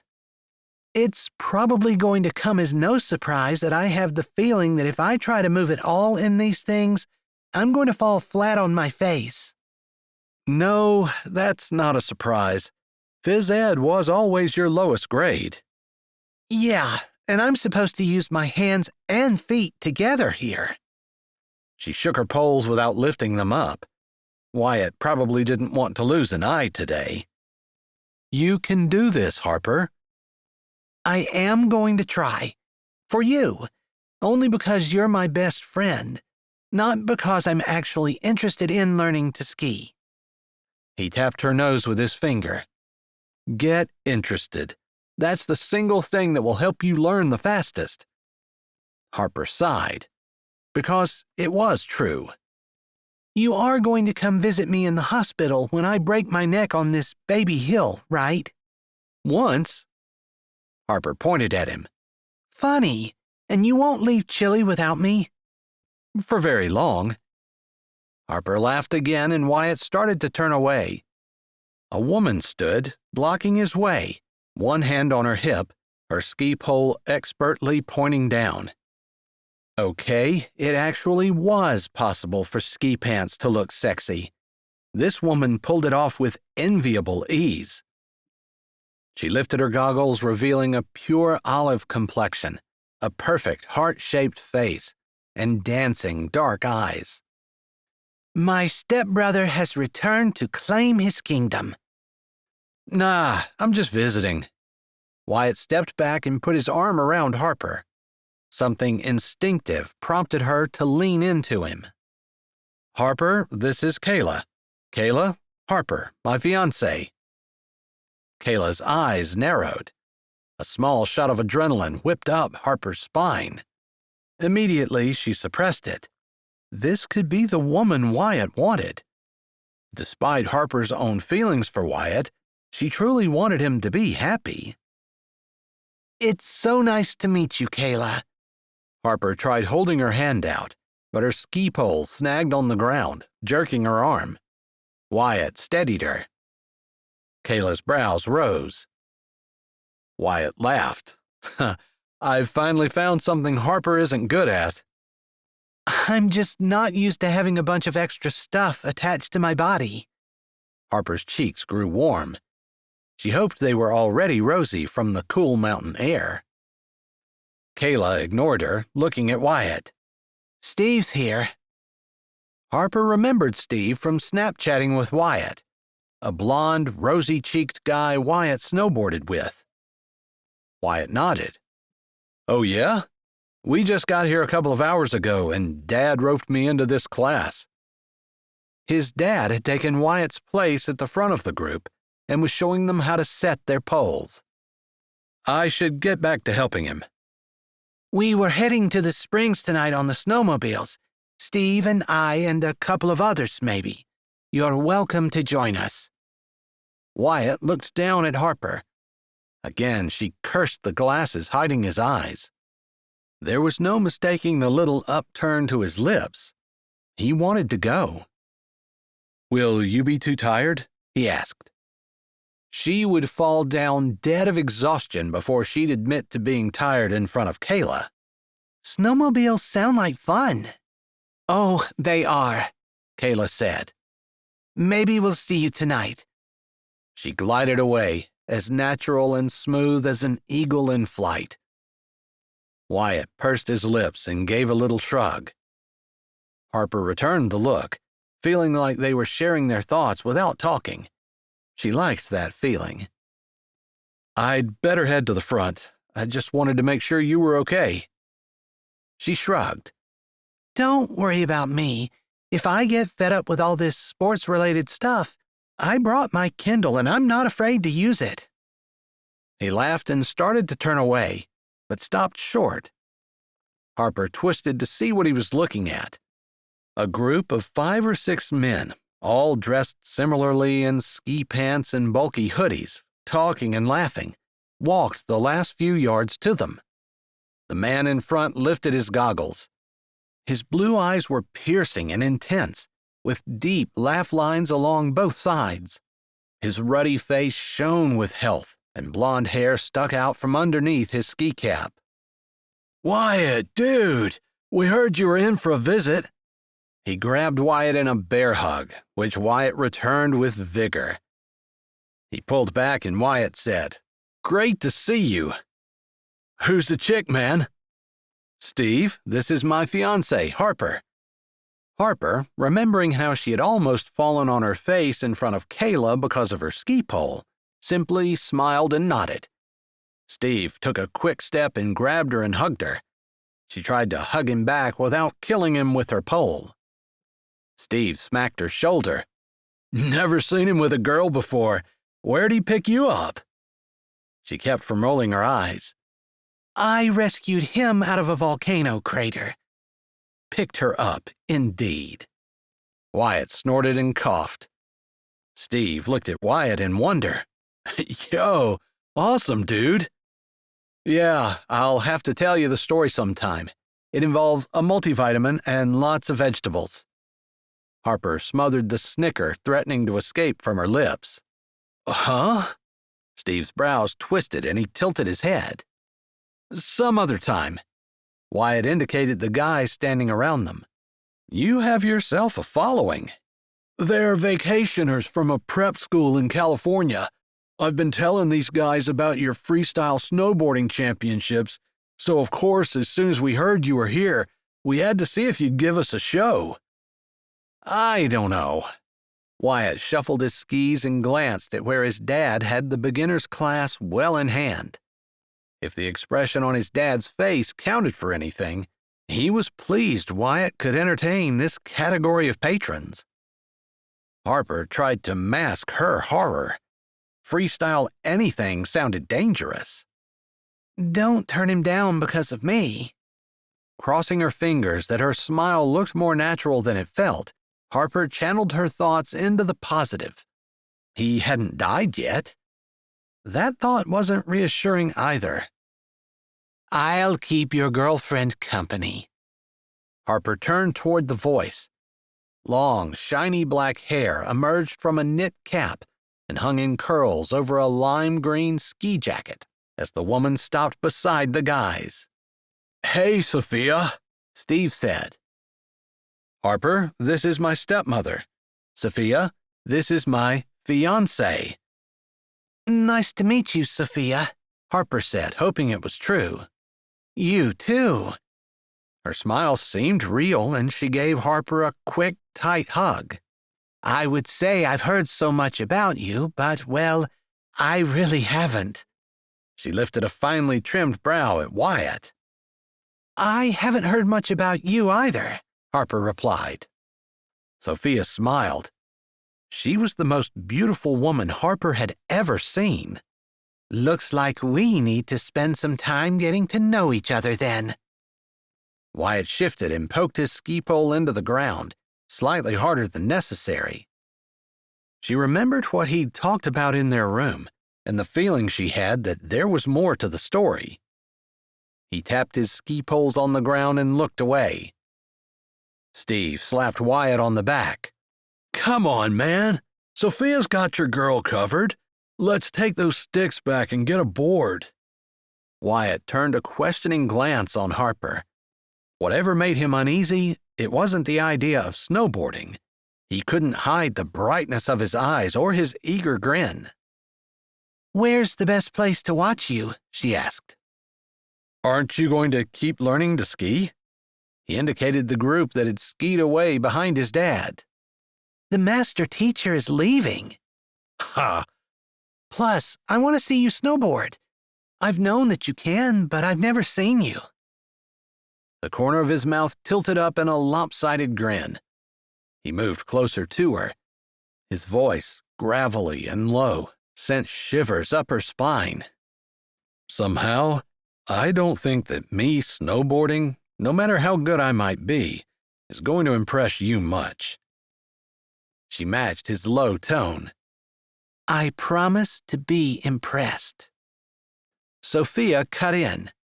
I assume you're using the expert course. I can take her to the best vantage point. We'll swing by the house and grab the binoculars. Steve held his gloved hand up for a fist bump. All right, dude, let's split. Harper squeezed her hands together tightly. The back of her throat seemed to be permanently closed. Wyatt had already fallen twice. The second time, she'd handed the binoculars back to Sophia and declared since Wyatt was the only one in navy blue, she could see him just fine against the white snow. The fact of the matter was, without the binoculars, she couldn't see the blood flowing from the cut above his left eye, nor the bright red spots of it on his coat. He was good, better than good. Even she, with her limited knowledge of anything sporting, could see the vast difference in Wyatt's skill and the skill of the men around him. It made her hot and cold at the same time, proud that he was hers, if only for this trip. But every time he fell, every time it even looked like he was going to fall, her heart clawed up her throat and beat against her tonsils. Her knees went weak and black spots swam in front of her eyes. The 2 times he'd fallen, she would have too if the railing hadn't held her up. Rugged and strong, he seemed invincible. She couldn't keep from watching, from admiring, from being totally attracted to his toughness. But every bump, every fall, every cut, she felt it. It was exhausting to constantly run through that gauntlet of emotions, pain, anxiety, fear, and, she had to admit, pride as well. Sophia nudged her. Check this out. Wyatt's the only one I've ever seen do a double flip half twist off this jump. Harper straightened and locked her knees, looking out over the snow. Heading down the short, steep hill so fast he was almost a blur, Wyatt flew up the jump, tucking his body and doing 2 full somersaults in the air, twisting to land backwards. He used the momentum to do a little hop at the end, twisting back to the front. Impressive. When he had landed safely, Harper allowed herself to breathe again. I had no idea he was this good. You two couldn't have been together long. Hasn't Wyatt ever taken you to the slopes before? No. Don't you want to go? She sighed. I don't mean to be nosy, but this is such a huge part of who Wyatt is. I teach at the university in the winter, tutoring during break, and Wyatt spent the last few winters in Colorado. Skiing isn't that big of a deal in Pennsylvania where we live. I can't believe he wouldn't have somehow gotten on the slopes. When he first moved up, we had a couple of mild winters in a row. The winters we had more snow, he was already out west. I see. Maybe Sophia meant to make her feel bad with those words, although Harper was inclined to think not. But, after all, she and Wyatt weren't really engaged, so even if Sophia meant her remarks to be cutting, she could hardly be successful. Or maybe she was, since Harper was asking herself how she could have missed this part of Wyatt, and had to clamp her lips together to keep from trying to give Sophia more excuses as to why she'd never gone skiing with Wyatt before. Harper looked back out at the slopes. Wyatt had disappeared, but now reappeared, almost at the bottom of the run, weaving figure eights with Steve. He's so good, she murmured. He's won awards for snowboarding, but he's also a great skier, and last I heard, he's been working on ice climbing. Harper nodded, but didn't say anything.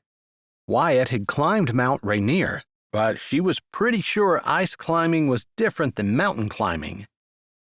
Have you traveled the world with him? No. Oh. Sophia shifted. Can I ask what you do? Sure. I have an advanced degree in nutrition and teach at the university near our home. I'll be working with a few colleagues on a research project this fall. She didn't say anything about tenure, and she wasn't sure why. Sophia's mouth hung open. Do you do sports? I don't even run. I'm shocked. Wyatt is so athletic. I'm not athletic. Putting it so mildly. Nutrition? You cook? I do, but my degree is more about creating meal plans and helping people eat healthy. Our research that starts this fall is focusing on successfully changing people's eating habits. We're collaborating with university psychologists. I see. I wonder if you would be interested in coming inside. We're in the process of revamping the meal offerings for the resort, but we don't have a nutritionist on board. Would you be willing to look at it? Wyatt had just gotten off the lift at the top of the slope. Let me watch Wyatt go down, then I'll come in and take a look, okay? That's great. Chapter 15. Wyatt lifted his goggles and squinted. Harper had been standing on the observation deck with Sophia for his first few passes, but they'd disappeared and he'd not seen them for a while. "Wonder where your fiancé went?" Steve bumped shoulders with him and looked in the direction of the deck. Most of the guys they'd been snowboarding with had gone to get ready to head into town, which is where the party action was in the area. Wyatt ran a hand down the lower part of his face, stalling for time. The fiancé lie had slipped out when he'd been on the phone with his dad. He hadn't counted on having to tell lie after lie to cover the first falsehood. "What was her name again?" Steve asked as they headed in to put their equipment away. "Harper." "She looks like a real nice girl, just not your type." Wyatt stopped and stared at his friend. "I have a type?" Steve knew as well as anyone that Wyatt had never done the girl thing. From the time he'd turned 18, Harper had been on his mind. Before that, well, he'd been a geek, to put it nicely, and not exactly appealing to girls. Steve rolled his eyes. "You know what I mean." Wyatt just looked at him. Steve broke eye contact. "She doesn't even know how to ski, man." "There's more to my life than skiing." Wyatt turned and started walking again. They passed a group walking in the opposite direction. A few people recognized him and he returned their greetings, but didn't stop. Steve waited to speak until they were out of hearing. "It's no secret that your dad wants you to take this resort over. He's been telling anyone who'll listen that you're coming down for good before spring. Seems to me if this is going to be your life, you'll want a woman who's at least a little interested in something that has to do with your life's work. It's not like this is a 9-to-5 job that you leave at the office. She's gonna live it with you." "I know. It's something we need to work out." Frustration clogged up his throat, because he wanted it to be real, but he knew Steve was right. "You guys seem really comfortable with each other, but it's almost like you're afraid to touch her or something." Wyatt thought he'd been doing a pretty good job of pretending to be Harper's fiancée. "She's my best friend, has been for years, since I moved to the States." Steve ran his gloved finger down the edge of his board. "I mean, it's pretty obvious that she would never fit in down here." That truth was not pleasant to hear. "We'll figure it out, man." "What about Kayla?" Wyatt shot Steve a quick glance. Why would he bring her into the conversation? "Kayla's my stepsister." "There's no blood relation." He shrugged. "It doesn't matter. Harper is it for me. Did you miss it? We're engaged." He hated pushing the lie, but there was no good reason why Steve would be pushing Kayla. Steve lifted his brows. Wyatt struggled to put words to his feelings. "We've got this great friendship. It's awesome. I can do anything, say anything, be anything, and she gets me. I mean, whatever we do, we have fun. I want to spend the rest of my life with her." "Except?" The happiness that bubbled in his chest fell flat. Except, you're right. I don't think she'll like it here, that she'll fit in. But it's where I need to be, taking over the resort for my dad. Well, Kayla might have a little to say about that. Huh? They reached the back of the equipment building at the entrance to the lower level, where the family and hired help kept their personal supplies.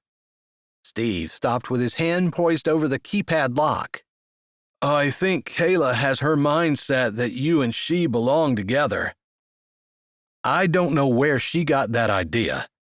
He'd never encouraged her. He was sure of it. Steve punched the number in. Well, if you take a minute to think of it, it'd be perfect. What do you mean? Wyatt asked. The only thing he could think of was that it would solve any worries Sophia might have about whether the resort was going solely to him. First of all, you two are exactly alike. His mind rebelled. No way. Sure, both love adventure, this whole lifestyle. He spread his arms around. Wyatt shook his head, even though Steve was right. Plus, your dad is married to her mother, and then there's the little problem of who gets the resort. I didn't ask for it. Dad just keeps pushing it on me. And it hit his heart button, the one that longed to honor his mother's memory and for his dad to be proud of him. Kayla wants it. Steve hung his board in its place on the wall and looked over his shoulder at Wyatt. She can have it. If she'd take it over, it might let him out of his promise and he'd be free to what? Be a farmer with Harper. Being with Harper was exciting. Working on the farm the rest of his life? Not so much. She wants you too. I really don't think so. It's true, and I'd be surprised if she doesn't say something. It's not something she's been keeping a secret. Steve moseyed over to Wyatt and sat to take his ski boots off. Except for me. Wyatt hung his board in place. He turned to face Steve, his hands on his hips. You just refuse to see. Steve tugged his second boot off. I have my eye on someone else. Always have. And you haven't been paying attention to what's right here. Steve waved a finger under Wyatt's nose. Wyatt batted it away. Because Kayla isn't what I want. I don't even know if this is what I want. He spread an arm, indicating the resort. But this is who you are. Steve poked his finger in Wyatt's chest. Wyatt shook his head and walked to the door. Chile has never been home for me. It's as much home as any other you've ever had. Except one. Huh? Steve tilted his head. Wyatt had enough with the heart-to-heart and with trying to insist that Harper was his fiancée. He should be angry at his friend for pushing back, but since the engagement wasn't real, he just felt guilt. He opened the door to the setting sun. Lights had come on over the slopes. Steve came out and stood beside him, breathing deeply of the crisp mountain air. He must have realized he'd pushed far enough since he changed the subject.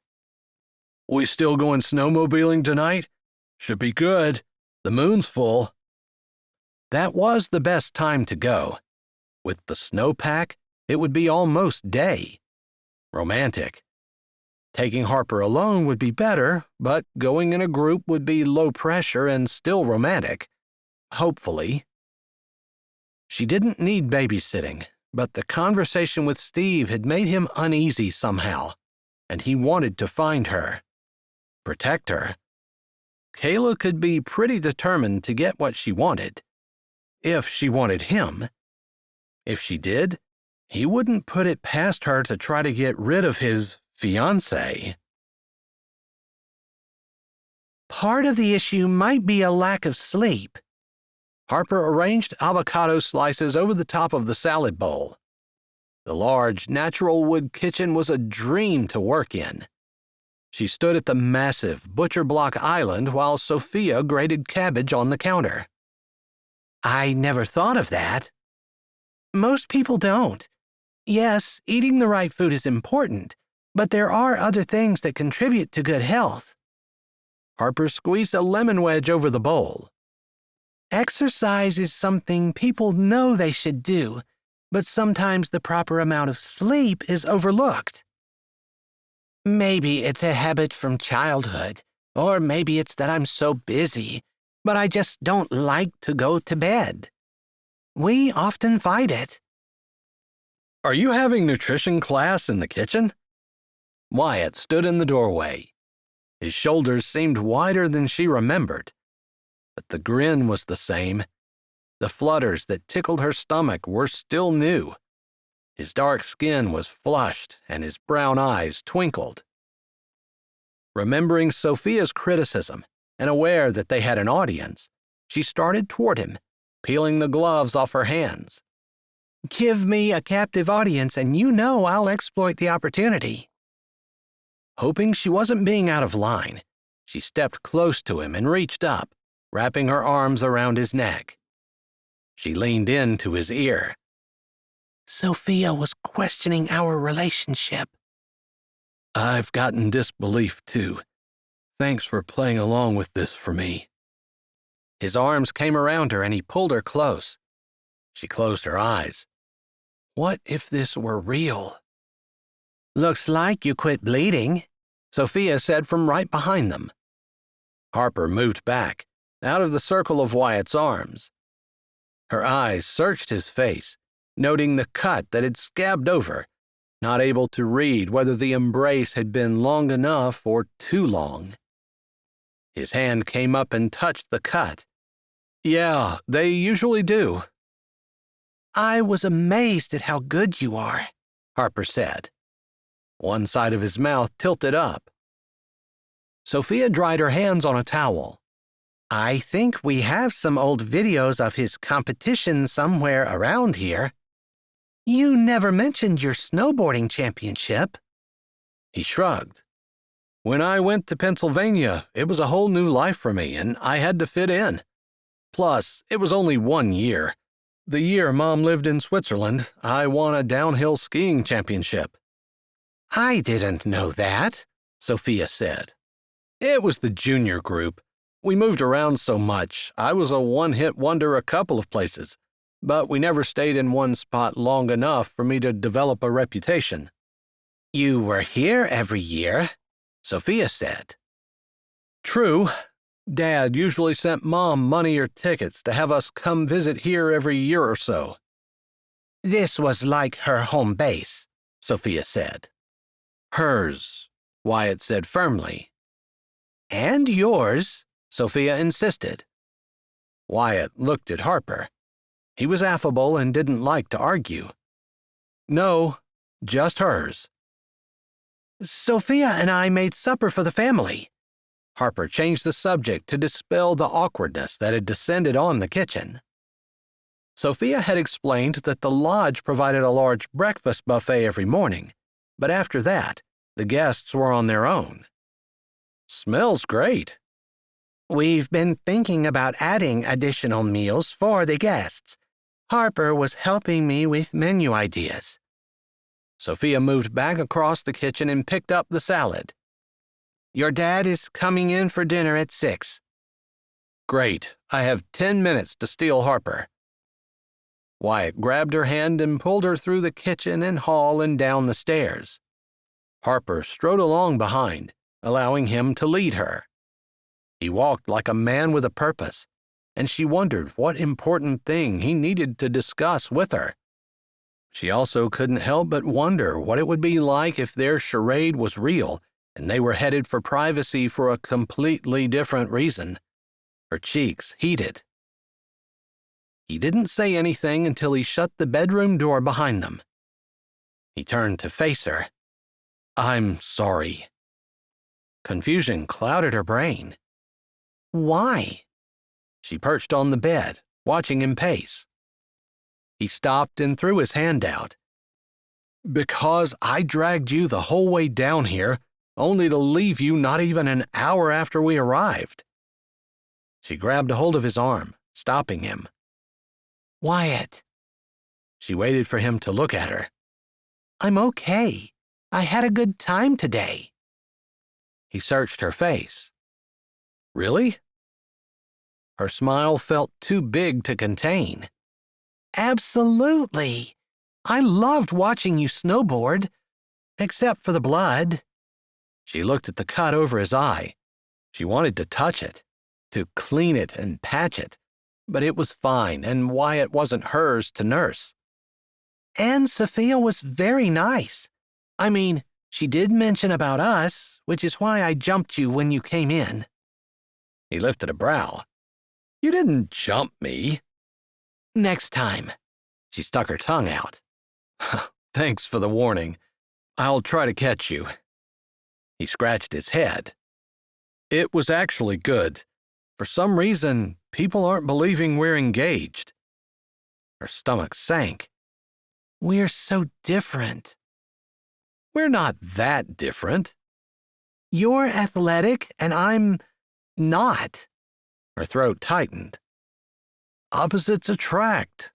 He winked at her. She grinned. Are we not affectionate enough? Sharp tingles shot through her at the thought of being more affectionate with Wyatt. Do you think that's it? Wyatt asked. He sounded curious, but not eager. Too bad. Maybe. I don't want you to be uncomfortable. You're here even though you don't want to be. It's all for your dad's sake. Maybe once we see how he is at dinner, we'll have a better idea how much effort we need to put into the ruse. Yeah. He rubbed his jaw. Did you think about the snowmobiling tonight after supper? You want to go? A pang shot through her stomach. She ignored it. Sure. Wear a bathing suit under your clothes. She laughed. I'm serious. Her laugh stopped abruptly. I didn't bring a bathing suit. This isn't the beach.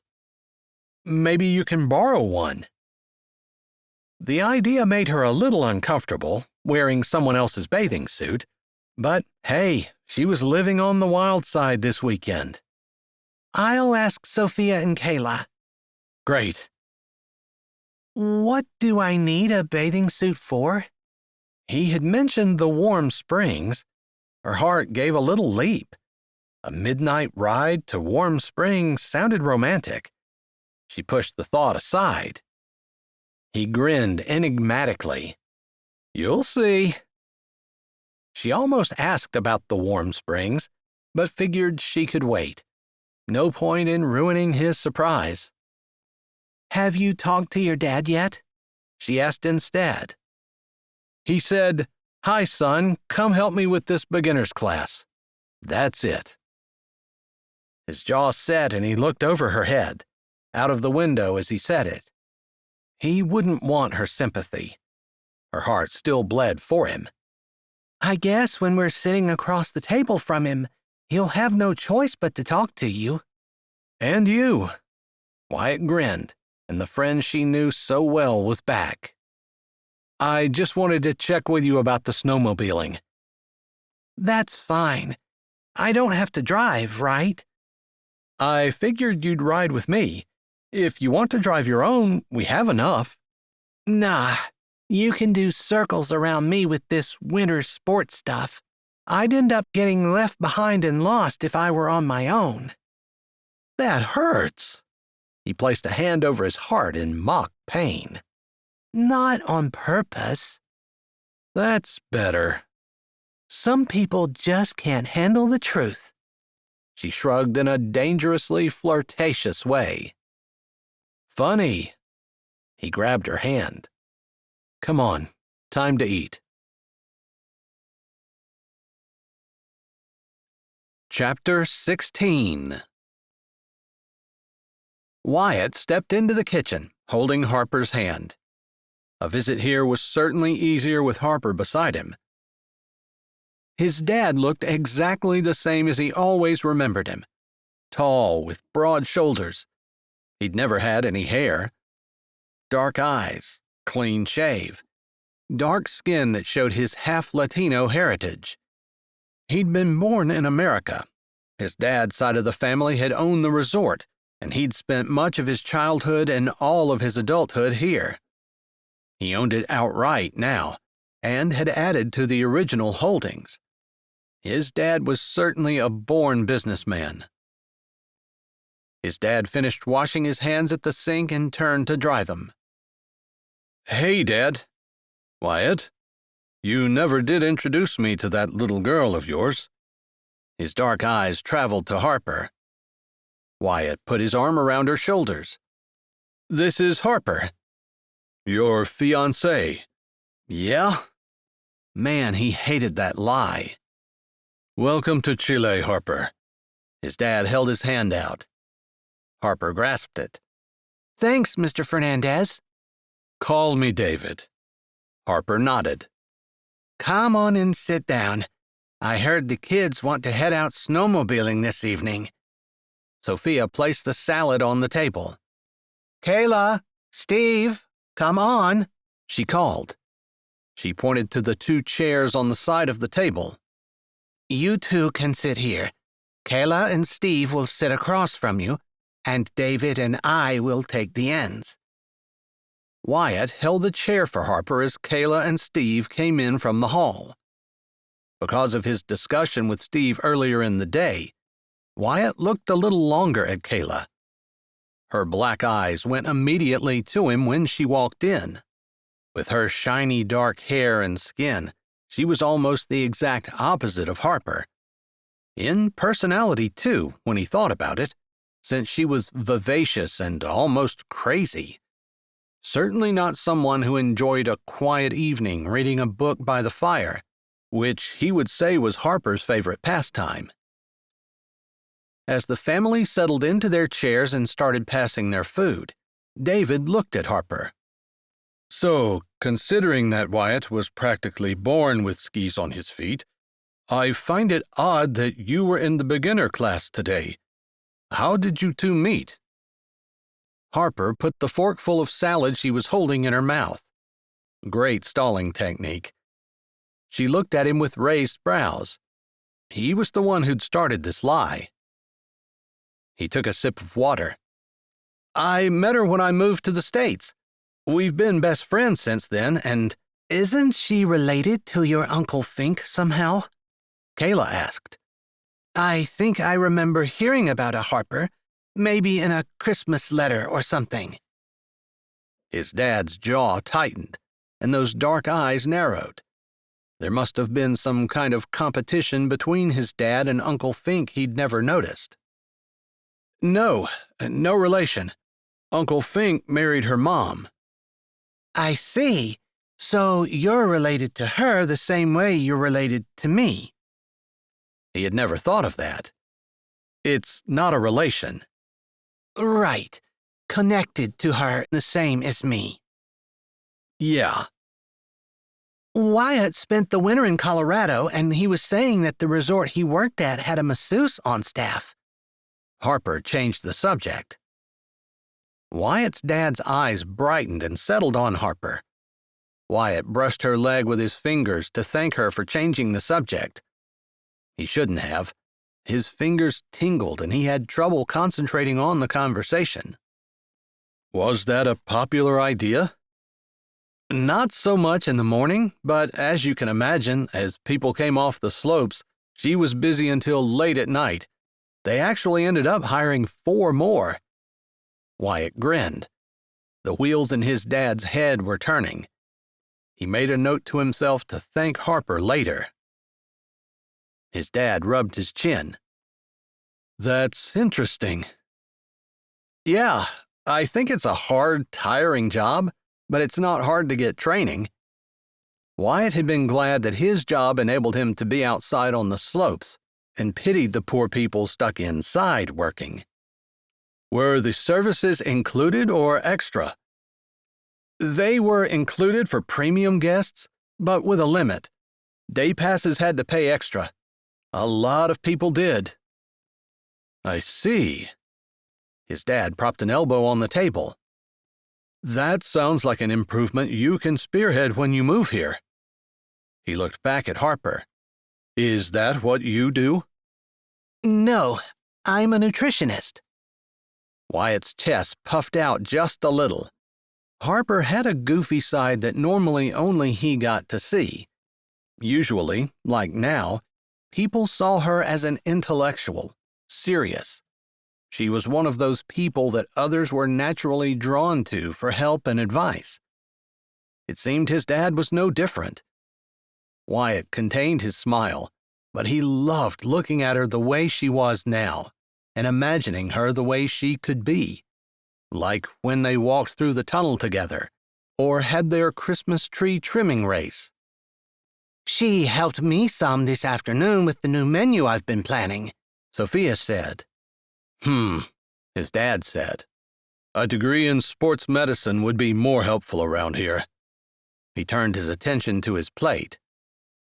That's what his dad had wanted him to study in college. Unfortunately, even with Harper's help, he'd not been able to still his wanderlust long enough to get a degree.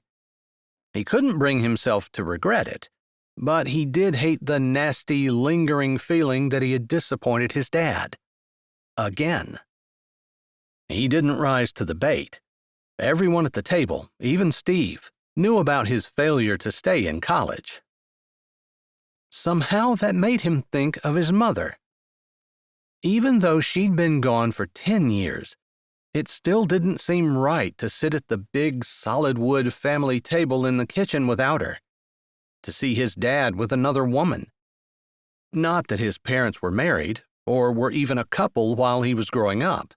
Just every time they visited the resort, she was here. Wyatt glanced beside him. Harper was another unusual addition to the table. Welcome. She gave him peace. He couldn't help but compare the welcome he received at her home to what she had put up with here. Thankfully, Sophia turned the conversation to the great snowmobiling weather, and it wasn't long until dinner was over. I'll get you that suit. Follow me, Kayla said to Harper after they'd carried their plates to the sink. Steve and I'll grab towels, Wyatt said. We'll let the other guys know we're ready and we'll swing back around to pick you up after we top them off. Say 20 minutes? Steve asked. That's plenty of time for me. You good with that? Wyatt asked Harper. She nodded and gave him a what am I getting into look before trailing out of the kitchen behind Kayla. Here, this one should work for you. Kayla held up a purple and green one-piece suit. I bought it a few years ago, but never wore it. I like bikinis. Thanks. Harper wasn't exactly in a position to be choosy about what type of suit she wore. No problem. Harper started for the door. Kayla's voice made her pause. Come on outside when you're changed. I'm not waiting on you. I'm driving my own machine. I'll have to go get it. Okay. Harper walked out and down the hall to the room Wyatt and she shared. It was easy to see why everyone thought Wyatt didn't fit with her. She'd never snowmobiled, never skied, never snowboarded. The only winter sport she'd ever done, sledding, hadn't been mentioned here at all. And she hadn't seen a single sled. But Kayla, she was perfect for Wyatt, and she seemed to know it and want him. Which should make Harper want to try to matchmake, but some nasty, belligerent side she hadn't even known she possessed had been churning deep within her. The one thing that kept popping to the top, she wanted Wyatt. Which was dumb.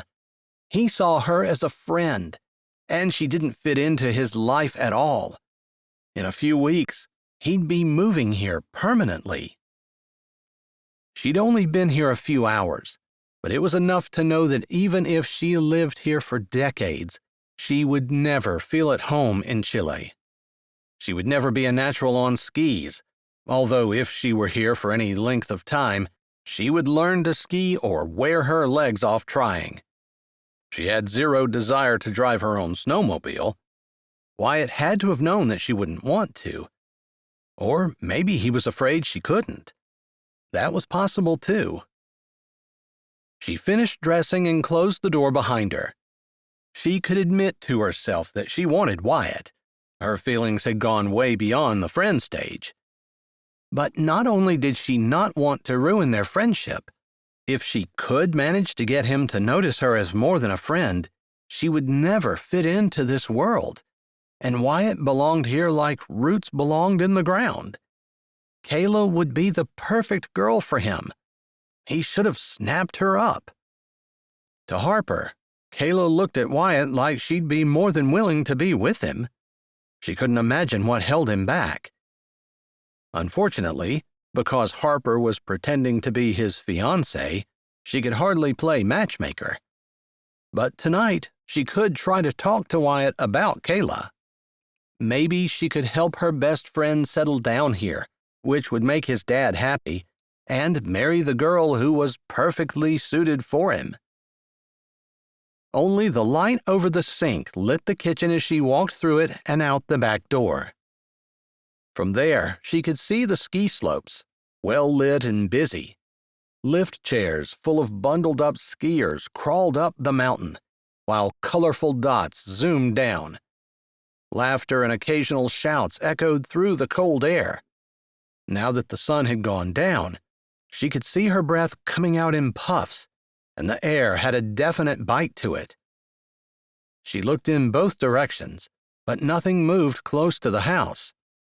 The full moon, close enough to tempt her to reach out and touch it, glistened on the snow with a sweet blue light. The silence and isolation of where she stood, close enough to see the crowd, but not a part of it, settled into her soul. And for the first time, a nugget of feeling admiration, not quite love, stirred in her heart for this country in which she stood. Even at night, it was beautiful. The sharp sound of a motor split the bubble that had wrapped itself around Harper. A light cut through the darkness. A snowmobile came into view, skimming across the snow and stopping in front of her. Wyatt lifted up the visor on his helmet, then reached around and grabbed another helmet, holding it out to her. "Thanks!" she called loudly, to be heard over the rumble of the motor. "You sure you're good for this?" he said with the same volume. She pulled the helmet on. "I'm sure," unless he'd changed his mind, but he hadn't seemed to have. He was grinning. If she was going to get the helmet buckled, the gloves needed to go. She started to take them off. "I'll get it." Within seconds, he had it done. He thumped behind his shoulder. "Hop on, unless you're driving." "Not tonight." Or ever. Snowmobiles were as unfamiliar as skis, but much bigger. Instead, she put a hand on Wyatt's shoulder and climbed on behind him. "Hold on!" She put her arms around Wyatt's waist. His body seemed to pulse with energy and excitement.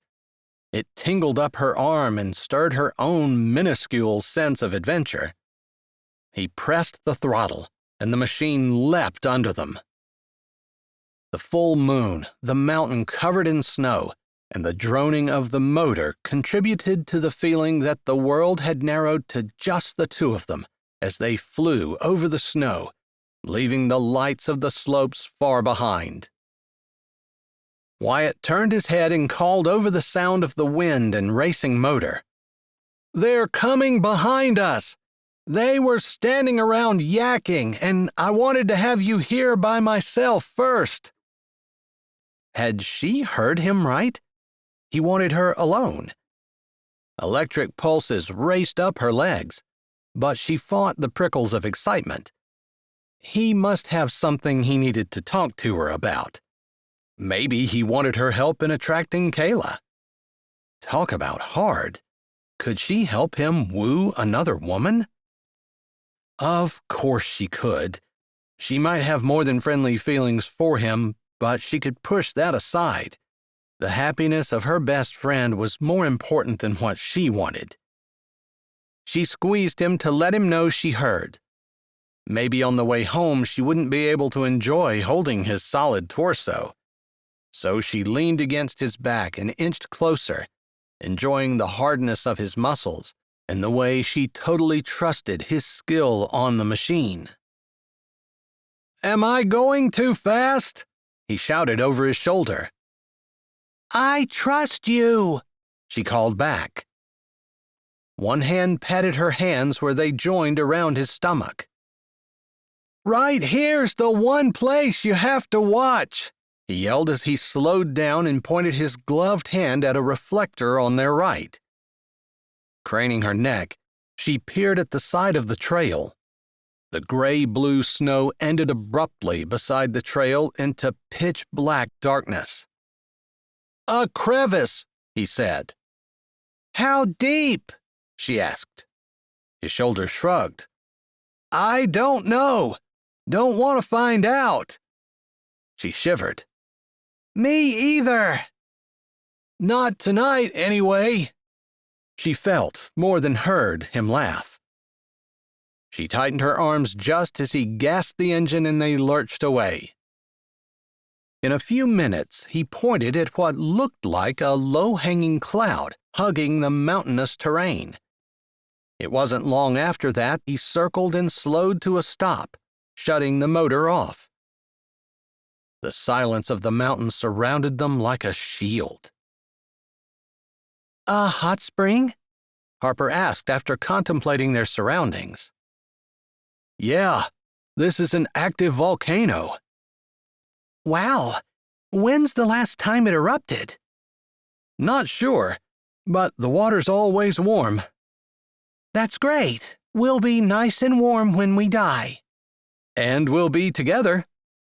He stood, pulling his leg over and hopping off. "That's what the swimsuit is for."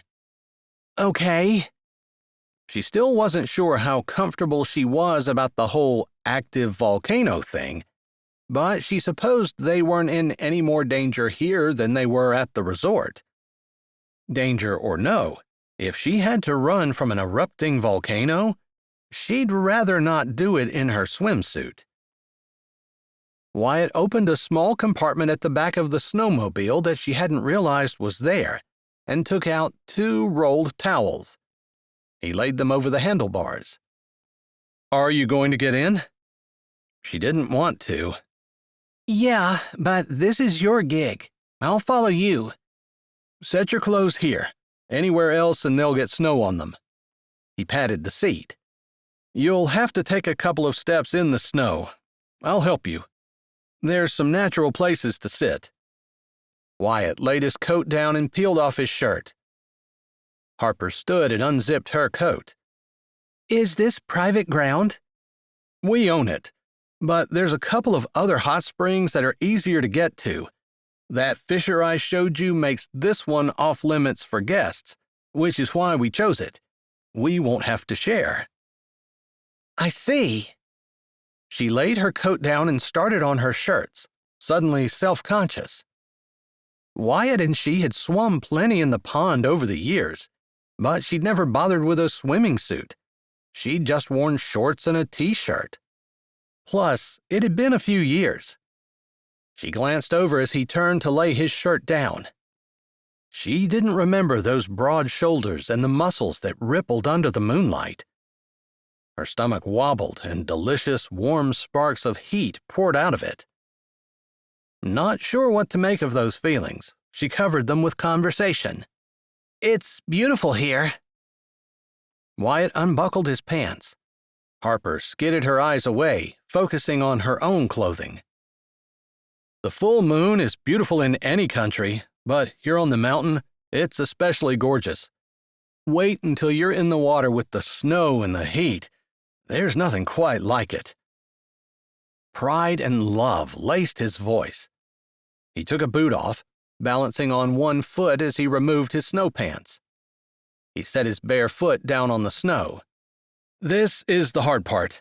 If you hurry, I'll carry you in so you don't have to walk on the white stuff." She sat on the snowmobile and pulled her boots off, hurrying more because she was suddenly very aware that Wyatt was a man, a handsome, virile man, and she was a woman who found him attractive. Very attractive. Kicking her last boot off, she slipped her snow pants off and set them on the seat. Before she could say anything, Wyatt scooped her up.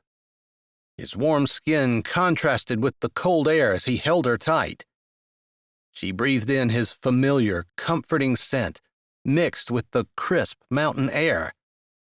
She wanted to make a joke about not falling, or about her being afraid, but she couldn't, and Wyatt was uncharacteristically silent as well.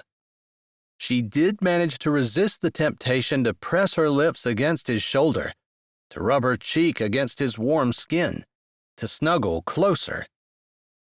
"It's going to feel pretty warm at first, until you get used to it." He stepped in, seeming to know where the best places to put his feet were, and he set her down. She barely had time to miss the contact of his body before the warm water lapped at her knees. "It's hot!" she exclaimed in wonder. "You'll get used to it and it'll feel good. There's a natural bench over here." Wyatt took her hand and led her around to the far side. He helped her sit and slipped down beside her. The water came up to their shoulders. "Is the whole pool this shallow?" she asked. "No, I don't know how deep it is in the middle." That was scary. She squinted. It wasn't very large and lay in the basic shape of a circle. Harper estimated the diameter to be about 20 feet. Wyatt leaned back and rested his head on the ledge behind them. Harper followed suit. Her limbs floated, weightless in the warm water. Peace and calm relaxed her insides. "This place is amazing," she whispered.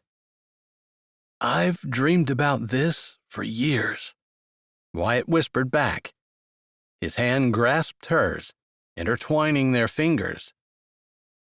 Her heart stumbled and her relaxation vanished. Those electric pulses started back up her leg. She drew in a shaky breath. She wanted so much for Wyatt to have deeper feelings for her that she was now imagining things. Deliberately, she laid her head back and closed her eyes. Chapter 17. The hum of snowmobile motors reached Wyatt. Disappointment speared through him. Harper hadn't had a reaction from his declaration. Maybe she was deliberately ignoring him because to acknowledge what he'd said would make their friendship awkward. He slid his thumb over her hand under the water. She didn't pull away. "Haven't you ever been here in a full moon before?" Harper spoke without opening her eyes, her head still laid back on the rim behind them. "A few times," he answered. He couldn't tell what she meant, and he didn't have time to find out. "Everyone else is going to be here soon." "I hear them." He squeezed her hand. Her body relaxed into his. The moon and the night, the snow and the heat, all combined to make his insides feel warm and liquid. "I know you felt uncomfortable a lot today." It had been odd seeing her today, so far from the farm and everything familiar. He'd never seen her so blatantly out of her element before. But the same good nature and humor she handled everything else with had been present. "Yeah." "I appreciate you doing all this for me." "That's what friends are for." She pulled away from him. "So, what do you think of Kayla?" "Huh?" His eyes popped open and he turned his head to study her. She met his gaze. "Kayla, what do you think of her?" He shrugged and leaned his head back. She's nice. She's actually a pretty good downhill skier. Not Olympic quality, but close.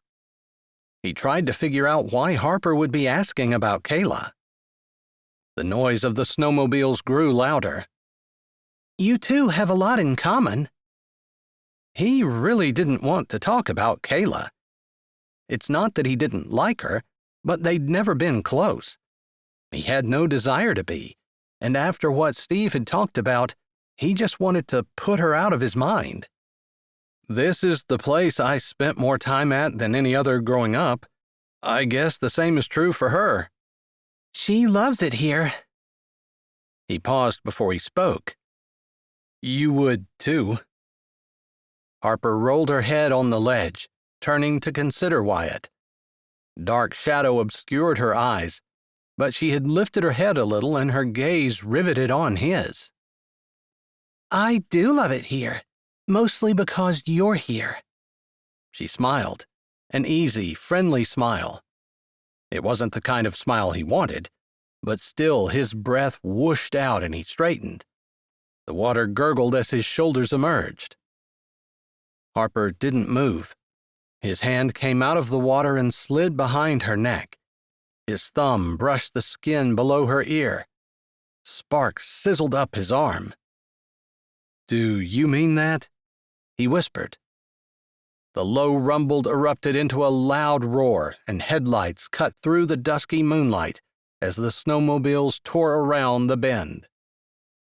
Wyatt leaned back, choking back his disappointment. Despite the interruption, he kept his hand behind her neck. They adjusted their position naturally, so that his arm ended up behind her.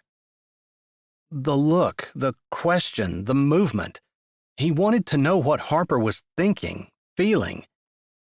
Beyond any doubt, he knew she would never mess with him, but he didn't trust himself to read her correctly. Too late to find out now. 3 machines parked in the area around theirs. Kayla, Steve, and another couple. Where's this amazing woman at that managed to snag Wyatt without even knowing how to ski? A laughing female voice called out. She's right here, Marie, Wyatt called back. In a low voice, beneath the chatter of the couples removing their outer clothes, Wyatt said, That's Marie. Looks like she's here with Carlos. They're on again, off again in the romance department. Have been for years. Is she family? Harper asked, keeping her voice low as well. Not really. She does housekeeping services for us, and Carlos is on the maintenance crew. They've both grown up at the resort, but they never eat at the family table. They'd be welcome to. Their parents worked there? Yep. I see. Are you still okay with this? His fingers skimmed over her neck. She shivered despite the warmth of the water. He took that as a good sign. You keep asking me that. Wyatt, you know me well enough. If things get to be too much for me, I'll tell you. I promise. He leaned into her as though to shield her. They're gonna rib you about the skiing. She laughed softly. And the snowboarding, and the lack of athletic ability in general. He looked away. When I first came to Pennsylvania, kids made fun of me constantly, and you stood by me through everything. I ended up being homecoming king. She put a hand on his chest. He wasn't prepared for it and jerked like she scalded him. She snatched her hand back. I stood by you, true, but it was your affable personality that caused people to see past their differences with you to the great guy you were under it all. Hey, you lovebirds over there, you still have your suits on? Marie called out. Neither one of them moved. Wyatt couldn't figure out what, exactly, Harper was feeling. Finally, he shook his head. He grinned. Do we have our suits on, Pickles? Mine's on, she called out. He stuffed down his disappointment. His chance to find out what Harper felt was lost with the arrival of his friends. It's dark. Who cares if we have suits on? Carlos, built low to the ground but wide as a bull, dropped quickly into the water. There's a full moon. I don't want to see your ugly butt, Carlos. Kayla stepped gracefully in behind him. She moved with the easy power of an athlete. Again, Wyatt wondered about Harper's interest in her. Interesting that Harper and Steve seemed to have both picked up on the same thing. So, do I leave my trunks on or off? Steve asked. On! Everyone chorused. Marie waited around to Harper and Wyatt. Hey, Harper, I'm Marie. I do housekeeping and whatever else needs done. She stuck her hand out. Except cooking, Carlos said over her shoulder. She smacked him in the chest. Don't listen to him. I just don't cook the Chilean dishes he likes. Give me pork and sauerkraut any day. You're American? Harper asked as she shook her hand. Marie was forthright and honest. Wyatt figured she and Harper would be good friends if Harper stayed. He had to quit thinking like that. She'd given no indication whatsoever that she was here for more than a favor to him. Yep, my parents moved down here when I was 10. I was joking about the pork and the sauerkraut, though. That's just something you don't get here. I see, Harper replied. I've done a little work with Sophia on the menu, and I know that there's a definite cultural difference in cuisine. Wyatt tucked that info away to ask about later. Harper seemed like she might have liked Sophia, and the menu thing was right up her alley of expertise. So, Harper, we're all dying to know what you do, since it's obvious you aren't a ski bum, Carlos said as he settled into the warm water against the wall. I'd say you're not like the usual girls Wyatt brings around, but he's never actually brought a girl here before, so I can't even say we know his type. Steve held a hand out to help Kayla, who swatted it away and settled herself in the water. She's my type, Wyatt said. She's into nutrition, Kayla said irritably. That's right, and I'm hoping to get tenure at the university where I teach and conduct research. She was still hoping to get tenure. Wyatt tried not to show his disappointment. She has a doctorate. Steve sounded impressed. Wyatt goes for the smart ones, Marie said with a laugh. You're hoping to get tenure? You mean you're not moving to Chile with Wyatt? Kayla latched on to the gap that Harper had just opened in their cover story. Before he could think of something to say to save the situation, Marie came to their rescue. You probably weren't expecting to have to give all that up, so I take it Wyatt proposing was a surprise to you? Oh, if they only knew. Yeah, definitely unexpected. So, what are you going to do? Wyatt broke in. They'd grilled her long enough. We haven't actually discussed it. We haven't been engaged that long. How long? Kayla asked. She lifted an arm from the water and pushed her ponytail back over her shoulder. A little over a month. Wyatt pulled Harper closer to him. She went easily.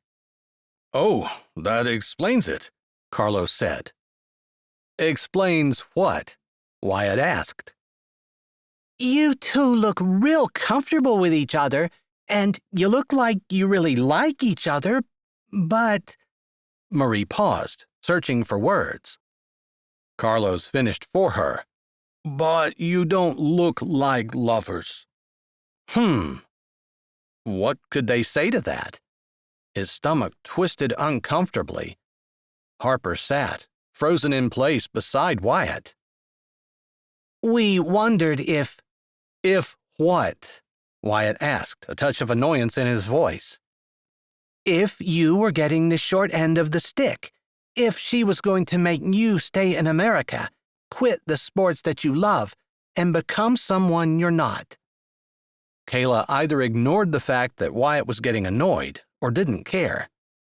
Wyatt figured it was the latter. How do you know what I am? Wyatt lifted his arm from behind Harper and leaned forward in the water. He remembered now why Kayla irritated him so much. She constantly made assumptions that were completely wrong. Harper put a hand on his shoulder. It felt warm on his cool skin. She cleared her throat. Those are legitimate concerns. No, they're not, Wyatt said immediately. These people care about you, which is why they're asking. Her tone was soft, soothing. They're insulting you, and I won't stand for it. She shook her head. I'm just different. They're not sure they can trust me. And they love you. He appreciated her defending his friends, especially since they were annoying him. He stretched his fingers out and tried to relax. They'd give any girl he brought here a hard time. I don't know if I'd go that far, Steve said, laughing, easing the tension somewhat. No, she's right. We're just surprised at the kind of girl you picked. We wondered if she... Carlo's voice trailed off. Kayla finished for him. If she's after your money. Wyatt straightened. His muscles tensed and his heart raced. He couldn't even look at Harper. He should find this funny.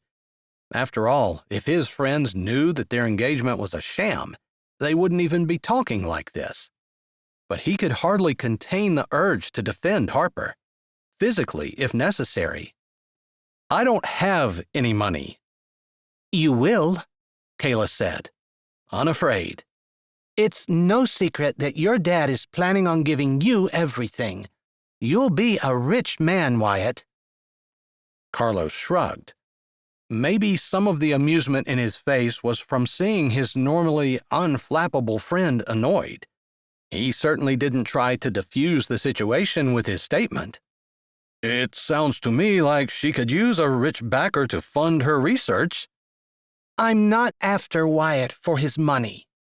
As soon as she said it, he knew she couldn't back up her statement with fact without exposing the engagement for the farce it was. We didn't mean anything by it. We just wanted to protect Wyatt, Marie said. So, since we're not mincing words anymore, how about you just tell us, how do we know that you're not using Wyatt for his money? Kayla asked. You just have to take my word for it, Wyatt said. His voice sounded like tires crunching gravel. Kayla pursed her lips. I think you're so besotted that you wouldn't know if she were or weren't.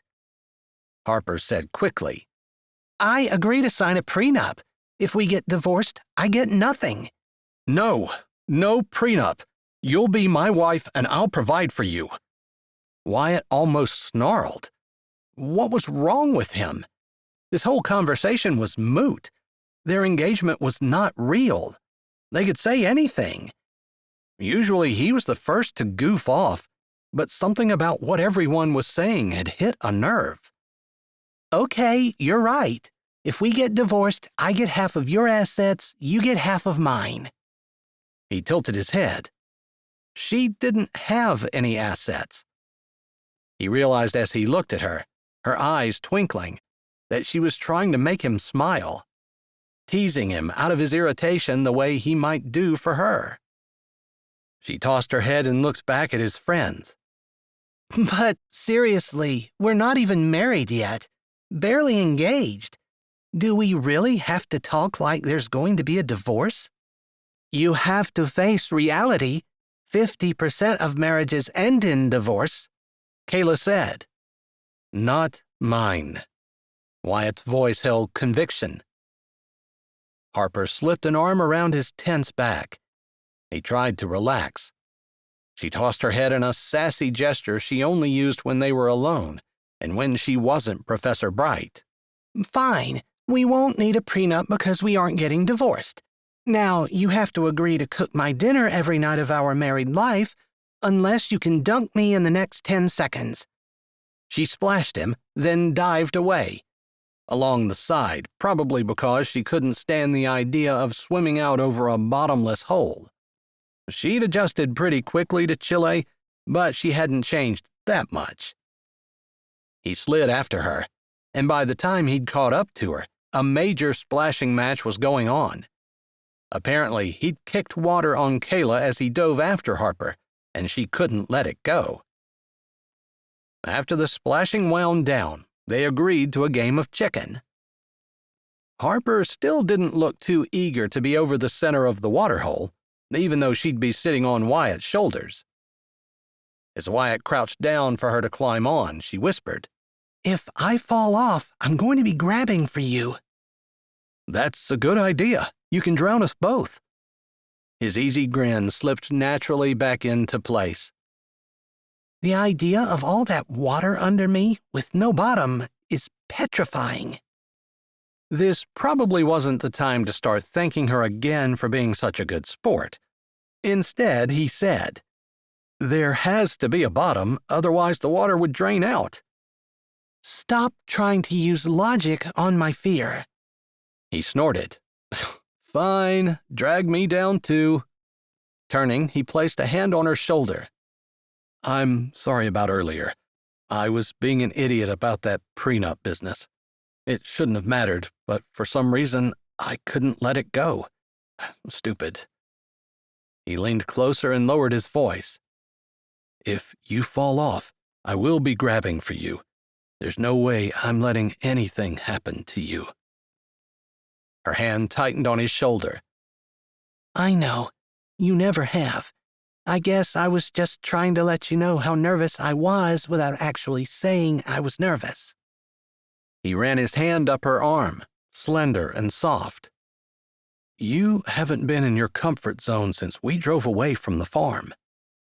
I think I'll let you let me sleep on the bed tonight. Hey, come on! What's taking you two so long? Marie called out. He chuckled. "That's awfully big of you, Pickles. I'll tell my friends. They'll think you're taking advantage of this big, dumb jock." Later. She slipped a leg around his neck and slid into place. Right now, you need to channel your inner big, dumb jock if you want to win this, since even if every single person here were in a coma, they'd still be more athletic than me. Possibly. But they don't have your heart. Right now, it's the muscles that matter, mister. He grabbed a hold of her feet and helped her place them around his waist. Brain beats brawn every time. I think this is the exception to the rule. Lock your legs, Pickles. We got this. Harper did what he told her to, gripping the sides of his hard chest with her knees, latching her feet around his waist. His hands held her legs firmly. Are you two finally ready? Marie asked. Wyatt, who had been sitting on the natural bench that lined the pool, slipped into the water with her on his shoulders. "We're ready. Come get us," Wyatt called. He started moving slowly forward. Marie rode on Carlos's shoulders. They edged in from their right, while Steve, with Kayla, came from the left. Wyatt squeezed her right leg and inched in that direction, but it didn't matter which way he moved. Both of the other couples were aiming for Harper and him, which made sense. Gang up and get one down, then there were only two left. Wyatt squeezed both of Harper's legs as a warning, then lunged forward, splashing water into Carlos's eyes at the same time. Carlos flinched back, causing Marie to tilt forward. Harper reached down to try to twist her around and take advantage of her loss of balance, but Carlos recovered and Harper's hand slid off Marie's shoulder. Marie grabbed her forearm and yanked. Wyatt twisted and lunged, trying to leverage Harper's weight and help keep her balanced at the same time. His hands left her legs, splashing and straight-arming the other men, while his legs churned the water, keeping them up. Steve and Kayla came within arm's distance. Harper grappled with both Marie and Kayla, while Wyatt tried to think of a strategy. He managed a forceful splash of water, which must have disoriented Carlos because he backed off, giving Harper her right arm free to try to twist Kayla off balance. As tiny as Kayla was, her arm strength was phenomenal, and the smaller body gave a lower center of gravity. Steve and she were hardly ever off balance. Harper managed to get both hands on Kayla's right arm. She yanked with all her strength, gripping Wyatt's body tight with her legs. Wyatt maneuvered to try to give her more leverage. Kayla jerked forward, flailing, but Steve twisted under her and enabled her to catch her balance. Carlos entered the fray again on their right, and Wyatt twisted to meet their attack. Harper fought off Marie's hands, which sought purchase on her forearms. Suddenly, Harper yanked back. She cried out, falling backward. Chapter 18. Kayla had grabbed Harper's hair. Shock, followed immediately by anger, surged through her. She hadn't had siblings growing up, and she'd never really played chicken before, but the unwritten rules must clearly state no hair pulling. The professor in her wanted to stop the action and point out that Kayla was cheating. Wyatt surged under her, backing and twisting to help her balance. Harper caught herself, tried to ignore the burning in her head, and channeled the adrenaline from her anger into fending off Marie's attack. It worked, since Carlos, seeing that they were reeling back, had overcommitted to charging forward. Not expecting them to recover so quickly, he and Marie were caught unprepared for their rush. She gripped Marie's forearms, Wyatt twisted under her, and she yanked, moving her whole upper body. Marie tumbled into the water with a large splash. Marie's body hadn't completely disappeared when another white-hot pain seared her scalp. Her whole body fell backward, seeking to ease the tension and lessen the pain. Harper used the backward momentum of her body to twist. She threw her arms out, catching Kayla and hooking onto her to check her fall. Beneath her, Wyatt seemed to sense what was playing out, because he lunged forward. Their combined attack made it impossible for Kayla to stop her momentum. Wyatt splashed water up into Steve's eyes, and he was unable to hold to Kayla's legs as she toppled sideways. "Woohoo! We won!" Wyatt said before he ducked below the surface, allowing Harper to slide off his shoulders and into the warm water. Wyatt's hand slid along her arm, and she grabbed his hand before re-emerging into the chilly night air. Wyatt paddled beside her to the edge of the pool. They sat on the ledge together. "You can't quit now. I've got a title to reclaim," Steve said. No, I've got water up my nose and in my eyes, and I just want to sit down for a bit," Marie said from the end of the pool. "Yeah, we should have known Wyatt would win." Steve treaded water in the middle of the pool. "We could pair him with a 2-year-old and he'd still win." Kayla hung on the ledge on the far side of the pool. Harper wasn't athletic. She knew that.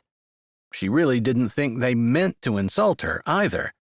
But their comments did serve to remind her that Wyatt and she were not on the same level here in Chile, or any time he was with his friends.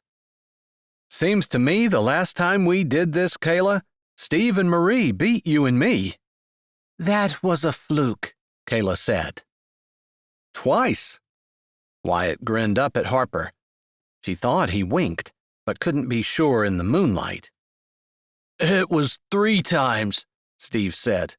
"Kayla was pouting so badly by that last time, it wouldn't have mattered if she had been on Superman's shoulders. When you get mad, you play stupid." "I'm out of here," Kayla said, moving to the edge and coming out of the water with a splash. "Yeah, I've got to work tomorrow." Marie rose from the water and pulled herself out of the pool. "Me too." Carlos glided over and got out behind Marie. Hang here for a second, Pickles. I'll get our towels. Ooh, look at Romeo getting the girl's towel. Steve picked himself out of the water and followed the others over. Let him alone. I think it's great that he'll get her towel, Marie said, grabbing her own. Hurry up, champ. Get the girl dried off. We'll race you home. Kayla shook her towel and bent her head, toweling her hair. How about it, Harper? You up for a race? Carlos asked. Sure. She wasn't, not really, but there was no way she'd admit it. She took the towel Wyatt handed her, moving quickly to dry off and dress. If there was a race, she didn't want to be the cause of them starting last. That's one race you won't win, Wyatt. Not with two people on your sled. Steve flipped his towel behind him and swiped back and forth, drying his back. You're right. How much of a head start is fair? Wyatt asked. 5 minutes, Carlos called. Her swimsuit wasn't dry, but everyone else was getting dressed. Harper pulled on her snow pants. The others chattered in the background as Wyatt leaned over. You okay with that? Her stomach had knotted up again, but she ignored it. As long as I get to ride with you. She pulled her shirt on and tried to continue faking calmness. Wasn't it you that said you hadn't saved me all those other times just to let me die now? He laughed. Well, it could get intense. Are you sure you're okay? So you're saying once we start, you're racing to win? Of course he was. He was a competitor, after all. He shuffled his feet and stuck his hands in his pockets. Yeah, I can't turn him down. No problem because there are two of us. But once we commit, I don't want to back down. Is that your stubborn streak coming out again? She teased. His smile was self-effacing. Like with the whole prenup deal? Yeah. So once you commit to being married, even for pretend, you're not planning it out. You're all in. Yep, all in. Harper pulled her boots on, slanting a glance at the rest of the group. They were almost dressed. I'm jumping in too. Wyatt bent even closer and spoke low. Are you sure? I'm sure, Harper said. Wyatt pulled his ski hat down over his head and handed her hers. Give us a 5-minute head start. We came together, Carlos said of Marie and him. So we'll leave with you. Fair enough, Wyatt said. He buckled Harper's helmet, brushing her hands aside, then his own. Harper held his gloves out to him. Her insides were buzzing. Nervousness or excitement, she wasn't sure which. He climbed on, looking at her as she climbed on after him, before turning to stare straight ahead and flipping his visor down. Flicking his fingers, the motor roared to life. They idled past the first two snowmobiles, leaving the hot spring behind, and pulled even with Carlos and Marie. Harper tightened her arms around Wyatt's waist. He patted her hands, then shouted at Carlos. You call it! Carlos didn't hesitate. Go! His sled took off. An instant later, the front skis of their machine lifted from the ground as they ripped off after them.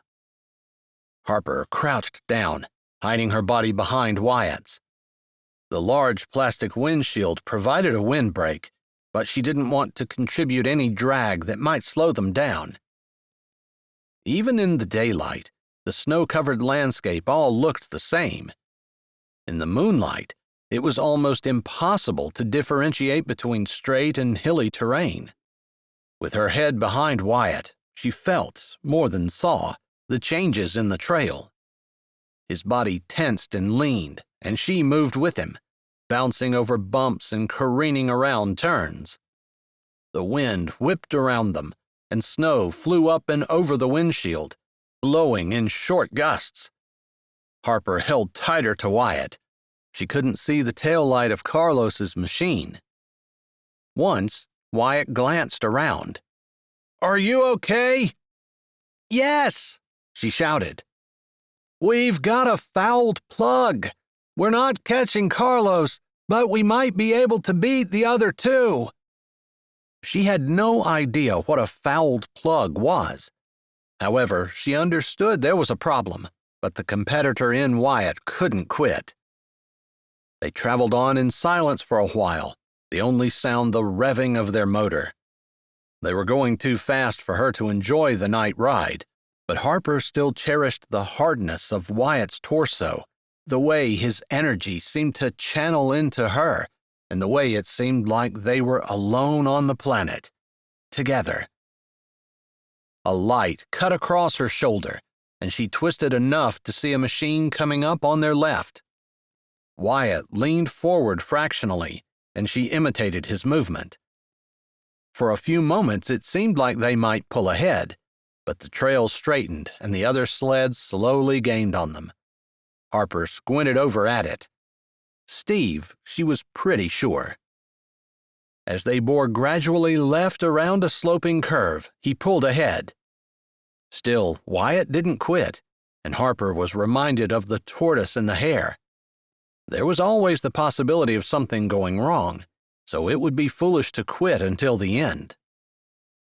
Steve was barely by them when again a headlight shone over Harper's shoulder.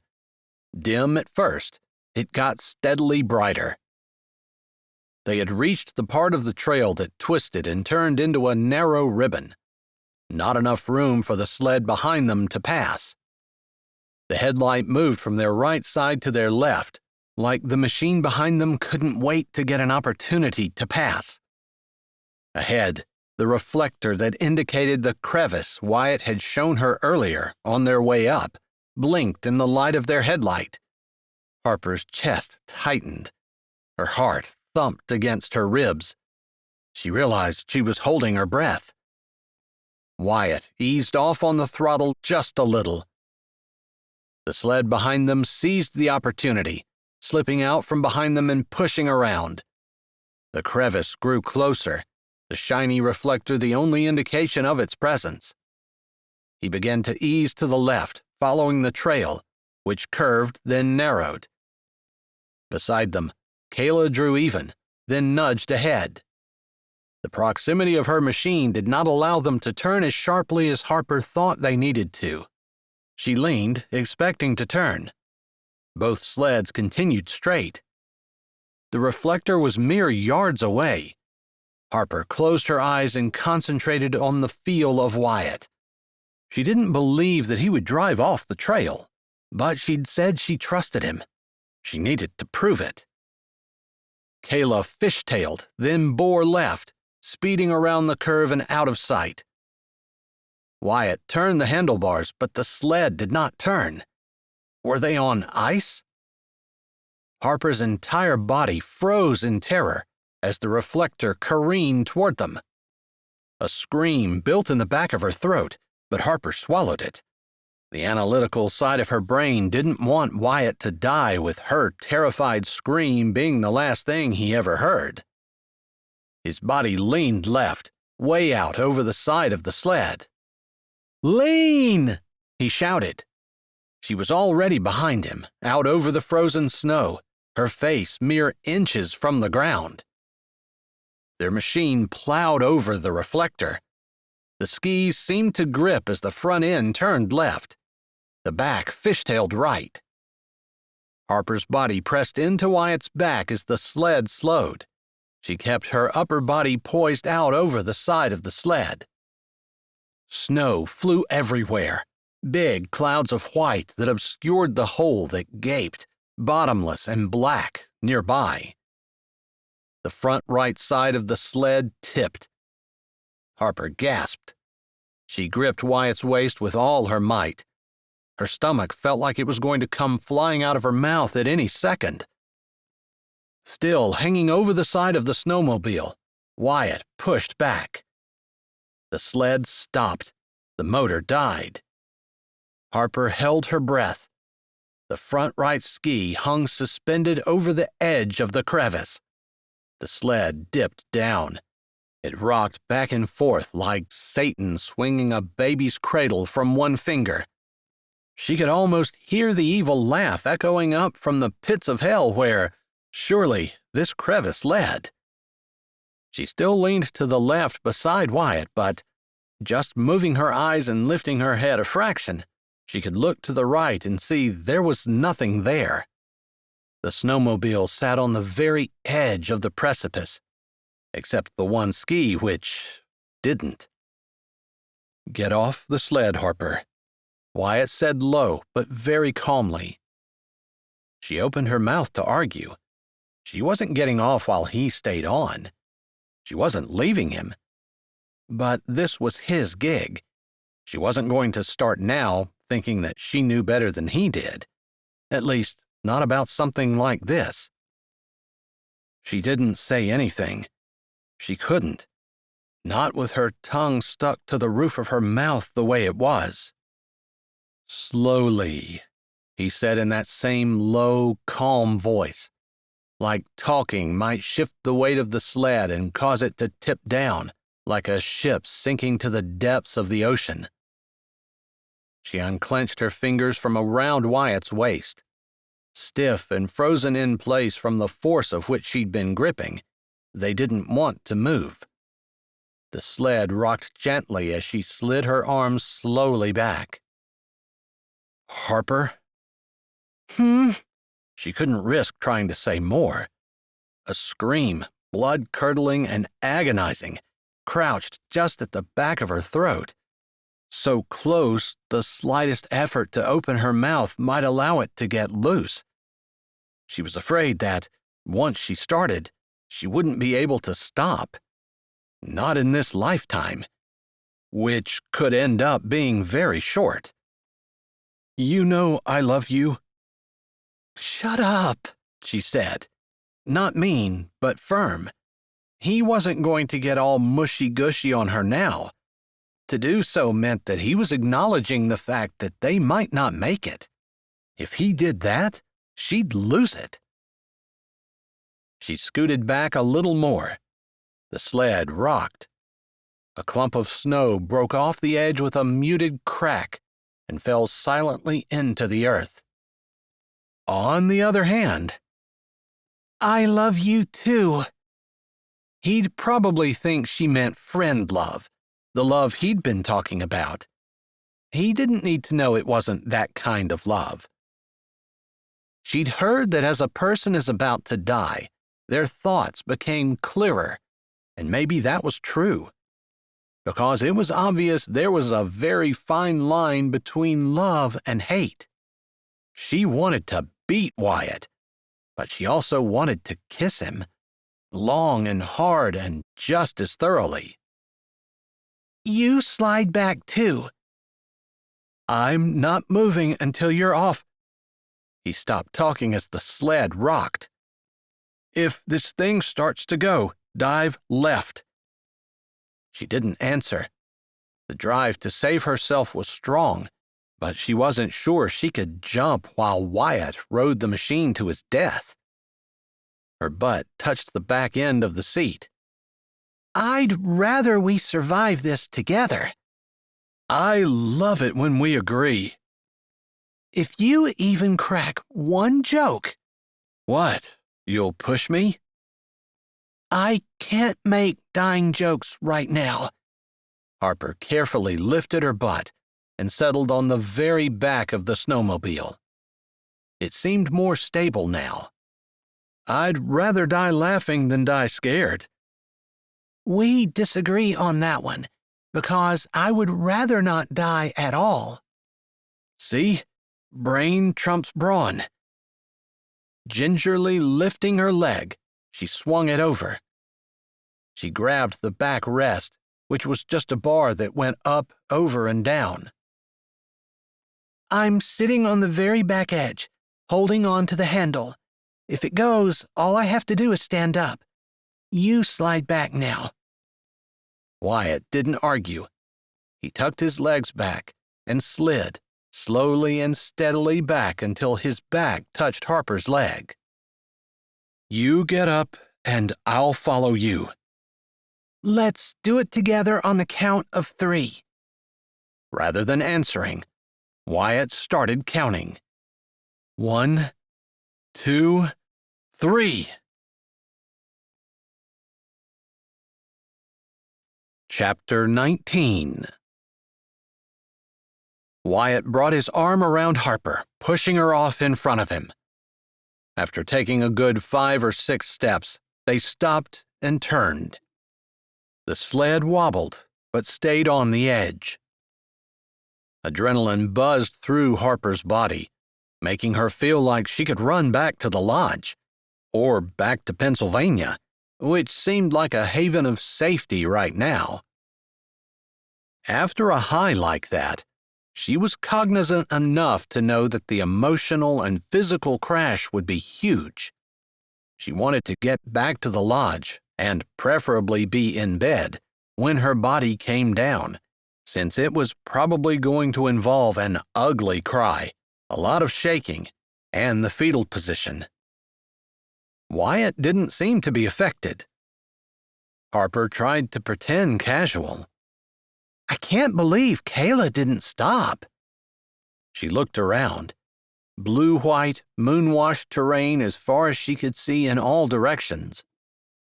She didn't even see any lights, which could be from the lodge or ski resort. "They'll be back when we don't pull in." Wyatt put both hands on his hips.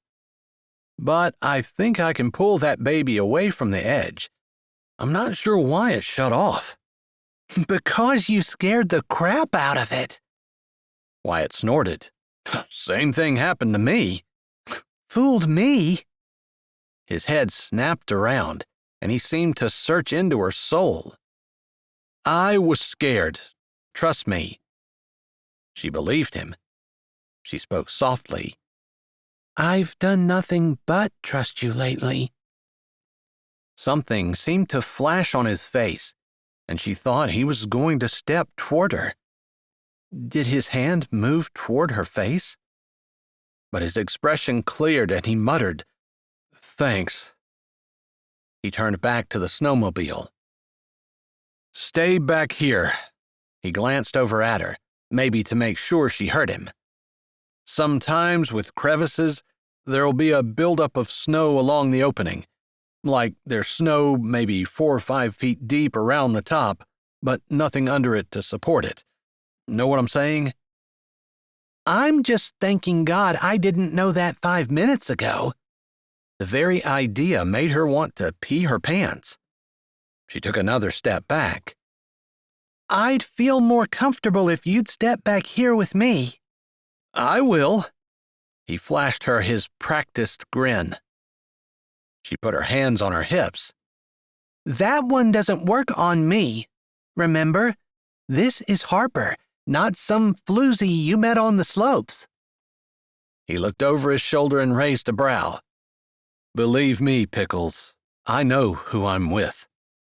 Well, then you should remember that smile hasn't worked on me since you used it to convince me to bungee jump out of the maple tree. She pressed her lips together. "I visited you in the hospital." He spoke without looking back at her. She rolled her eyes and huffed. That's because you were there with me. "That was 10 years ago. I can't believe you're still holding that against me." You might as well figure it out now that there are certain things a girl doesn't forget. Like almost dying. "You forget nothing," Wyatt replied with a smile in his voice. I'm not going to forget that Kayla tried to run us into that crevice, then booked it out of here. He shook his head. "She didn't do it on purpose. She wanted to win as bad as I did." Harper was not convinced of that, but she kept her mouth shut. If Wyatt were out of the picture, Kayla would not have any competition for inheriting the resort. Maybe she'd read too many murder mysteries, because Wyatt didn't seem the slightest bit worried. He stepped forward. Before she could clamp her teeth around them, words spilled out. Please be careful. Maybe it was her tone, more than the actual words, that caused him to pause, mid-stride, and slowly look back. A muscle bunched in his jaw. I will. Their eyes held for a second that stretched like eternity. Emotions roiled in Harper's chest, but neither of them said anything more. Then Wyatt turned back around and walked carefully toward the snowmobile. Grabbing the back handle, he spread his feet wide, planting them to the side and behind the machine. Then, gathering himself, he pulled. Nothing happened at first. Harper just prayed that the snow beneath his feet wouldn't suddenly give way. There could not be anything worse than seeing Wyatt disappear downward in a cloud of dusty snow. She had no idea what she'd do if that happened. Run for help, jump in after him, dissolve into a pile of incoherent muck. Yeah, definitely. She banished those thoughts from her head. For now. They would come back to haunt her tonight, she was sure. As Wyatt exerted steady pressure, the snowmobile began to move. At first, she thought it was her imagination, it happened so slowly. But then, inch by terrible inch, it came back. Until suddenly, it broke free. Wyatt scrambled backward, dragging the sled. The thin shelf of snow that had supported it, and them earlier, broke free, tumbling down into nothingness. Harper gasped and her hand went to her throat, as though it would be able to keep her heart from ripping out of her chest. The momentum carried Wyatt and the machine back to solid ground. He bent over, panting. Harper closed her eyes and breathed deeply, thankful that the drama seemed to be at an end, and both Wyatt and she, and their snowmobile, were all safe. She walked over and put a hand on Wyatt's back. You okay? It wasn't like him to not bounce back immediately. Yeah, I just realized as the shelf was giving way that me dropping out of sight would be traumatizing to you. It hit me kind of hard. He straightened. I'm sorry. She laughed. Shaky. That's what you're sorry for? Almost traumatizing me? She shook her head. What about the other 1,000 things that have happened in the last 15 minutes that actually have traumatized me? I guess I just figured me dying would be the worst. You're right, she snapped and regretted her tone immediately. Reaction. I'm sorry. I think I'd really like to get back to the lodge so I can curl up in bed and pull the covers over my head for a while. You're gonna have to fight me for them. I thought we were fighting about who got to sleep on the floor. I let you win. Let's see if we can get this beast started. We can fight about the covers 15 minutes from now. He leaned over the machine, brushing snow off the controls and apparently checking for leaks, before he adjusted the run button and yanked on the pull rope. The engine sputtered but didn't catch. Wyatt adjusted the choke. It fired right up on the second pull. Your chariot, ma'am. Harper was afraid she might need hard liquor and a tranquilizer more than a chariot, but she'd already snapped at him, and she didn't want him to think she blamed him for their near deaths. She wasn't sure she could say the same about Kayla, and, right now, she wanted to blame someone. Maybe tomorrow, after the fright and adrenaline wore off, she'd be more reasonable. Currently, her body had already started to shake, and her knees barely held her up. She climbed on behind Wyatt. If he noticed that she held on tighter and pressed her body against his more fully, he didn't say anything. He held the throttle and handlebars with one hand placing the other over her hands, which squeezed his stomach. As his gloved fingers curled around hers, tingles spread up her arm and tears pricked her eyes. All these crazy, uncontrollable emotions swirled through her body, but for now she could chalk them up to the fact that she and her best friend had almost died.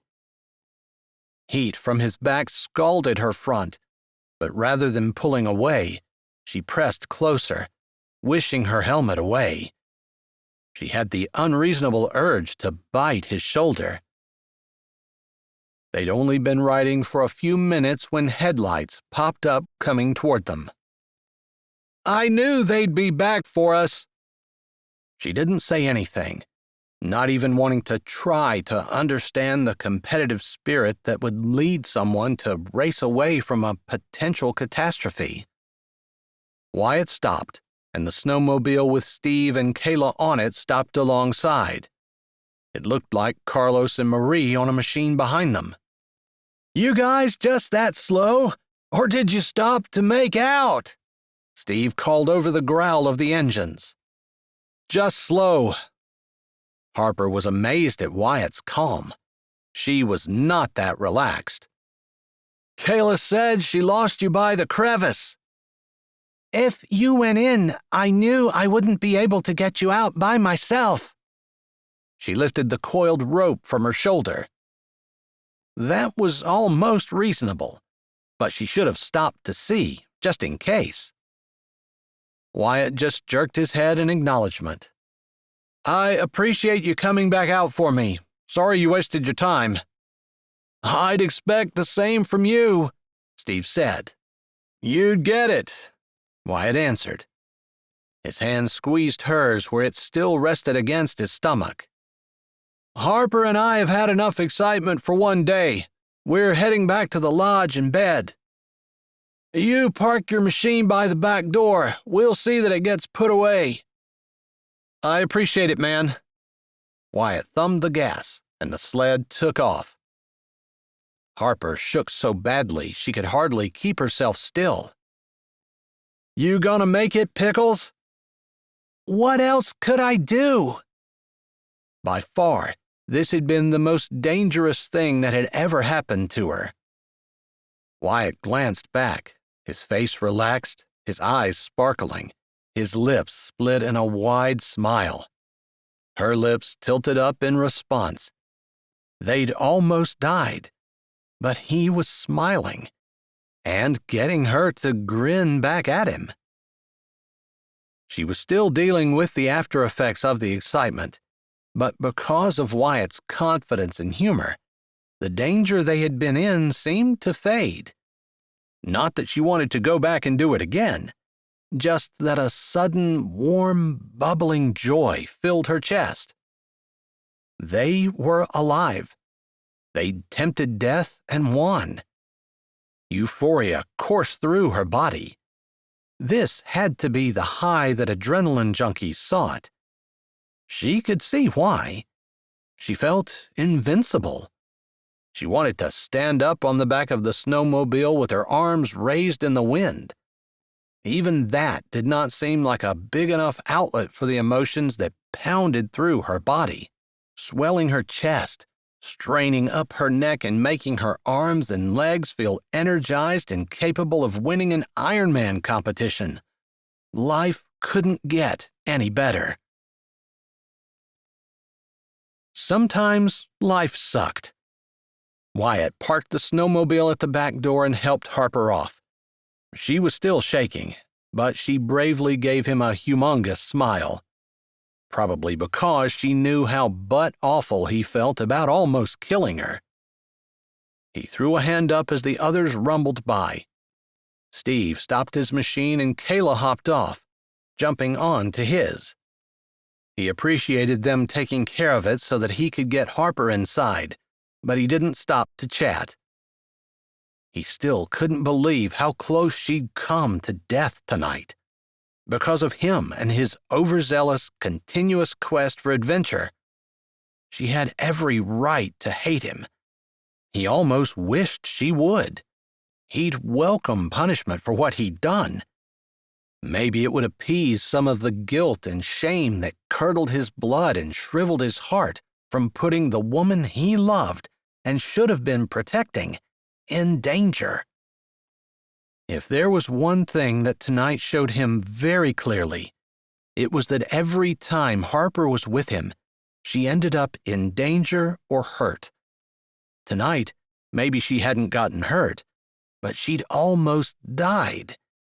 He was a fool to think for 1 second he was any good for her. Only a matter of inches, and tonight could have turned out so much differently. It was crazy to think that Harper belonged with him. If he were smart, if he really loved her, he'd get as far away from her as possible, for her own safety. He took Harper's hand. In the state he was in, he figured it would serve him right if he ruined their friendship by allowing her to know his feelings for her. That would almost be a fitting punishment. He didn't deserve her, especially after tonight, and he wouldn't allow himself to try to get her to see him as something more than her step-cousin. So he held her hand, which, somehow, remained soft and trusting in his. The kitchen was dark and quiet when he let her in. The small light above the stove bathed the room in long shadows. It should feel homey to him. After all, he'd spent more time in this kitchen than in almost any other place in the world. But it didn't bring the calmness, didn't make him feel like he'd walked into a close, loving family, the way being in the old farmhouse on the tree farm in Pennsylvania did. Still, nothing was out of place. It almost seemed wrong, after such a life-threatening adventure, feeling as miserable as he did, to walk into the kitchen and have it look exactly the same as it always had. Harper's hand tightened around his. He looked over his shoulder. "Hungry?" She laughed and rolled her eyes. No, you probably are. He was, actually. She tried to tug her hand free. Stay here and grab something. I'm going to take a shower and snuggle under the covers. Try to relax. He stopped and turned around to face her, keeping hold of her hand. "I really am sorry." Her hand came up to his face, holding his cheek in a soft caress. It felt like forgiveness, and he leaned his head into it, closing his eyes. When I'm with you, I know you're thinking about me before anything else. I can't lie and say I wasn't scared. Her hand trembled against his face. But I knew if there was a way out, you'd find it. Don't apologize. I've always enjoyed the rush of danger and the euphoria of conquering death, but I absolutely did not enjoy the fear I felt tonight when you were in danger. It made me think, is that what everyone else feels about me? Her eyes widened. Yes. She stepped closer.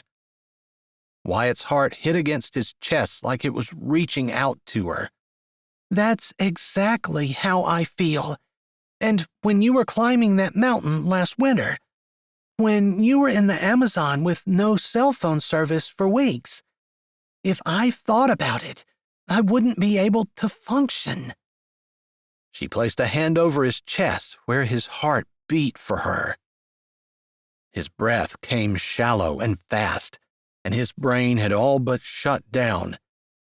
Vaguely, he remembered there were reasons he couldn't get this close to Harper, why he couldn't put his arm around her waist and draw her to him, but he couldn't remember, didn't want to remember.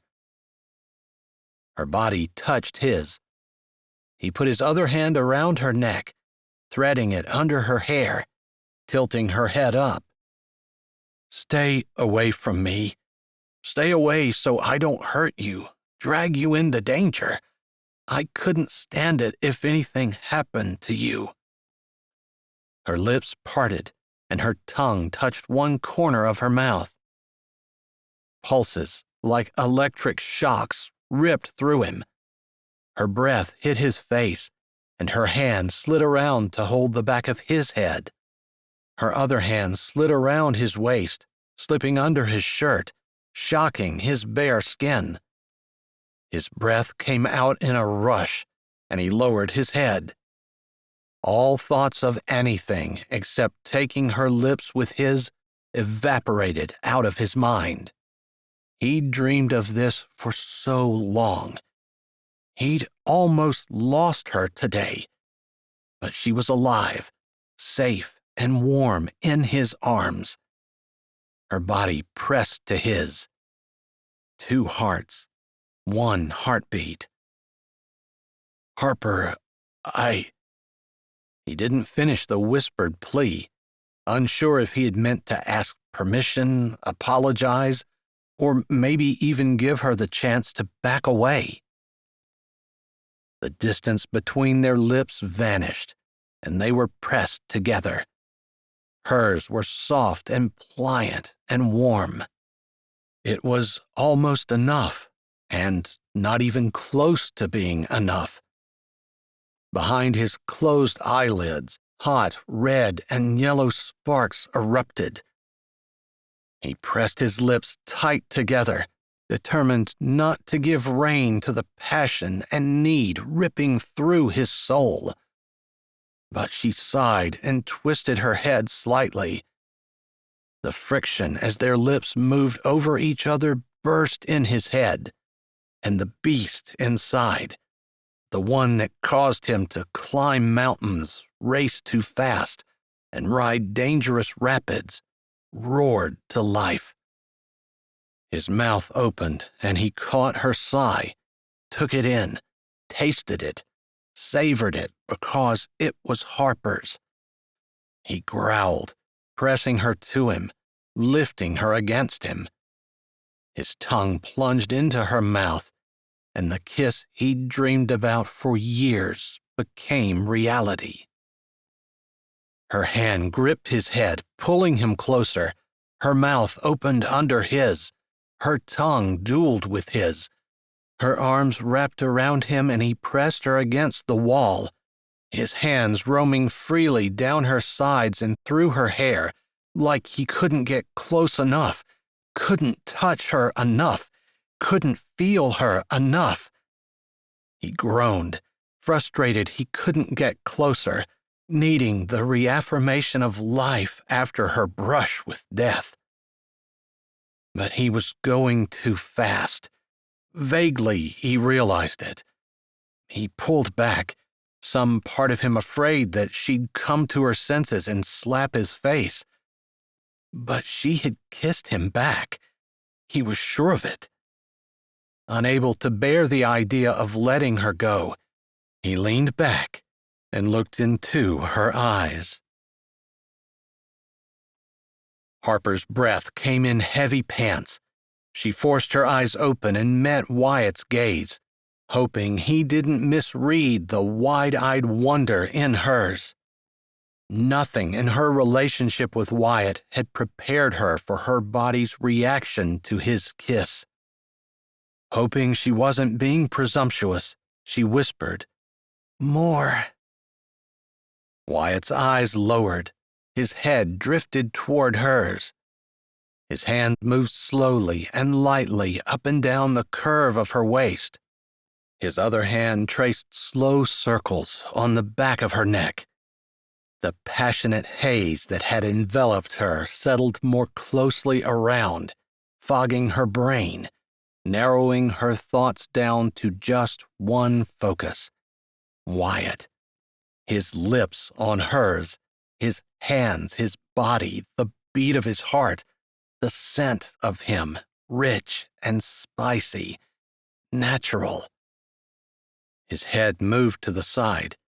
She held back a whimper of frustration, which changed to a purr of contentment when he kissed the corner of her eye, the edge of her jaw, just beside her lip. His stubble rubbed slightly against her sensitive skin, and she remembered earlier that she'd wanted to bite him. The urge came back, powerfully. She clamped it down. This was a gentle kiss, a romantic kiss. He kissed the tip of her nose, then her other cheek.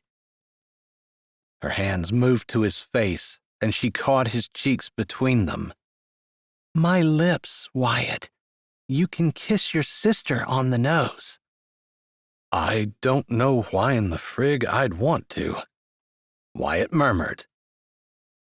She smiled, and he smiled, their gazes connecting just before their lips touched. Gently, sweetly, light butterfly touches that drove sensation through her body, settling in her stomach. The kiss was delicate and mild, until it wasn't.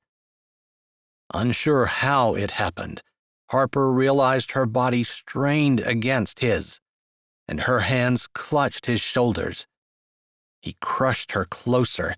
She clung to him, and their mouths were deeply, intimately joined together. Wyatt! Kayla shouted, impatience clear in her voice. Harper came far enough out of the passion fog to realize that it wasn't the first time she'd said his name. Wyatt's head lifted. She almost doubled over from frustration and disappointment. Who would have guessed that kissing Wyatt would be so consuming? Sure, he was extremely handsome with a great physique, but whoa, she had never dreamed that there might be so much passion between them, which couldn't be a good thing since they were just friends. She wanted more kissing, and more than just friends. His arms loosened slightly. She allowed her hands to drop. He cleared his throat. What? I need to talk to you. Talk. Kayla didn't say anything. As much as Harper didn't want to leave the circle of Wyatt's arms, she understood what the silence meant. She swallowed, trying to tamp down the heat and stop the racing of her heart. I want to get a shower and head to bed anyway. She couldn't bring herself to look at Wyatt while she spoke. Maybe she was afraid that she wouldn't see the same powerful emotions that rioted inside her reflected in his face. That would be devastating. Maybe this didn't mean as much to him, and maybe it didn't change anything for him. For her, it had been life-changing. She moved. Wyatt's hands tightened on her waist, and she stopped without looking at him. For a moment, he didn't say anything, and she realized she was holding her breath. "I'll be back shortly," he said in a scratchy voice. Maybe he said that for Kayla's benefit. It didn't matter. If she reminded herself of that often enough, she might be able to believe it. Forcing a smile, she looked up. I'm first back, so I get to pick my spot. Kayla wouldn't know Harper was referring to the ongoing competition Wyatt and she had about who was sleeping on the floor. Chuckling a little at the thought, she watched Wyatt's eyes crinkle. The concern in them faded away. "I might have to eject you." Wyatt winked at her. His hands loosened, and she walked away. Chapter 20. Wyatt turned to Kayla, trying to keep the irritation off his face. Like his friends were conspiring against his campaign with Harper. They didn't even know about it. If they did know about it, they probably would try to undermine it, since Harper was apparently so different from any girl they expected to see him with. There was a lot more to him than his friends on the slopes saw. Harper, everything about her worked for him. And the kiss they'd just shared more than confirmed that they would be perfect together as a couple. There was no better way to build a forever relationship than on the foundation of true friendship. Unfortunately, the more he saw her here, in Chile, the less he thought she'd be happy here. Not only did she not want to leave her home or family in Pennsylvania, but fitting in would be an uphill battle. And he had no choice. His dad would accept no other alternative than Wyatt taking over the ski resort in Chile. Are you listening to me? Kayla put one hand on her hip. The expression on her face was indistinct in the faint light, but irritation sounded plain in her voice. I wasn't. Sorry. Wyatt crossed his arms over his chest and tried to focus. His heart rate hadn't returned to normal. Neither had anything else. It seemed like nothing would ever be normal again. His world had shifted. He hoped Harper's had too. It seemed impossible to work their futures out together, but if what she felt was as powerful as what he felt, it would make sense to try. I'm sorry for not turning around right away. I knew almost immediately that you weren't behind me, but I was afraid of what I'd see. She hung her head. He uncrossed his arms and moved toward her. After taking a tremulous breath, she looked up again. I know it was cowardly of me, but I really thought you'd gone over the edge. I didn't want to face that alone. It worked out. Don't worry about it. Wyatt put a hand on her shoulder and shook it gently. Forget about it. I feel like I failed a test. I could have been brave, but instead I ran. She hugged herself and rubbed her upper arms. I'd say that you'll probably do better next time. I hope so. I'd count on it. Wyatt dropped his hand. Is that all you wanted? Tell Harper I'm sorry? Why don't you tell her yourself? Not tonight. Maybe tomorrow. That's a great idea. Dad will probably want me out on the slopes with guests most of the day. Harper doesn't need to be entertained, but she probably wouldn't mind a friendly conversation. Okay. She turned to go but looked back. Thanks. Wyatt turned on one foot, eager to go back to Harper. Did she feel the way he did? How should he act? Like nothing happened, which was a lie. Like everything happened, which was what it felt like and so much more. He stopped short. His dad stood in the doorway, hands in his pockets. Do you have a minute, son? Wyatt's heart dropped like a downhill skier coming out of the gate. Sure, Dad. He swiped a banana off the counter and followed David to the living room.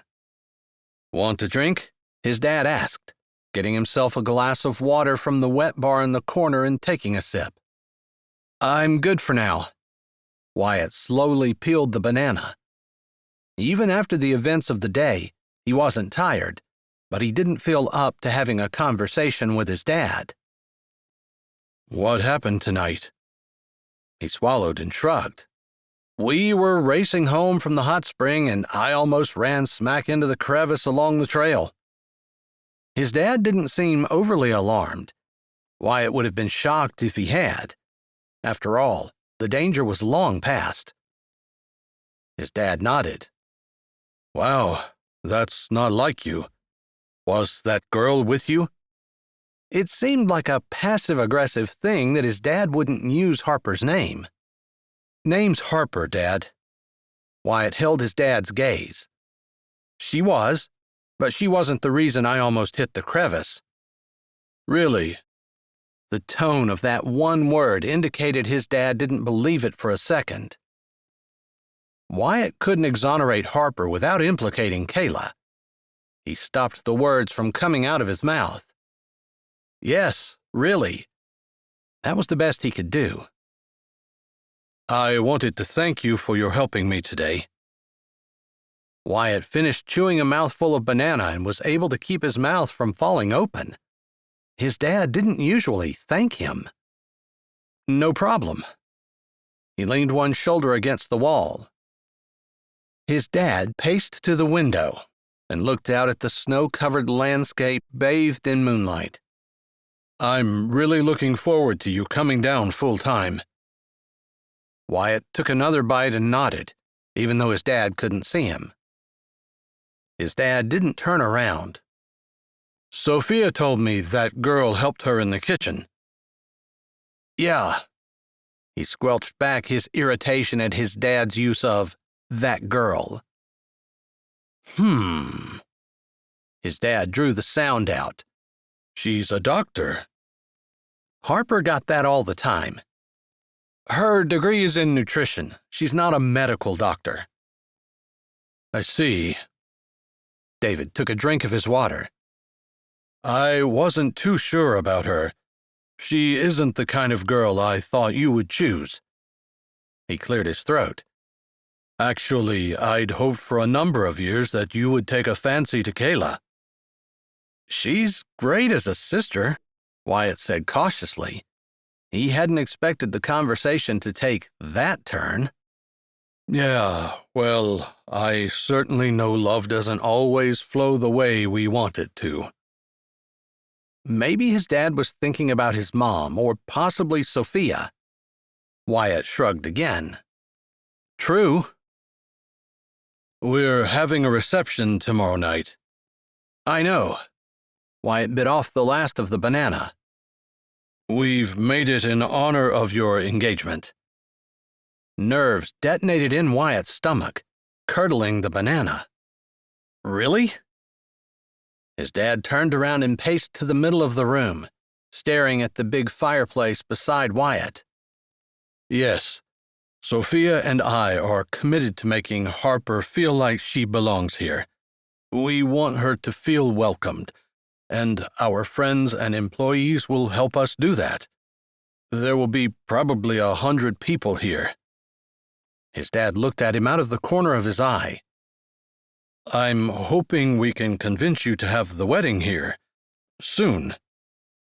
Wyatt choked on his spit. His dad paused for a second as though gathering his thoughts. Then he plunged in again. I want to offer her a job. We need someone to be in charge of the food down here, and it seems like that girl is perfect. Harper. Right.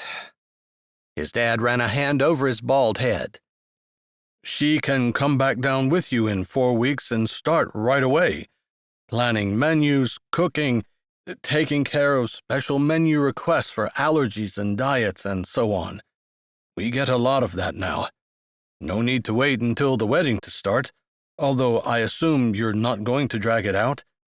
The peak season guests would love to observe your wedding. Some of them come every year and are all but family. Wyatt hadn't been expecting this and really didn't know what to say. A part of him wanted to be flattered, wanted to believe his dad wanted Harper and him down here because he liked them. But the other, more realistic part, he was afraid, whispered that his dad was angling for the business, as always. Trust his dad to turn his wedding into a marketing opportunity, or at least keep from having to take any time off, which was the least of his worries right now. This farce had morphed into something Wyatt wasn't sure he could handle. He needed to tell his dad the truth. Panic curled in his chest, sharp and stinging. But maybe he didn't. Maybe that kiss had changed things with Harper. Even as he thought that, he knew it couldn't have. It might have changed their friendship forever, but it hadn't changed the basis of what Harper was, which was a homebody. Someone who would never be happy away from her beloved farm and mountains, let alone in a different country. Before he could open his mouth, his dad said, I've closed the lift down for tomorrow night. Wyatt's mouth dropped. His dad never closed the lift. Sophia and I talked about it this afternoon, and I posted signs so everyone would know. I also personally visited every guest. She has been working frantically to line up a caterer and has all housekeeping staff working overtime tomorrow to have the lodge cleaned and decorated. We knew we were working with time constraints. Wyatt needed to stop this. He willed his mouth to open. I've invited everyone by personal phone call. His dad lowered his gaze. Son, I'd like to celebrate your engagement and announce your wedding date tomorrow. I'd also like to announce that you and that girl will be coming down to stay. Dad, I really don't know. Harper and I haven't talked about what we're going to do. You told me you were coming down. Right, I'm planning on it. I just don't know. You're extremely popular here, especially with the younger crowd. The parents are getting older. We need to keep the young people interested. You help with that. People come here just to see you because of your snowboarding championships. Your reputation on the slopes and with extreme sports also helps. Wyatt fingered his banana peel. His dad always talked in terms of the resort and what could be accomplished. He never said how he felt about the son he didn't raise. In conversations like this, Wyatt could never shake the feeling that it wasn't him his dad loved so much, but rather it was the idea of his son working in his business, bringing in business. He supposed it shouldn't matter, but somehow it did. When you're here, business increases by 50%. I can tap into that tomorrow night. Give people the heads up that you're going to be back and that you'll be getting married here. Word will spread fast and we won't be able to contain the additional business. Well, Dad, there's something I should probably tell you. Okay, but make it quick. Tomorrow's going to be a big day. My sister is flying down from Texas. I don't think you've ever met her and her husband. Wyatt hadn't. His eyes widened and his mouth dropped. He was going to meet family. His mom and he had spent plenty of time here when he was growing up, but his dad had never been very interested in him. Not until he started winning those championships. All our associates from the village are coming up. I did put it on Facebook so some of your ski buddies might show up. I got a call from a couple who are down here to climb Aconcagua, and a group that spent the winter with you in Colorado who are now in Europe called. His dad tilted his head. They were surprised to hear it. I guess you've been keeping it to yourself? Wyatt's chest seemed to cave in and he slumped in a chair. What in the world was he going to do? He'd lied to try to win the favor of his dad. He hadn't considered how difficult it was going to be when he told the truth. If he told the truth now, after his dad had gone through all this work and talked to all these people, it would make his dad and himself look ridiculous. He sighed. Yeah, something like that. His dad stood. Talk to that girl and see if you can't come up with a plan before tomorrow evening. He started to walk out of the room. You are helping on the slopes tomorrow? Yeah. Great. I'll give you the advanced class. They'll be here around 10. Starts at 10:30. 4 hours. He glanced at his watch. 2 private snowboarding lessons after that, an hour each. I canceled everything else. You can handle it? He'd wanted to spend a little time on the slopes with Harper. He supposed they could get up early and head out. Harper usually woke early anyway, but it was almost 2 a.m., and it sounded like tomorrow was going to be a long day, unless he could talk to his dad. Yeah. He rubbed the back of his neck. Dad? His dad had set his water on the counter in the kitchen and had started down the hall. He stopped. "Yes? Make it quick, son. It's late." Harper and I, our engagement." Wyatt lapsed into silence, searching for words. "We can talk about it tomorrow. I just need a date to give everyone." His dad turned and disappeared down the hall. Frustrated with himself, why did it even matter what his dad thought anyway? Wyatt threw his banana peel away, turned out the lights, and went to find Harper. Tonight, their easy friendship had become a lot more complicated. He didn't know what that meant, but he couldn't, no, he wouldn't, ask Harper to move to Chile for him. He'd have to figure out something to tell his dad. But he could ask her if those kisses had rocked her world the way it had rocked his. Right now. Wyatt knocked lightly on their door. When he didn't hear anything, he tiptoed in. Harper had left the bathroom light on and the door cracked. In the faint light, the big blue and red square quilt he'd used since childhood lay smooth and flat over the pillows. He cocked his head. No sound came from the bathroom.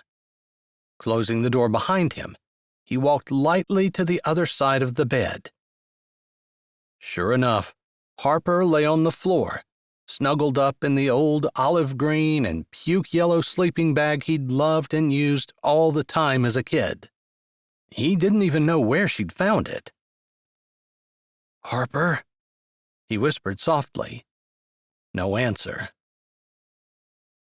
In one tug, he pulled the blankets on the bed down, then scooted up between Harper and the bed. There wasn't much room, but he managed to get his arms around her without waking her. He lifted her, turning and laying her on the bed.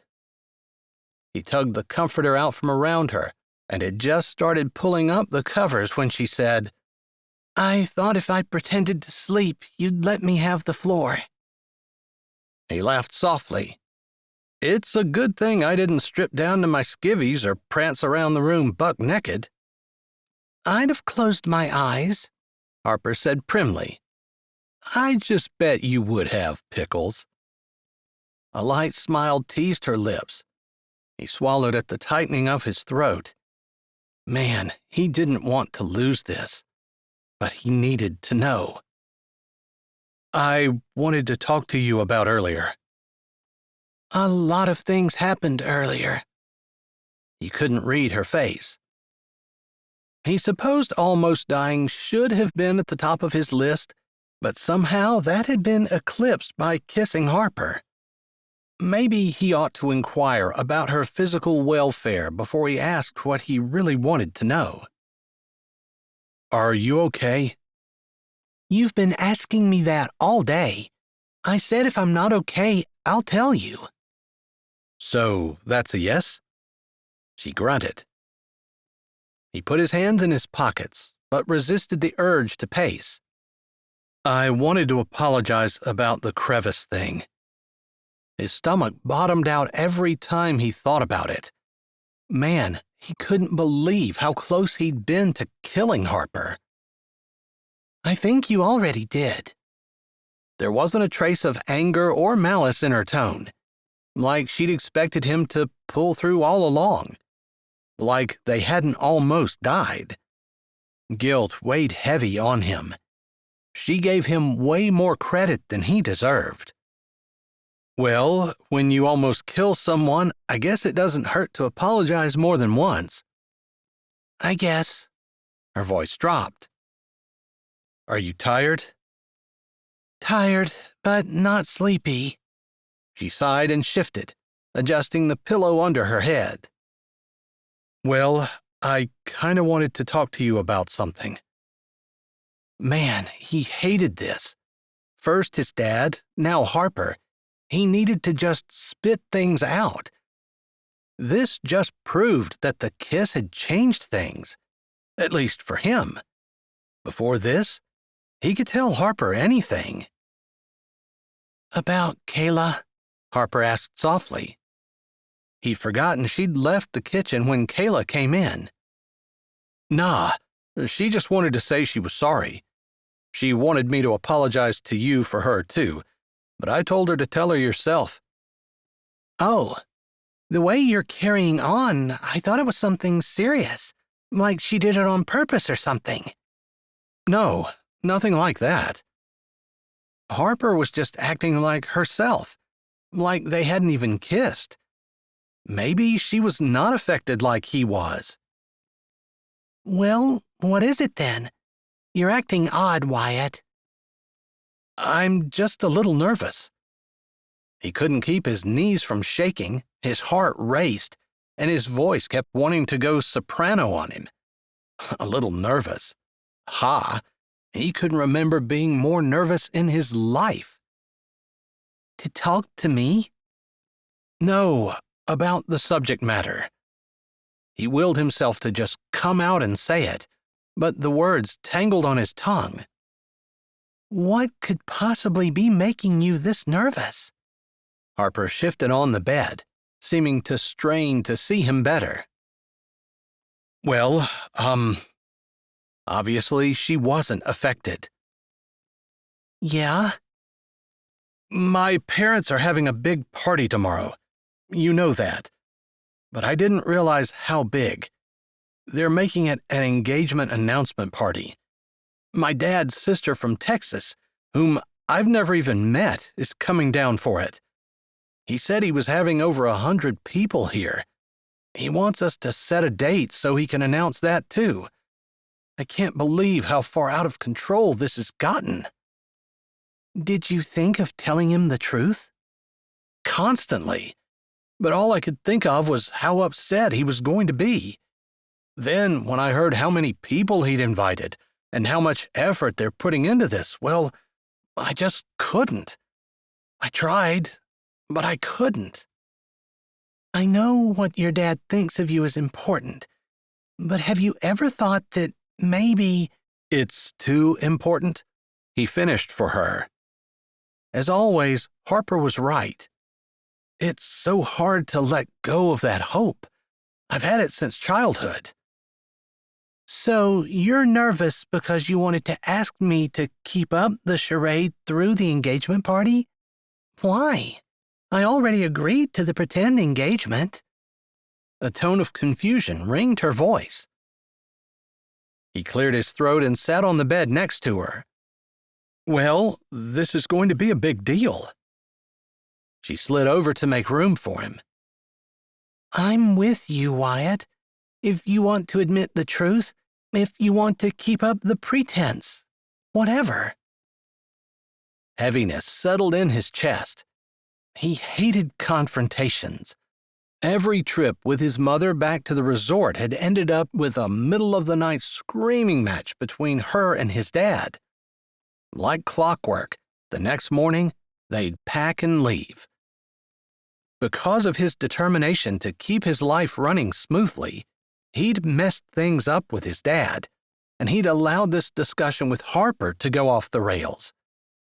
He needed to stop trying to keep the peace and start standing up for what he wanted. Unfortunately, what he wanted most was for everyone to get along. I should just tell Dad the truth, first thing in the morning.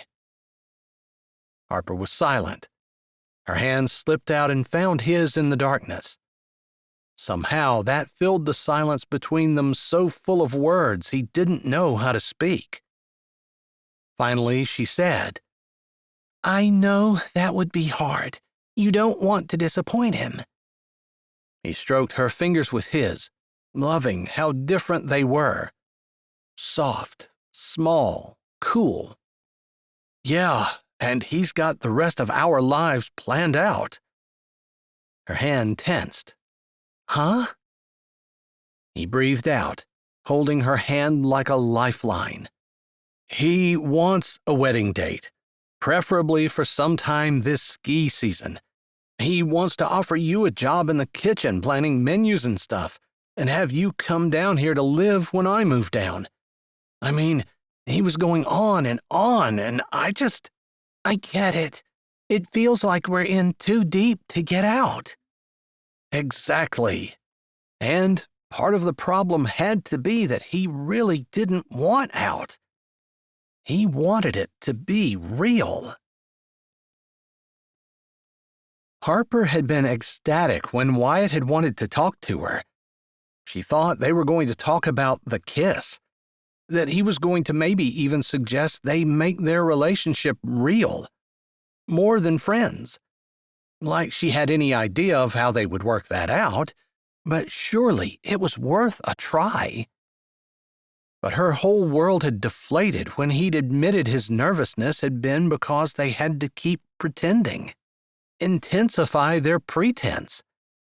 If the thought of continuing with their deception had been so fear-inducing, that kiss had the opposite reaction on him than it did her. She wanted to get closer. He wanted to run away. She refused to think about the pain in her heart. Right now, Wyatt needed her support. This thing with his dad had bothered him all his life. I just don't know how to get out of this. We could have a big fight, break up at the party. She almost laughed. She never fought with Wyatt, ever. She'd barely even seen him even close to being angry. That might work. Wyatt lifted his head, his eyes moving back and forth as though he were going over scenarios in his mind. Harper bit her lip and tried to push aside the hurt clawing at the back of her throat. It was a fake engagement. It would be a fake fight, a fake breakup. He stood as though he wanted to pace, but remained tethered to the bed by their linked hands. If I act totally unreasonable and somehow put you in a position where you're saving face by breaking up with me. I don't want to make you look bad. I know, but I'll never see your dad again, and it doesn't matter what he thinks of me. Harper tried to keep her voice light. Wyatt shifted. That doesn't sit right. Maybe Steve or Carlos could play along, and I could be caught kissing them in the corner or something. No. She wasn't sure if that made him angry, but relief filled her that he'd shot that idea down. So, is this a practice fight for the real thing tomorrow? She shouldn't have said that. It reminded her too much of the practice kiss. We're not fighting. You sounded angry. He sat on the bed, cradling her hand in his. I am not going to have you kissing some strange man just so I can save face with my dad. It would be better to tell him first. Okay, fine. You tell him tomorrow. But, Harper squeezed, if you don't get him told by the time the party is half over, we'll figure out a fight to have so we can break up. Deal. That should inspire me to stop being a wuss about this. You're not being a wuss. You care about your dad, and you want him to care about you.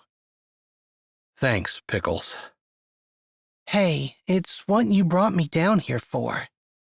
She rolled over onto her side. A good-night kiss was probably out of the question, considering Wyatt acted like the kiss had never happened.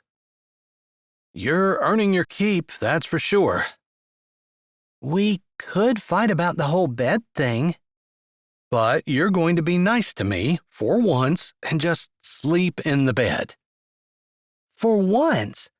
You are so delusional. You owe me. Big time, Wyatt.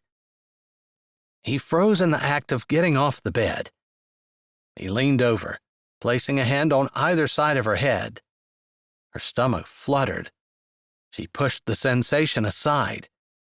He didn't feel like that about her, and if she wanted to save their friendship, she couldn't let him know how she felt. I'm going to say something that I want you to forget by morning. Okay. She half laughed. I had no idea you could kiss like that. Anytime you want to try it again, I'm in. Harper's eyes had widened, feeling like they might pop out of their sockets. Her mouth hung open. Her tongue wouldn't work. Wyatt straightened and walked into the bathroom. Harper blinked after him, all thoughts of being able to sleep tonight disappearing. She definitely wanted to kiss Wyatt again, but she could hardly believe he was serious. Wyatt was constantly joking. Maybe this was his way of laughing off their kiss. Chapter 21. Wyatt was not in the room when Harper woke the next morning. Because the room was in the basement and the windows were small and high, the morning sun didn't come in. She couldn't believe it was 10 when she checked her phone. There was a message from Jeff. Got some good news about this fall. Meet me ASAP. Harper texted back that she could meet Tuesday. They were flying out Monday. His good news would have to wait until then. She should be much more excited about good news from the university. Why wasn't she? She stopped brushing her teeth and stared at her face. It didn't look any different than yesterday. But man, oh day, she felt different. Her skin seemed to glow and her eyes sparkled. After last night, the kiss, not the crevice, she could almost imagine a future with Wyatt. She definitely could imagine kissing him again. Harper? Harper's face pinched over her toothbrush. There was no reason for Kayla to be in her room. She took the toothbrush out of her mouth and spit in the sink. In here. Thankfully, she'd made the bed before she changed her clothes. Someone, Wyatt, she assumed, had folded the comforter up and set it at the bottom of the bed along with his pillow. Hey. Kayla stuck her head in the door. Harper finished rinsing her mouth out and spit in the sink. Good morning. She met Kayla's dark eyes in the mirror before turning. I'm sorry I slept in so late. It was a late night. Kayla's eyes skittered away. She fingered the ends of her shirt. And stressful. Harper laughed. Kayla's shoulders went up as she took a deep breath. I wanted to apologize for that. Wyatt said you didn't mean to. She straightened. Harper got the feeling Kayla forced herself to meet Harper's gaze. I should have gone back. Harper's natural instinct was to forgive and smooth Kayla's conscience. She smiled. Well, thankfully Wyatt got us out. I was just scared of what I'd see. I didn't want to go back by myself and have you two down there and nothing I could do. If we'd have gone down, I don't think it would have mattered. Well, I'm sorry. Hey, no hard feelings. I'll probably never snowmobile with you again, so nothing to worry about. Aren't you moving back here with Wyatt? Oops. We haven't really talked about it much. That, at least, was the truth. Kayla's brows furrowed, but she didn't question farther. Harper hurried to change the subject. For some reason, living the farce for Wyatt didn't feel too much like she was lying, but saying things she knew to be untrue made her feel deceitful. Wyatt said there was going to be a party tonight. A hum that sounded like a sweeper moving sounded overhead. Can I help? I'm sure you can. Kayla smiled. Then her eyes clouded with uncertainty. Are we good? Her finger pointed between the two of them. Yes, we're fine. Harper smiled reassuringly. As long as you give me a job and keep me busy so I feel like family and not like a third wheel. Come on, I'm sure they can use you in the kitchen. Harper nodded and followed Kayla out of the bathroom. Surprisingly, Harper had a great time in the kitchen with Kayla and Sophia. She'd thought they hoped Wyatt dumped her, but at least now she figured they'd want it to happen in the nicest way possible. She hated leaving before the work was done, but she wanted to look good for Wyatt tonight. So after the vegetables were chopped and the trays arranged, she thanked Sophia and went downstairs. After going through 3 changes of clothes, she at last settled on the one skirt she brought that Wyatt had once said looked cute, whatever that meant.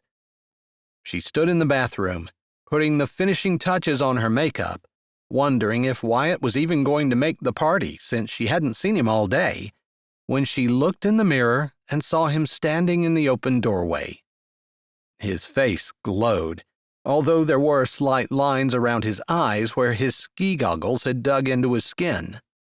His cheeks were rosy, even over his tan, and his shoulders broad in his long-sleeved shirt. He still wore snow pants. Her hand froze. Her heart jumped.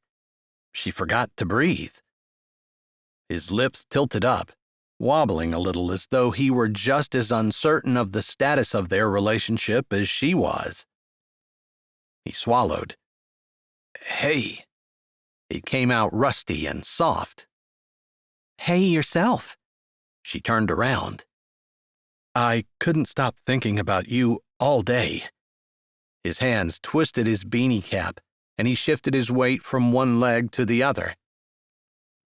She held up her bandaged finger, the product of allowing herself to be distracted by him while chopping vegetables. "I was thinking about you, too." Oh, if only he knew how she'd agonized over her deep desire to be home versus her knowledge that any chance she had of being with Wyatt would require her to move to Chile. Her thoughts had gone round and round all day, but in the end, she came to the same conclusion. If she wanted Wyatt, she would have to give up everything she worked for and leave her home and family. Concern darkened his gaze. He stepped forward and took her hand in his, lowering his head and twisting her hand to see the bandage from all angles. "Are you okay?" She nodded. Her stomach was a mass of curling nerves. This was Wyatt, her best friend, but he made her breathless. He looked back into her eyes, keeping hold of her hand, his thumb slowly stroking. "Man, Harper, I planned to play it cool and follow your lead. I don't want to ruin our friendship." He looked away and blew a breath out, taking another deep one before looking back at her. He swallowed.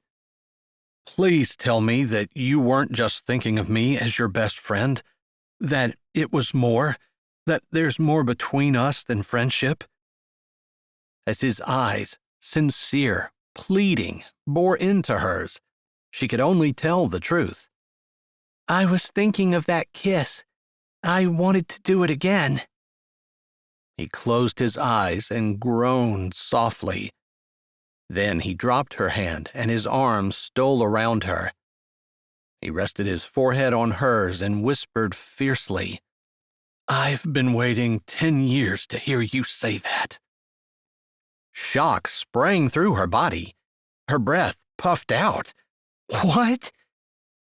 His smile was self-effacing as he shook his head, his forehead rolling against hers.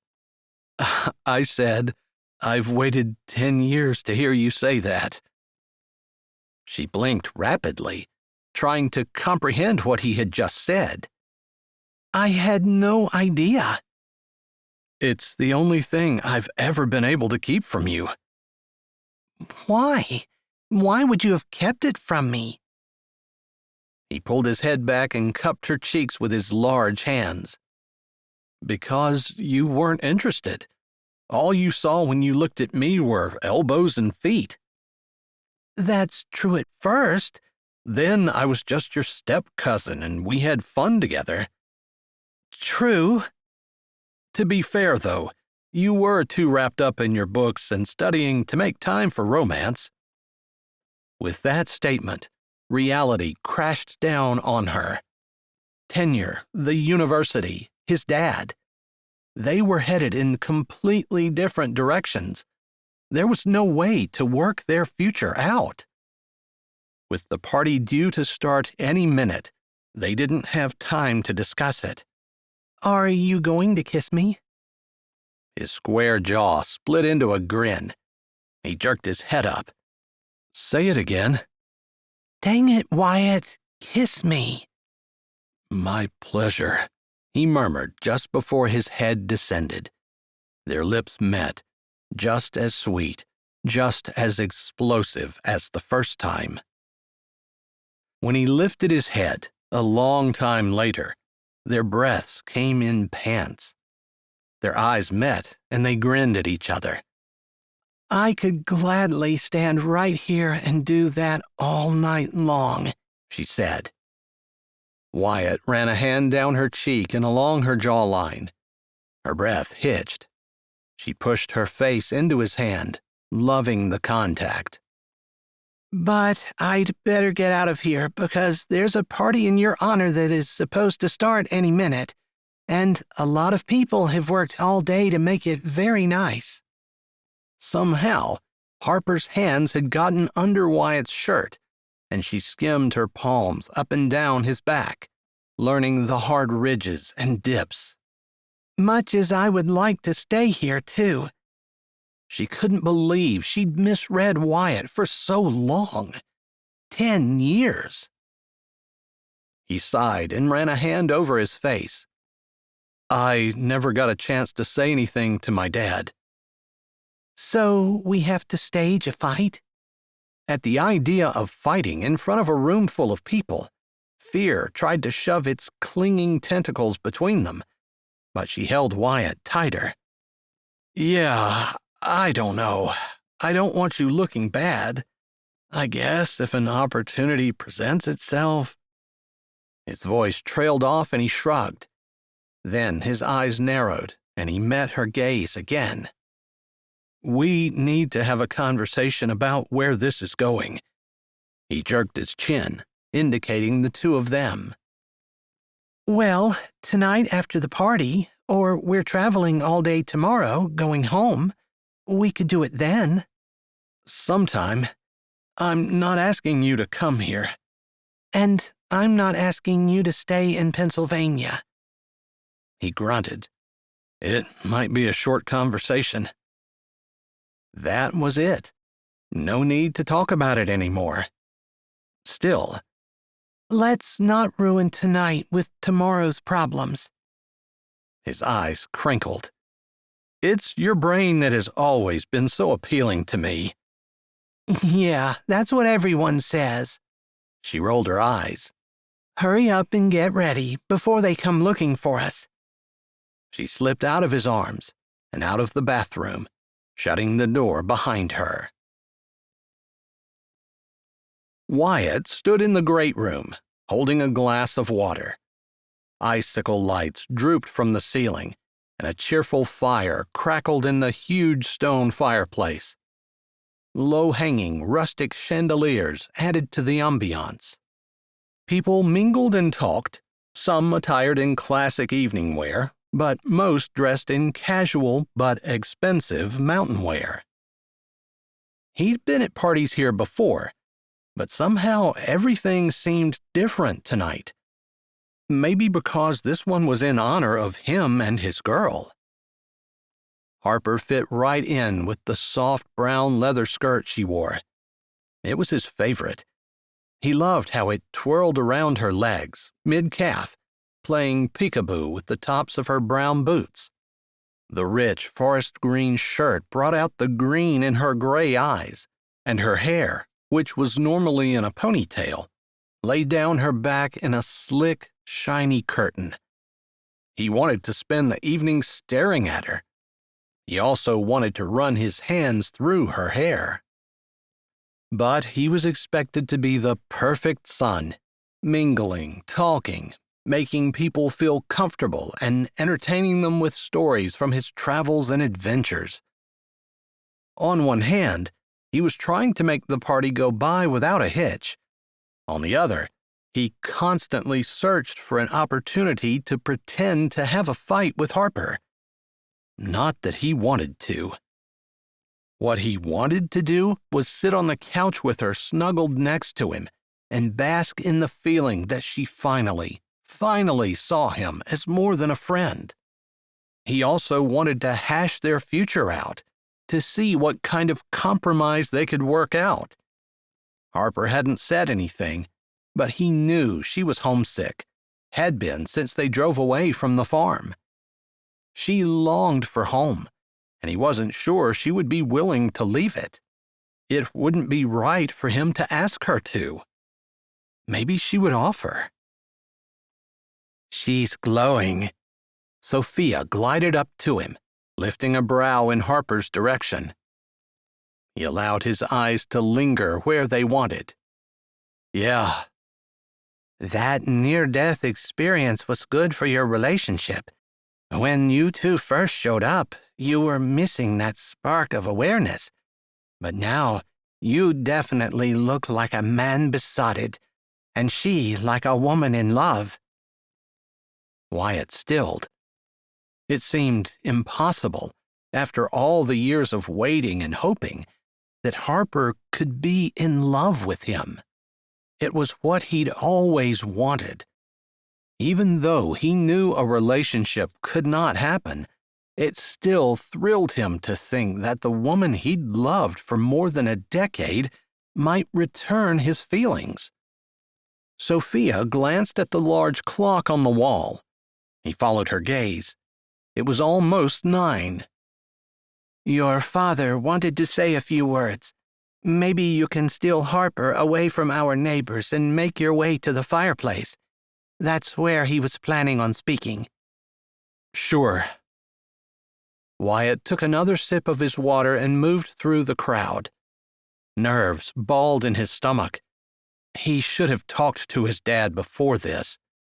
There really hadn't been time. They'd been busy with guests all day. And the idea of admitting he'd lied was repugnant. He shouldn't have lied to begin with. He reached Harper's side and slipped an arm around her waist, focusing on her warmth and softness, and on how good it was to finally be able to allow everything he felt for her to show on his face. No more worries about ruining their friendship. At least, for now. At some point, they would have to make some hard choices if they couldn't find a compromise. He still couldn't see one. The thought made him clench his jaw. He deliberately loosened the muscles. It wasn't something he was going to think about tonight. Harper looked up into his face. Her smile lit the room, and he allowed his gaze to linger on her face before looking at Mr. and Mrs. Regana, an older couple who lived in the village. "Excuse me, but I need to steal Harper away for a few minutes." Mrs. Regana winked at him. Only for a few minutes, Mr. Regana said. "She's a nice girl. You did well, son. It's good to have you coming back. You breathe life into this place." "Thanks." Wyatt exchanged a few more pleasantries with them before tugging on Harper's waist and leading her away. "Dad is going to say a few words, and he wants us standing with him." So it's a good time to pick a fight? "Yeah, I haven't been able to think of anything to fight over." Harper looked around the room. She had always played by the rules, colored in the lines, and hated causing problems. But she hadn't balked at him asking her to fight, with him, in public. A surge of feeling swept through him, swirling up and warming him from the inside out. Everything she'd done for the last 2 days had been for him. He couldn't describe how that made him feel. Beside him, Harper slid the emerald ring off her finger. Here. She held it out to him. Take this so I'm not tempted to throw it at you in the heat of the moment. He laughed, but took the ring, slipping it into his pocket. Harper would never let him keep it, and he wouldn't want to, except it felt like he had a piece of her. He'd love to get a chain and put the ring around his neck where it could hang close to his heart. They met his dad at the fireplace. Wyatt thought to have a few private words first, but his dad held a glass aloft and tapped it with a spoon. "I'd like everyone's attention for just a few moments," his dad said loudly. The hum of conversation faded away. The fire crackled behind them. His dad surveyed the room. "Friends, family, neighbors, guests, thank you so much for coming tonight to celebrate the engagement of my son." He stopped speaking and looked at Wyatt, giving him almost a proud look. "Most of you have seen him grow up." Wyatt didn't allow his smile to slip. People seeing him grow up was a bit of an exaggeration. Wyatt had visited from time to time, but it wasn't like he'd lived here growing up. "So we thought it only fitting to invite you here tonight so you can celebrate with us." His dad turned to him. "Have you decided on a date?" "Not yet." Wyatt kept his forced smile as he looked at his dad, then out over the crowd, giving a little shrug. "Then I propose Saturday, August 31st, here, in this very spot. Anyone here who would like to come is welcome. And rest assured, Wyatt is planning on living here with his new bride. They will both be working at the resort and continuing the family operation." "Wait," Harper said. She turned to Wyatt with big eyes. "We're living here?" A little smile threatened to ruin the impression she gave as she crossed her arms over her chest. It signaled to Wyatt that this was their fight. She flattened her lips in apparent displeasure, and the tilt of her lips disappeared. He dropped his hand from around her waist. "Of course. We're both needed here at the resort." A murmur went through the crowd.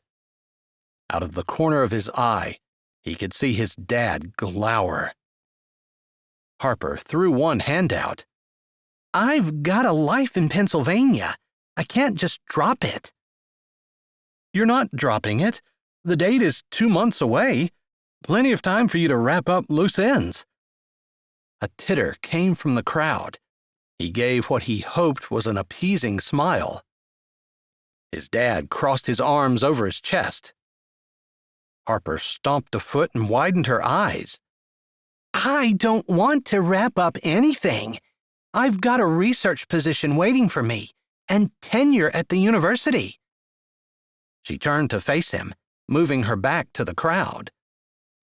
The room faded away. Wyatt concentrated on Harper. "Oh no, we're not talking about the university again. All you do is talk about tenure and research." "So?" Wyatt racked his brain for fighting words. "So, you know what happened with the garbage can, the hard apple cider, and the mini bulldozer?" Her eyes clearly said she had absolutely no idea what he was talking about. Neither did he, to be honest, since he was totally making it up. But she gamely played along. "Don't you even bring that up again, especially not in front of all these people, because I really don't think that you want them to hear the story of you and the shaving cream and the dinosaur model." She folded her arms across her chest. Her look said, "Top that." "Well, at least I didn't steal your underwear for a school project." Her lips twitched. She spoke louder. "Are you still bitter about that? You never wore them anyway." Oh yeah, he was much better at this than he was at trying to insult Harper. He just had to remember to keep a straight face. How do you know? And, hello, I have every right to be bitter since you put them on a pumpkin. It was the best-dressed pumpkin at the homecoming bazaar. I won first place. Harper tapped her foot. Her mouth twitched in time with it. Wyatt bit the insides of his cheeks. Everyone in the crowd knew they were my underwear.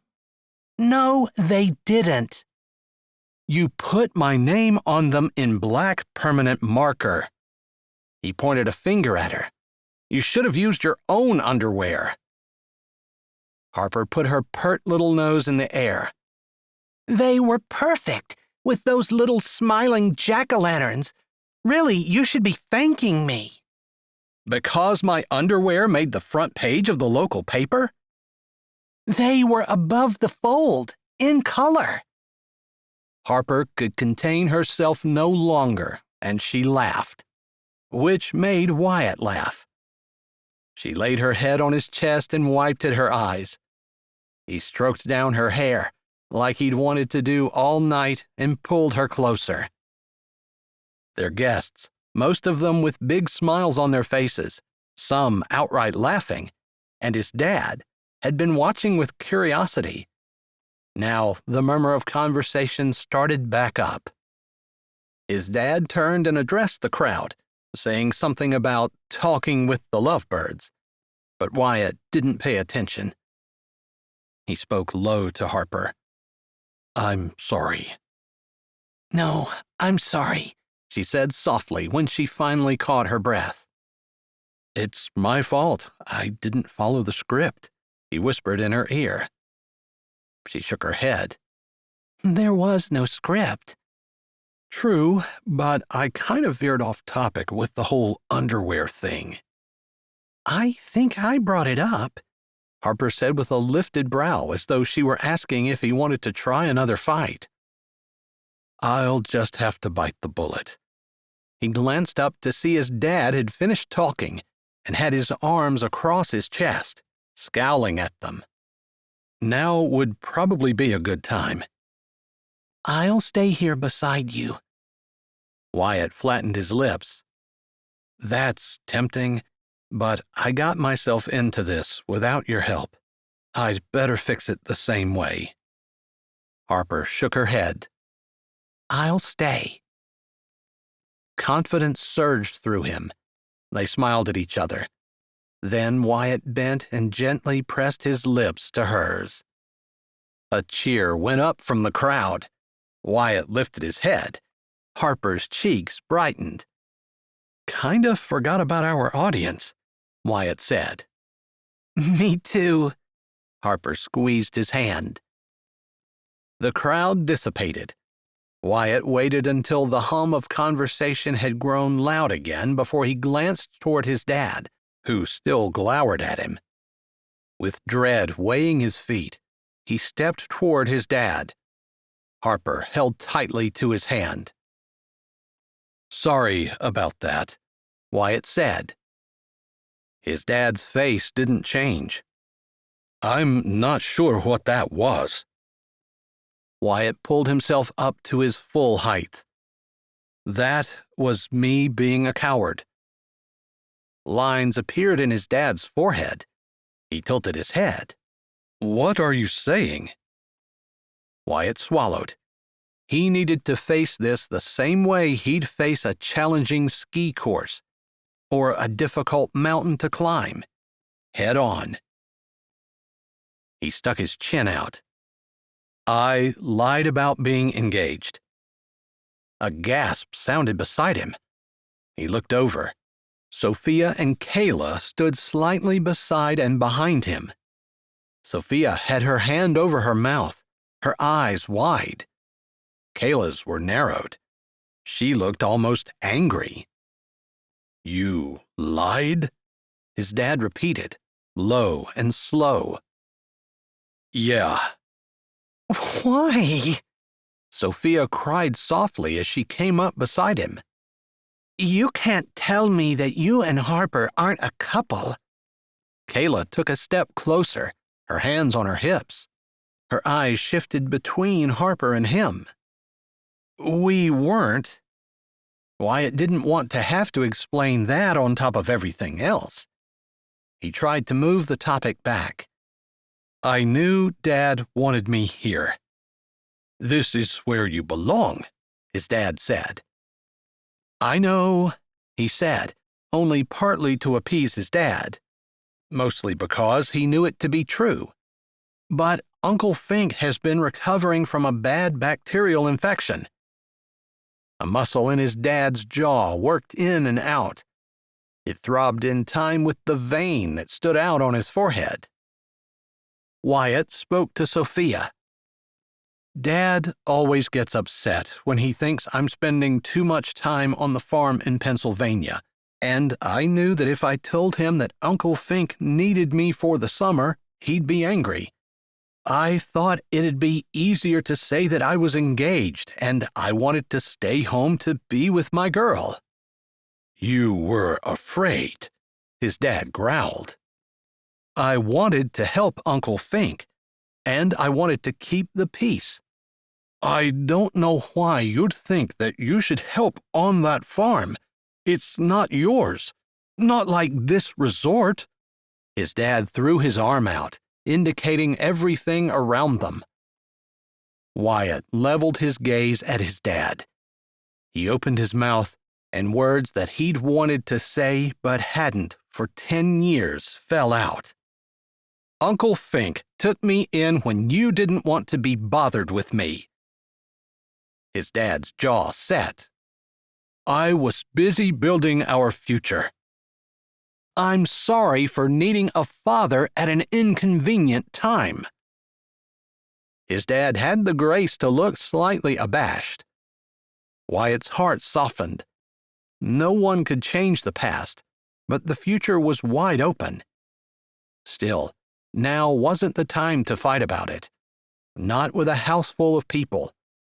And his dad might never change. That was a part of love. Accepting the person his dad was, imperfections and all. Because, deep down, he was sure his father loved him. He just expressed that love through money. That's all some people were capable of. It wasn't Wyatt's place to change him. It was only his place to love him. That still doesn't explain you and Harper. You two are in love. Sophia stepped to David's side and slipped an arm around him. She smiled gently at Harper. Wyatt wanted to look at Harper's face to see what she thought of that statement, but he resisted. We are not engaged. She's a friend. What I'm trying to find out, Sophia interrupted, is what the status of your relationship is. Maybe there is an actual possibility of Harper coming here? Of you two getting married? Wyatt wished there were. If only, if only, if only. But wishing didn't make it so. No. Sophia's lips pressed together, but she didn't argue. I'm coming down here. Harper finally spoke. I have a job in Pennsylvania, a research position. The university is voting on my tenure later this summer. Wyatt nodded. Hearing it from her lips was harder than he'd thought. It would be the height of selfishness for me to ask her to give all that up. If only she would. As little as he knew about relationships, he realized that if she were to come to Chile, she had to do it because she wanted to, not because he asked. He was afraid that noble idea wouldn't keep him from asking, begging, really. But look at what you have here. His dad spread his arm out again, like the resort was the only thing that mattered. Look at what she'd gain by choosing you. Wyatt shrugged. It would have to be her choice. For some people, it's not about the money and the bling. Harper squeezed his hand, and a glimmer of why the farm in Pennsylvania felt like home tickled through his brain. There wasn't a lot of money there. But there was a lot of love. Some things were worth more than money, more than success in business. So, basically, you're saying that you aren't engaged, and Harper won't be coming down here with you? Sophia glanced at Kayla, who had her arms crossed over her chest and her lips pressed together in a flat line. Yeah, basically. So this is no longer an engagement party? His dad asked. Guilt pinched Wyatt's chest. He put his hands in his pockets and shuffled his feet. No, I'm sorry I lied. I'm sorry I didn't tell you the truth to begin with. I hope I never do anything like that again. Sophia nudged David. He looked away before saying, It's okay, son. That must be his dad's way of saying he was forgiven. He was surprised it was that easy, but Sophia's presence had a way of mellowing his dad's rough edges. Wyatt figured he'd better be completely honest. I do want to wait until Uncle Fink comes home, just to make sure he's okay. Then I'll be down. 2 weeks, maybe. His dad ground his teeth together. Sophia elbowed him again. You have to be okay with that, David. It's fear of your reaction that caused him to lie in the first place. No, it was a lack of character on my part that caused me to lie. I can't guarantee that I've magically grown character overnight, but I hope I've at least started the process. No matter what Dad's reaction is, I need to be man enough to tell the truth. That's impressive, son. He glanced at Sophia as though checking to be sure he was saying the right thing. I'm still expecting you to come here permanently as soon as Fink is better. I'm expecting that too. Sophia spoke low, looking from one to the other. Maybe you and Harper could continue to be engaged. After all, this is an engagement party, until after you leave Monday. Wyatt didn't say anything. He was tired of the lies. Sophia smiled appealingly at him. It will allow your dad to save face tonight. We'll just let the news of your breakup trickle out naturally when you come down to stay. I think that's a good idea, Wyatt. Harper nudged him with her shoulder. His dad cleared his throat. Great. Now, there's a lot of people here to talk to, even if you're not engaged. And there's a lot of food to eat. We've got a party going on. Let's go enjoy it. Wyatt nodded, then looked around for Harper. He felt like a bowling ball had been removed from his body. The decorations looked brighter, the people around him happier, and, for himself, he was eager to move on. With Harper. Chapter 22. Harper rolled over and squinted out the small window of her comforting bedroom. Back on the farm. She closed her eyes and sank down into her pillow and comforter. Yesterday had gone by in a blur. Their flight had been delayed, they missed their connection in Houston, and a serious case of, if not jet lag, at least climate readjustment, had left her still feeling drained. She couldn't even remember what time it was when they finally stumbled home.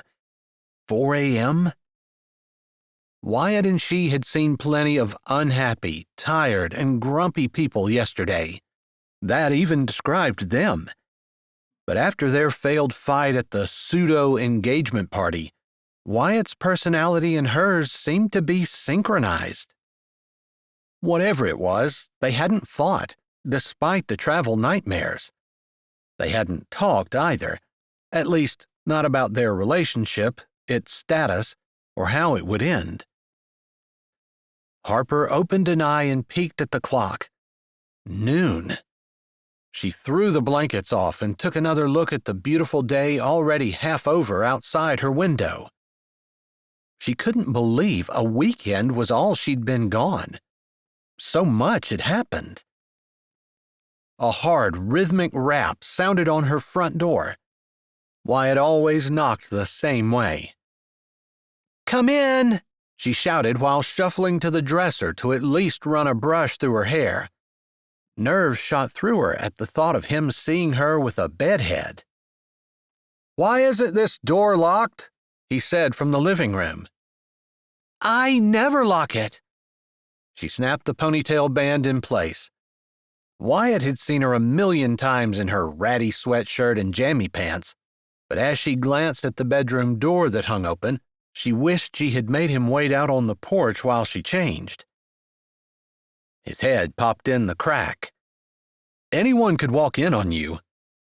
"They'd have to find the farm first." She tugged at her shirt and walked to her door. "Why would they want to anyway?"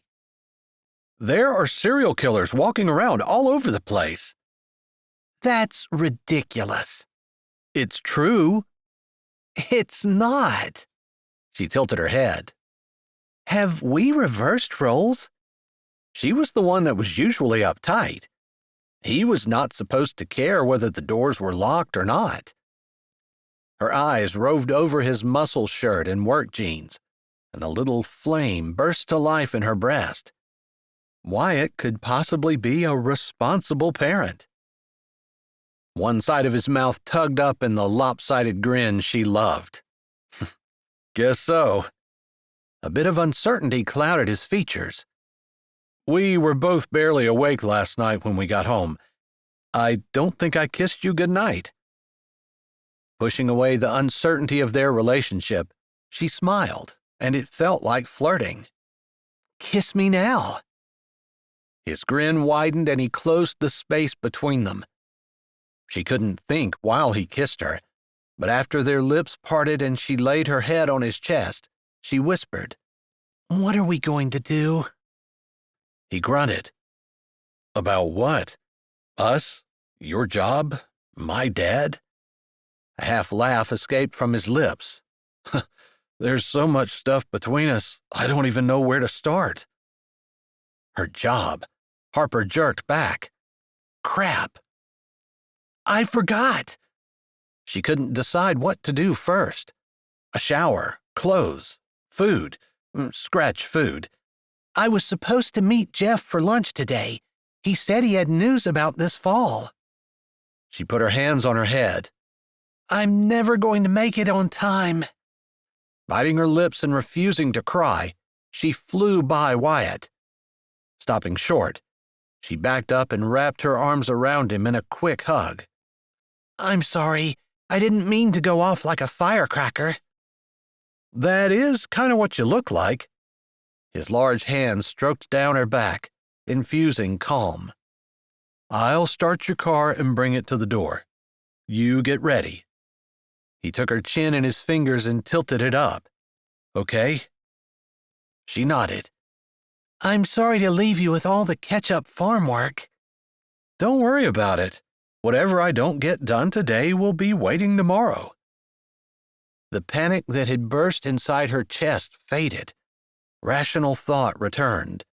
She needed her phone to text Jeff that she was running late. Then she needed to get ready, and Wyatt would take care of the farm work for today.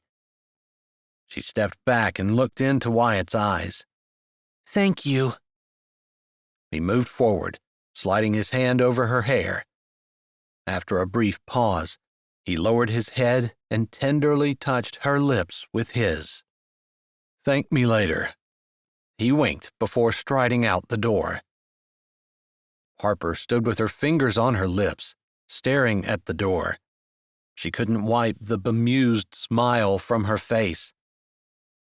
Remembering her lunch, she burst into action.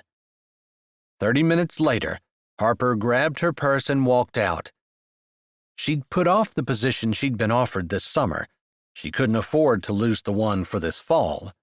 Not if she wanted that tenure vote to swing her way. Which, of course, she did. Unless she moved to Chile. That thought came out of the blue. It startled her. She had no intentions of ever moving to Chile. At least, she didn't think she did. She'd had fun in Chile. If she were working with the menus and meals, she'd be somewhat using her degree. It wasn't the same as the farm, but if Wyatt were there... Still, she was so inept. Surely Wyatt would get tired of her incompetence, frustrated with her complete lack of athletic ability. She could work her butt off to learn to ski, but she'd never be a natural. As for snowmobiling, well, she had to admit, she wasn't exactly longing to go for another ride. Kayla's face popped into her head. Her life and zest for adventure. They matched Wyatt's. Harper would hold him back. Her gaze dropped to the floor and she kicked at the carpet with her toe. It was selfish to take Wyatt for herself when what he really needed was someone who could offer him more adventure and fun. Someone who matched his abilities and would challenge him in a good way. Someone who loved the life he loved. The right thing would be to let Wyatt go. Chapter 23. We're packing up. We'll be home in a few days. They're finally letting you come home, Uncle Fink? Wyatt lay on his back in the apple orchard. After her meeting, Harper had needed to make a trip to the library. He'd come down to check the apples, but it had been so nice he'd stayed for a nap. Then Uncle Fink had called. Yeah, we need to either come home or start paying property taxes. A soft breeze rustled the tall grass around him. He'd need to mow it before he left. The summer Rambos would be ready to pick soon. The scent of corn pollen hung, thick and heavy, in the air. Such a summery smell. He focused on the conversation. I hope you're not pushing it too hard. You don't want to relapse. That won't help anyone. Don't you want us back? Fink said with a tease in his usually serious voice. I'd think you'd have itchy feet by now. A cloud shaped like a dragon floated lazily in the blue sky. He'd probably better give his uncle a hint. It wasn't the semi-relationship with Harper he'd have trouble with. It was the fact that it couldn't be permanent, not with him leaving and Harper staying, and the chance they took that things might never be the same for their mixed family. He put a hand behind his head and studied the mountain rising beyond the river. He opened his mouth to tell his uncle he was in a relationship with his wife's daughter, but that's not what came out. Do you own all of that mountain beyond the apple orchard? All but the part that the tunnel goes through. How many acres? I think it's around 1,000 or so. It borders state game land on both sides. Why? Just lying here in the apple orchard looking at it. He thought of the old permit on the desk Harper and he had found when they were looking for the envelope with the passwords in it. A crazy idea popped into his brain. Too crazy, even for him. I'm dating Harper. There. Now it was out. The line stayed silent. His relief turned to concern.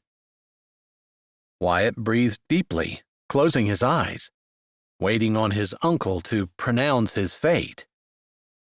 I always thought you two would be good together. Fink cleared his throat and lowered his voice. But how exactly is that going to work out? Did you decide to not go to Chile? No. She's going with you? Fink's voice hitched up an octave. No.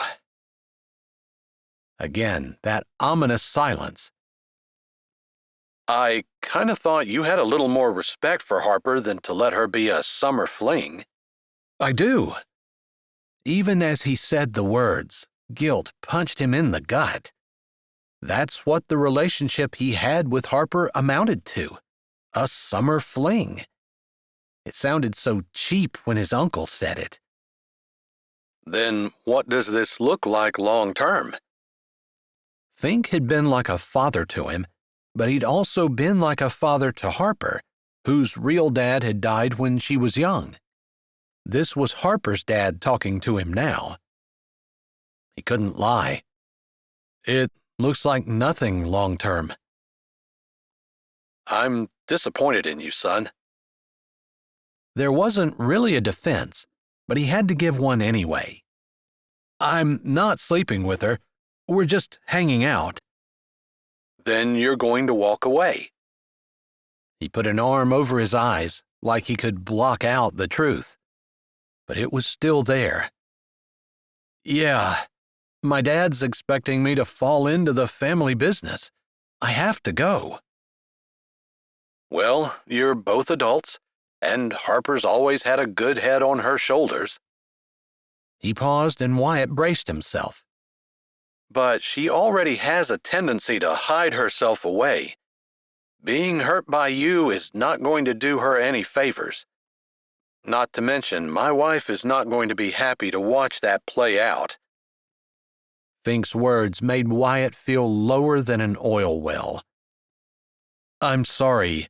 It seemed like a good idea at the time, but I should have talked with you first. He knew Harper would be hurt when he left. Heck, he was going to be hurt when he left. But somehow, it had all seemed worth it at the time. I've just had the biggest crush on her since I met her, and she finally looked at me like... Like a man instead of a kid brother? Yeah. The look on her face as she told him he was handsome meant everything to him. The same look said she respected him, that he made her laugh. It was the kind of look that could make a man move mountains just to see it again. There wasn't anything he wouldn't do for Harper. But there were a few things he couldn't do, like stay here. Did you talk to your dad? Fink asked. Wyatt bent his knees and planted his feet. The dragon cloud had morphed into a peeled banana. He hoped it wasn't some sort of sign. He's expecting me to come down there to stay. Did you tell him you didn't want to? Fink asked. He blew out a breath. I don't think it matters. So you didn't? He asked. Wyatt pulled a blade of grass out beside him. He answered before sticking it in his mouth. No. Why don't you call and talk to him about it? He chewed on the grass stem. It wouldn't do any good. Are you hoping Harper will change her mind and go with you? Suspicion gave Fink's voice a sharper edge. Wyatt sat up and spit the grass out of his mouth. I would never ask her to do that. I'm glad. She's spent a lot of years building a life here, one that will work for her. I know. Fink's voice lowered. I could talk to her, though, if you want me to.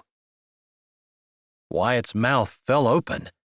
His heart hammered against his rib cage as he struggled to get the words out. You'd ask her to go to Chile with me? He didn't want Fink to do that. I could feel her out and see if she's even considering it. He could almost see Fink running the repercussions over in his analytical brain. That'd be hard on Ellie, though. Yeah, I know. And Harper is such a homebody. Even if she agreed to go, she wouldn't be happy down there. I suspect you're right, son. He stood up and tossed down the blade of grass. I just wanted a little time with her. I knew it couldn't last. I just couldn't pass it up. I understand. Not saying it's good or right, but sometimes you want something so bad, a little bit is better than nothing at all. His stomach lay against his backbone like a lead brick. Yeah, that's how I feel about Harper. She must feel the same way about you, son. Leave it to Fink to point out the obvious thing he'd not thought about. She must. Well, we'll be back soon.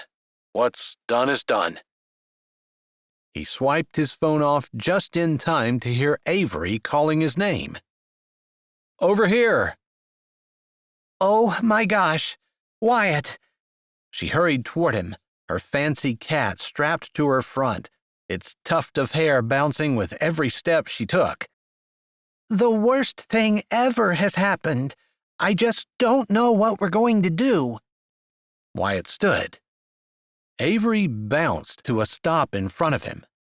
She hadn't quite been a godsend when it came to working on the farm, but she worked harder than anyone he knew and had latched onto it with a fierce loyalty that he respected. It wasn't her fault she didn't know which end of a rake was up. He brushed his jeans off. What happened? I just checked the pumpkins. Avery gulped in several lungfuls of air. Her eyes got big and she stretched her hands out. They're green. Wyatt blinked. He wasn't quite sure what he was supposed to say to that. What are we going to do? She hopped a little on her feet. Her concern was sincere, but completely unfounded. Wyatt considered how to tell her. Before he could open his mouth, she spoke again. I'm not blaming you. I know with Fink being gone, everything just got dumped in your lap, and maybe he even ordered the wrong ones, for all I know. Do those packages have pictures? Maybe it was false advertising. I'm just not sure. Whatever happened, it's happened, and all we can do now is try to fix it the best we can. After all, people don't buy green pumpkins. I've never even seen them in the store. This must be a fluke kind that people in some other country must like or buy or something. But we need orange pumpkins. People won't pay money for any other color. Well, maybe white. She kept babbling on. He had to set her straight. This wasn't the problem she thought it was. But she wouldn't quit talking. Finally, Wyatt interrupted her with one word. Paint. Her eyes snapped to his. Her hands flew to her cheeks. She paused for just a moment. You're right. You're right. Of course. Why didn't I think of that? I can paint.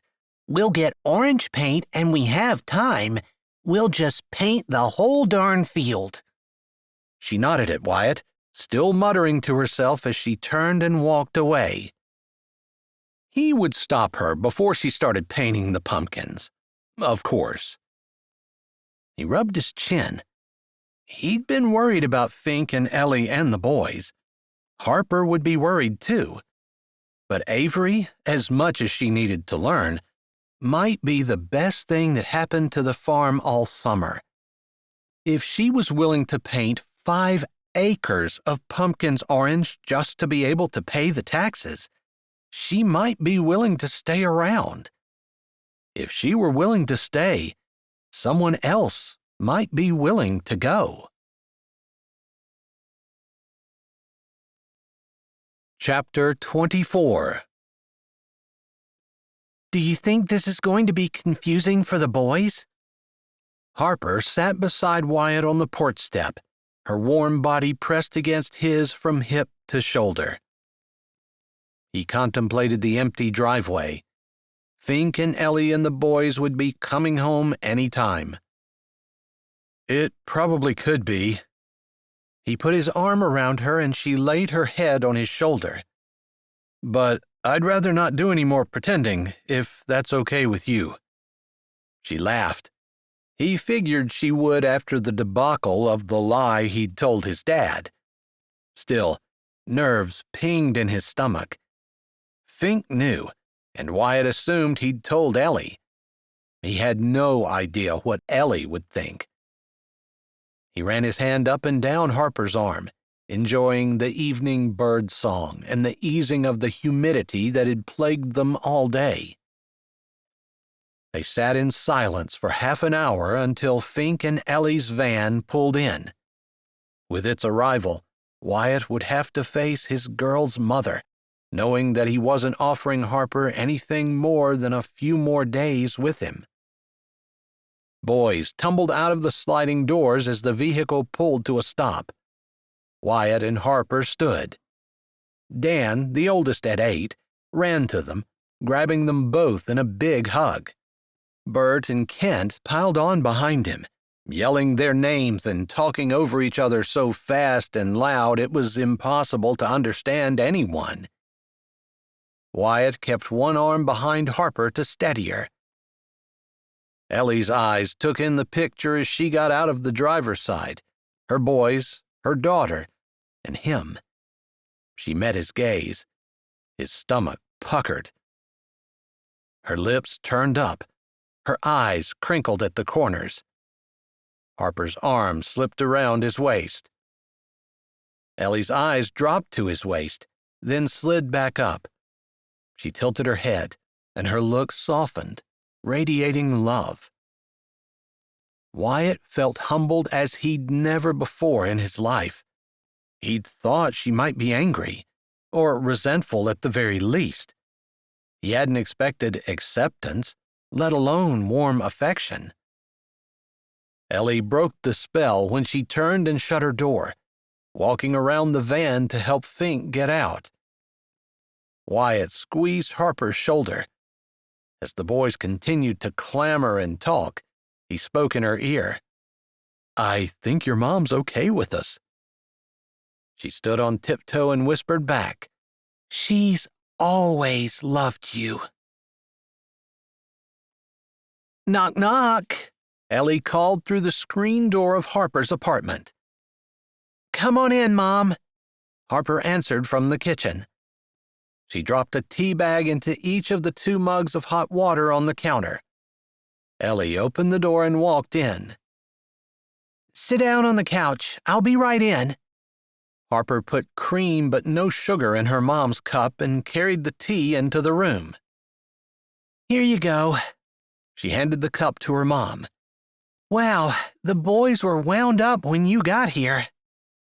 Yeah, that's a long drive. Ellie took a tentative sip. But they're finally out for the night, and Fink is sitting at the table with his leg propped up, talking to Wyatt. Ah, that's why you texted me. You needed to get away from the man talk. Ellie glanced at her over her cup. Well, they were talking about women.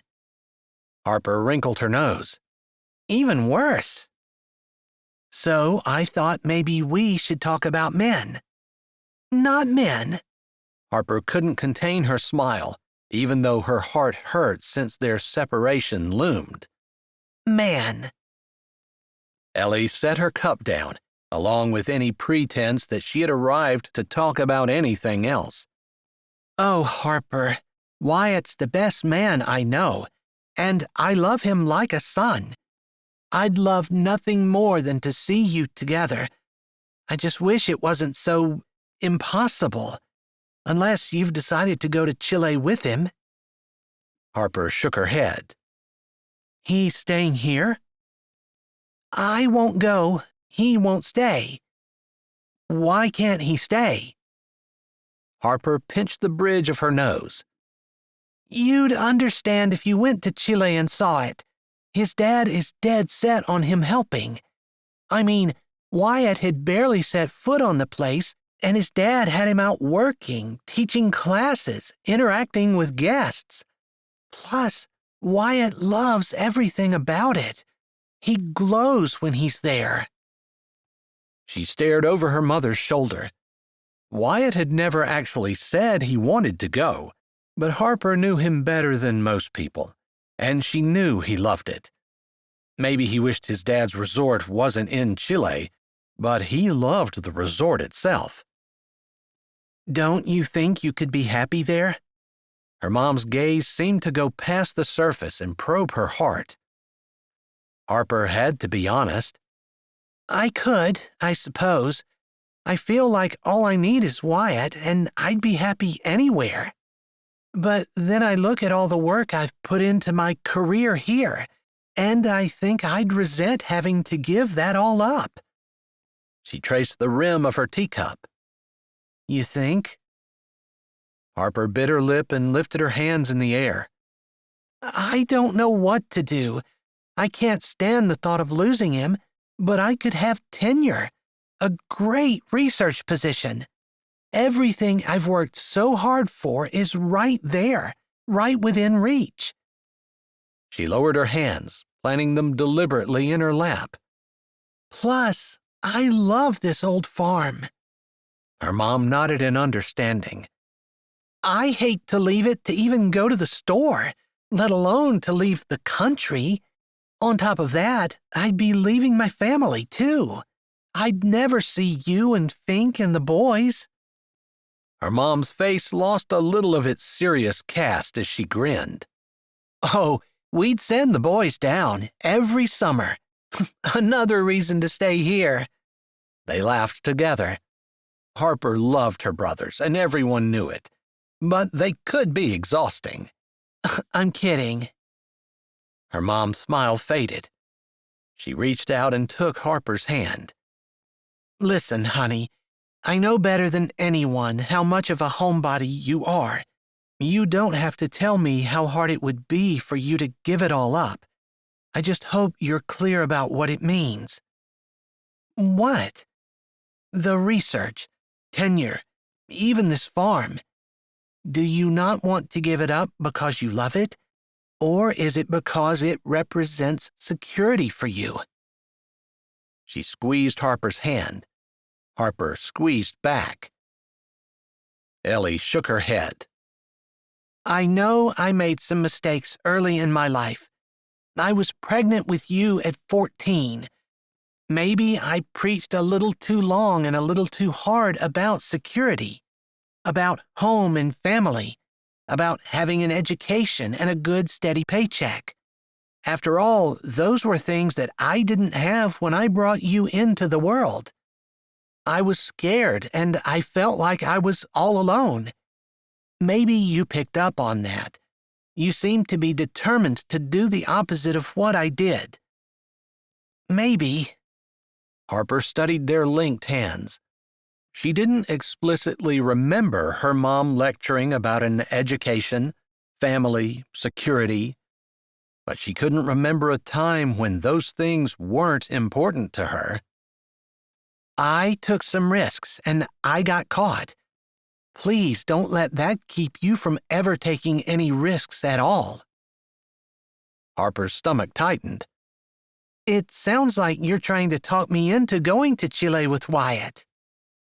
I've watched you and Wyatt together for the last 10 years. I don't think a love like you two have should be tossed aside lightly. She hadn't realized that she loved Wyatt until this summer. But then Wyatt's words from Chile entered her head. He'd said he had waited 10 years to hear her say she wanted him to kiss her. You really think it's something special? Her mother smiled enigmatically. Don't you? I've never been in love before. I thought everyone felt like this. Like you're going to die without him? She nodded slowly. Rationally, she knew death was not a danger, but emotionally, it sure felt like it. Yes. Maybe that's the way everyone in lust feels, but you and Wyatt had a strong friendship before any romance entered the picture. The lust feelings fade. Then there's love, which often starts out with those lust feelings but develops over time. You and Wyatt built it the opposite way. You had a strong friendship for years first. Somehow your personalities just click, and you laugh together. Harper's mouth kicked up. That's because he's so funny. Ellie shrugged. But you take his teasing exactly the way he means it. You don't have to laugh. You could choose to be angry instead. I want to laugh when I'm with him.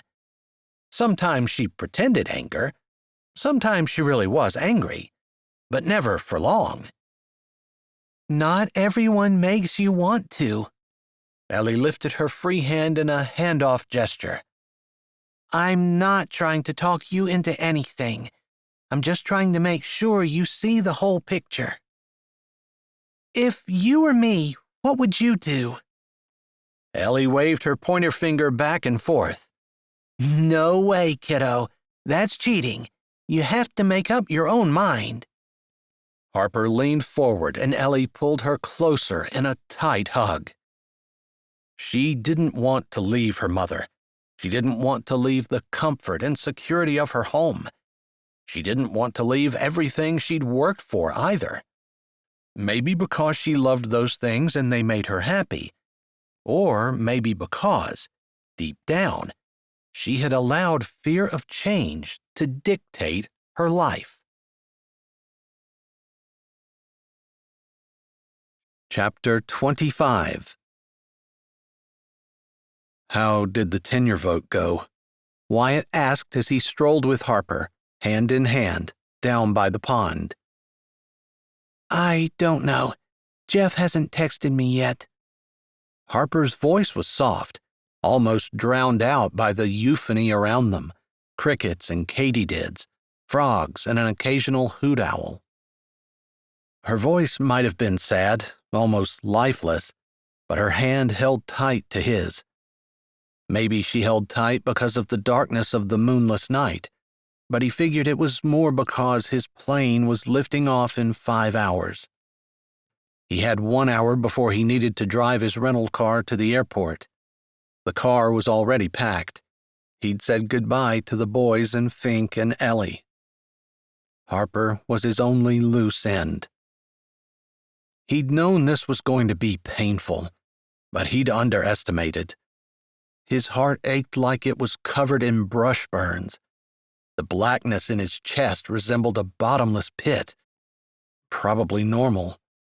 The tightness in his throat, the physical desire to hold her and never let go, and the slow, ponderous beating of his heart that sounded like a death toll didn't really surprise him either. But the actual physical pain in his chest, now that was a shock. He couldn't imagine that getting in the car and driving away wouldn't hurt worse, but he wasn't sure how it could. A soft breeze brought the scent of pond life to them, earthy and real, usually soothing. Not tonight. Tonight, it burned like sand scraping in his chest cavity. The stars reflected on the water, mocking him with their romantic beauty. A perfect night for romance. Instead, he was saying goodbye. Somehow, he had to say goodbye. We could do this long distance. Harper's voice, floating softly on the evening air, contradicted his thoughts. That might be easier. There was no joke on the tip of his tongue to ease his pain, no smart or teasing comment. He specialized in laughing under pressure, but there was no laughter tonight. It wouldn't change anything, she said.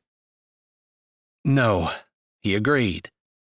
He pulled her hand, turning her until she faced him, and he held her loosely in the circle of his arms.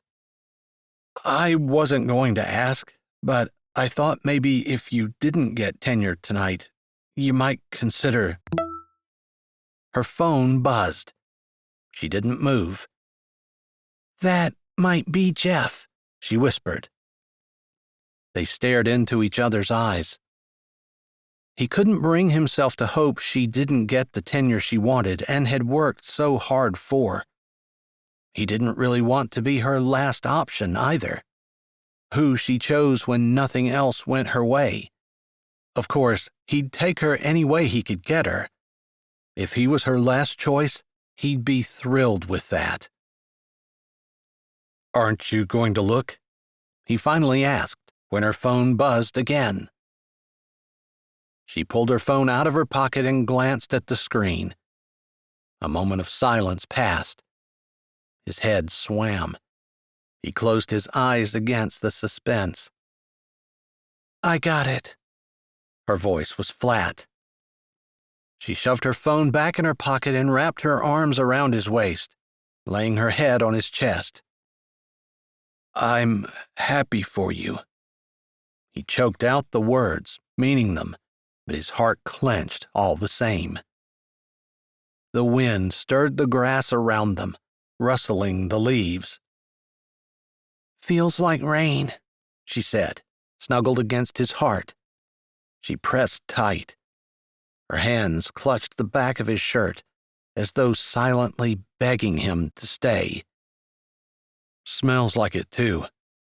He held her close, swaying slightly, although there was no rhythm or beat in the night music around them. There was so much he wanted to say, but there was no point. They stood like that for a while. He lost track of time in the dark, while clouds gathered and lightning blinked in the distance.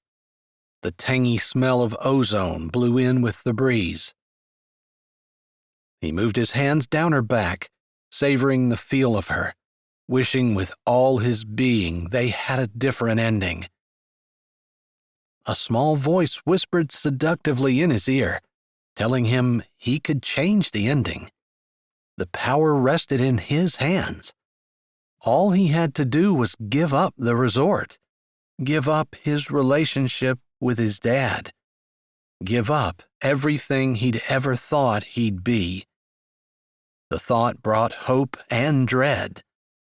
Harper meant so much to him, but all his life he desired to win his dad's love and attention.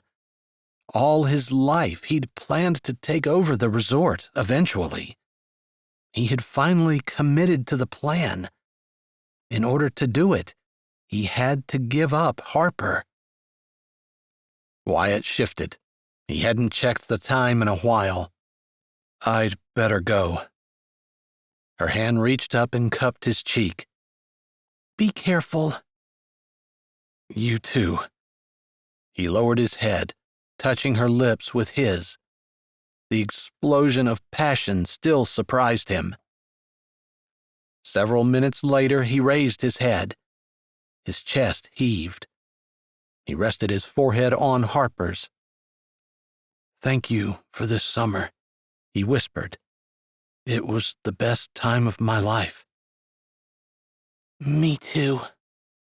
Harper's breath fanned his neck as she spoke. "I want to prolong this, to ask you to call me when you get there so I know you arrived okay, to do what we've always done. But maybe it's just better to say this is the end and mean it." Despite the wisdom in her words, Wyatt's heart twisted. He swallowed against the constricting of his throat, thankful for the darkness hiding the gathering tears in his eyes. "Yeah." He wouldn't text her when his plane touched down, wouldn't Snapchat the rising sun over the Andes Mountains, wouldn't tag her in his Facebook post, wouldn't wait for her to text or call or tag. That was the payment for the kisses and the tender embraces, giving up the friendship that he'd had for the last 10 years. As though Harper was also coming to grips with the unforeseen payment terms, she said, "You go. I'm going to stay here a little longer."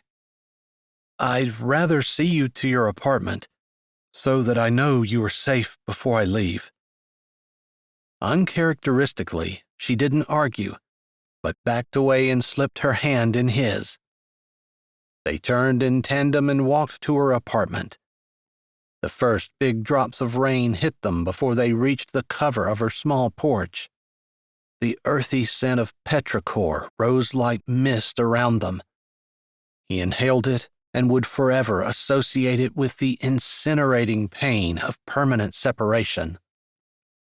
He tamped the trauma down to be dealt with later. One more kiss, memorizing her lips, her shape, soft skin, the berry scent mixed with darkness and the smell of earth and sky, accompanied by the far-off drum of thunder. At last, he pulled back. If he didn't leave now, he never would. I love you, Pickles. He turned, taking the few porch steps in one jump, jogging to his car, unable to tell if the wetness on his face was rain or tears. Harper stepped off the porch. Rain pelted her face. Wyatt's dark figure disappeared into the night.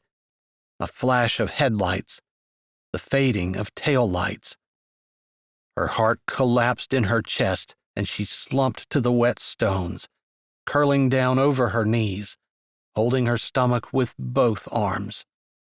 The anguish of her broken heart ripped out of her mouth in a wail, which the pounding rain immediately enfolded and consumed. He left. The rain hit her back, cold, soaking her shirt, her hair. With her forehead on her knees, she realized she hadn't really believed he would go. She figured at the last minute he'd defy his dad, give up the luxurious life, his sporting friends, his family legacy, break his promise, and declare that she was far more important. Or at the very least, beg her to go with him. If he had asked, she would have given up everything and gone. Just like that. If he'd asked. Especially after those parting words. Words she couldn't even process yet. But he hadn't. She hadn't offered. Harper squeezed her arms tight as lightning flashed. An elongated boom and crack split the air several seconds later.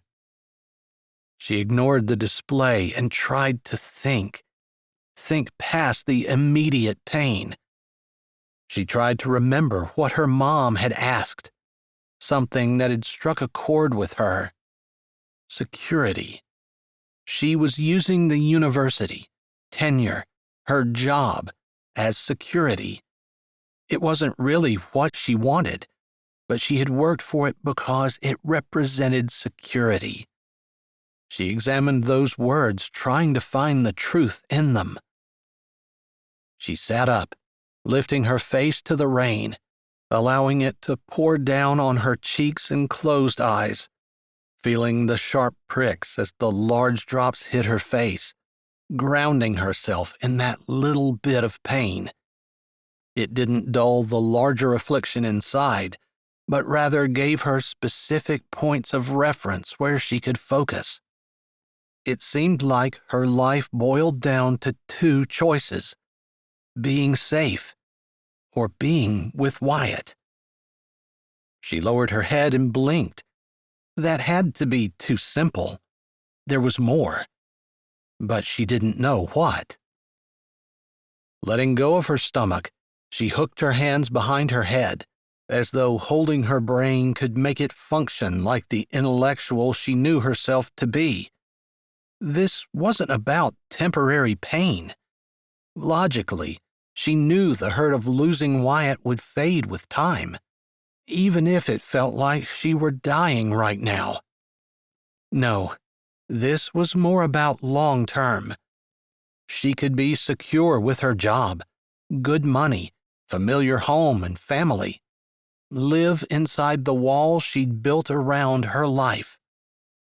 Or she could risk it all for love, for Wyatt. She rose and walked to her porch, standing at the railing looking out into the darkness. She couldn't see the rain pound down on all the familiar things she knew and loved, but she knew they were there.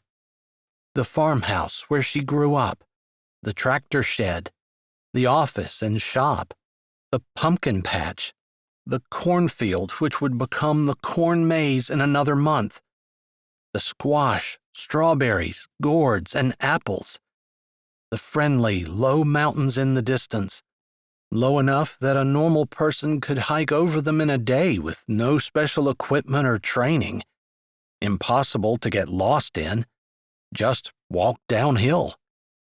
So different from the towering Andes with the snow-capped peaks and frightening crevices, hot pools and challenging summits that swallowed whole airplanes.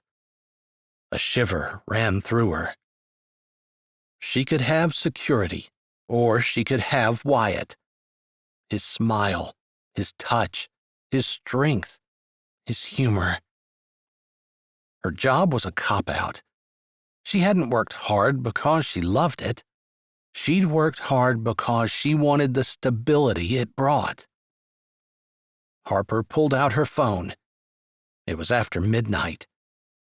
She texted Jeff, then waited, phone in hand, while the storm abated. Her stomach churned, but peace had entered her soul. This decision was the right one. It still made her nervous. Her phone buzzed. She jumped. He was still up and was able to see her immediately. Despite the late hour, he didn't even ask why. Probably he thought she was excited about the vote tonight. If it had mattered to her, she would have been. 10 minutes later, she stood on the front porch of his suburban home. Harper, come in. You must be super excited. Let me tell you. I'll stay out here, Jeff. I'm so sorry to bother you tonight, but I know you've supported me, even when I really didn't deserve it. He stopped with his mouth opened. His eyes skimmed up and down, no doubt noting her soaking wet clothes. His forehead wrinkled, and he said in a more subdued voice, "No one has worked harder than you." She drew in a lungful of courage. Thanks, but I came here to tell you I don't want the tenured position. In fact, I'm going to hand in my resignation to the university just as soon as I can write it. Jeff's eyebrows disappeared above his forehead. He reached out to take her arm. What happened? What's wrong? She shook her head and pulled her arm away. The university has been my safety net for far too long. She swallowed. The decision had been made, but it still scared her. I've got some things I want to do, an opportunity I need to pursue. Maybe it won't work out.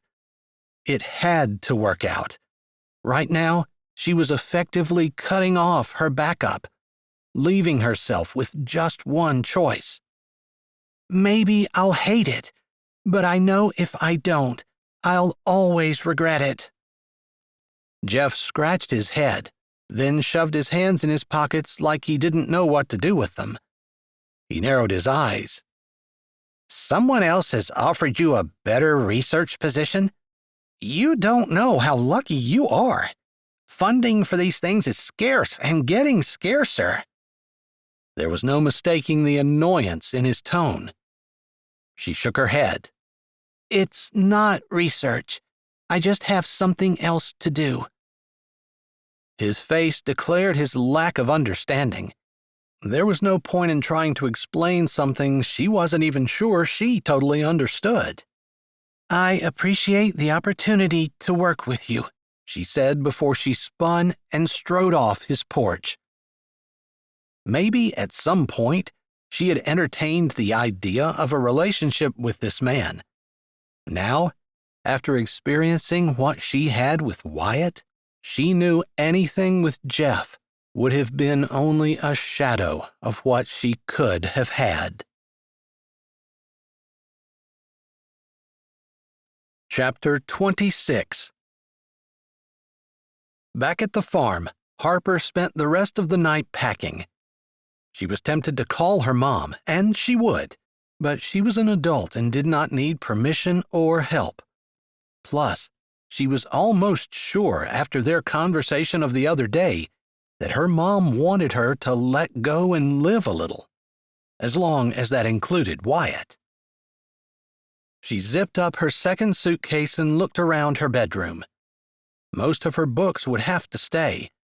There were piles on her nightstand, piles on her dresser, plus the overflowing bookcases. She couldn't take them all. She might not even want to. She didn't know if they'd live in the lodge or sleep in Wyatt's old room. Since she'd never considered the possibility of leaving everything, the subject had never come up. For now, if Fink and her mom needed the apartment, they would have to put her stuff in storage or throw it away. It didn't matter. She was leaving this life. She didn't need to be weighed down with extra baggage. That's what she told herself, anyway.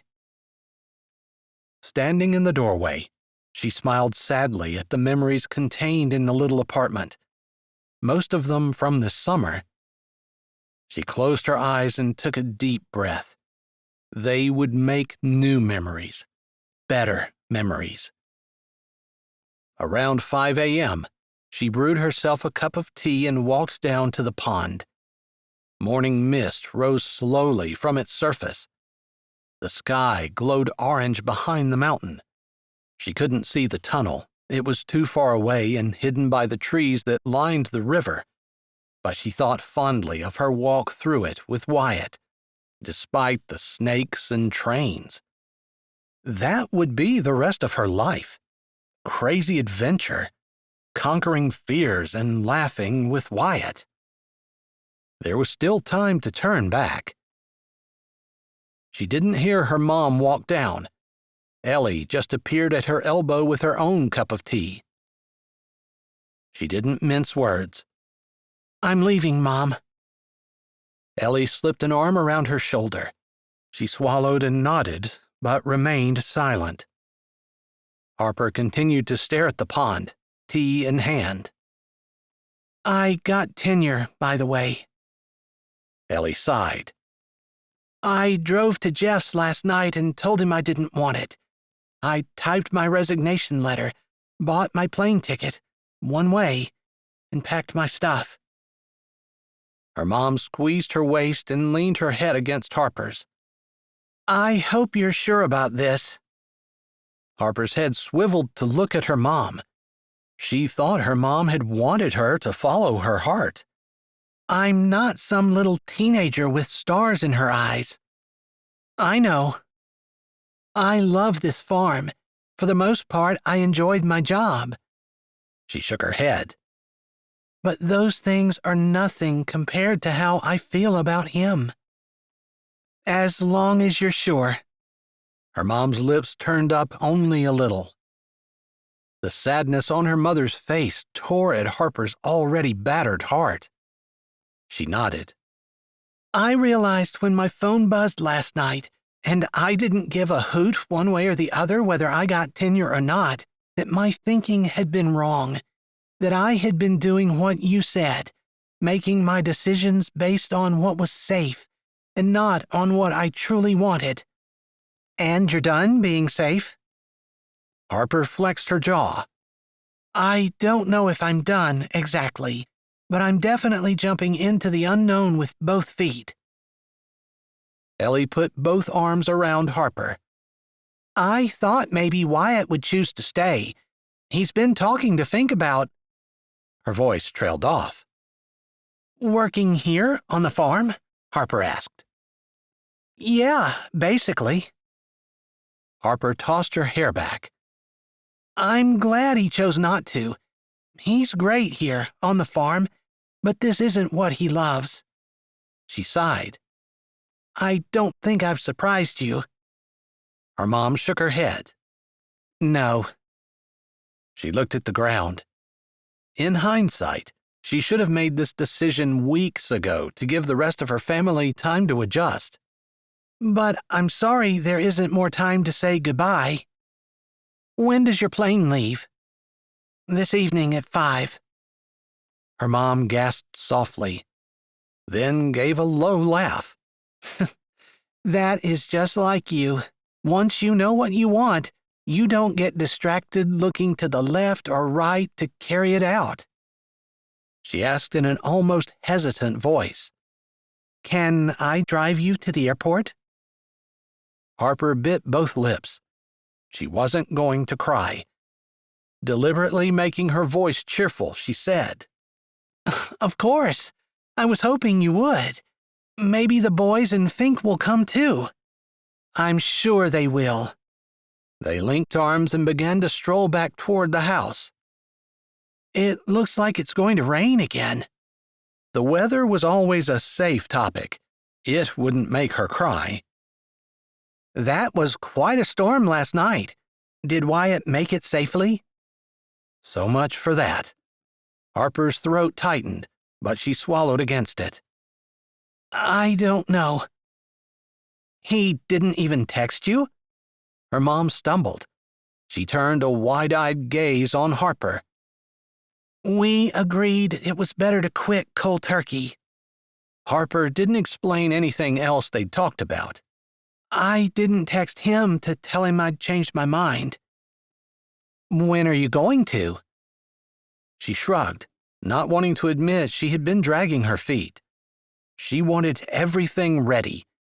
When she talked to Wyatt again, it would be the start of her new life. All she had to do was drop her resignation in the mail. She stopped at her apartment. Her mom hesitated a second. Come on up to the house when you're done. Okay, give me a few. Sure. Ellie kept going towards the house. Harper stepped up on the porch.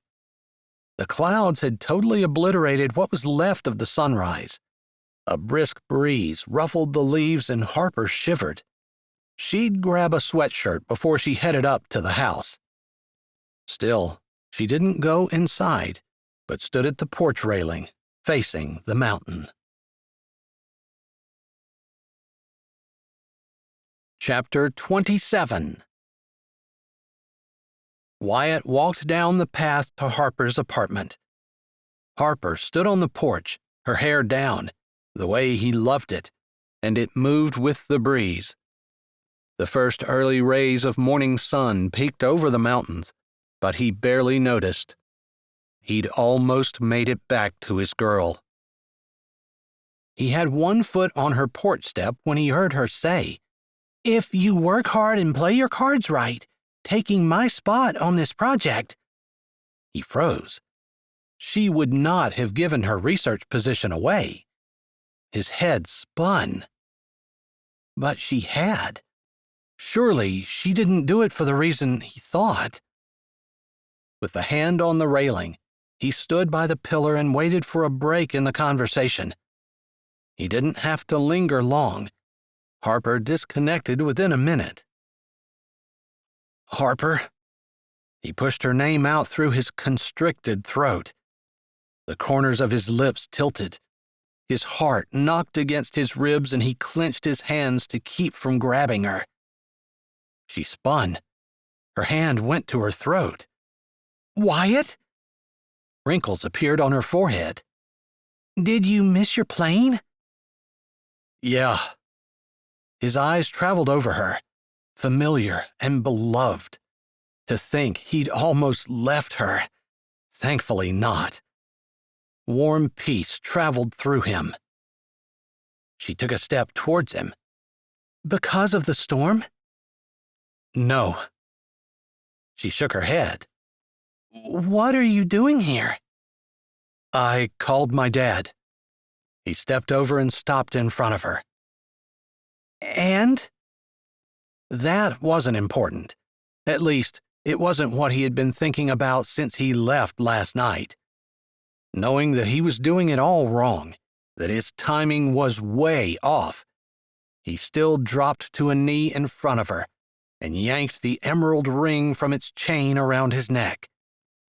I was a blasted fool for leaving, but some crazy part of me still thinks you might agree to... Would you marry me? Heat climbed up his neck. He wiped his sweaty palms on his legs. His heart slammed against his ribs as though trying to get closer to Harper. Her eyes softened and her lips curved up. She went slowly to her knees to be eye level with him.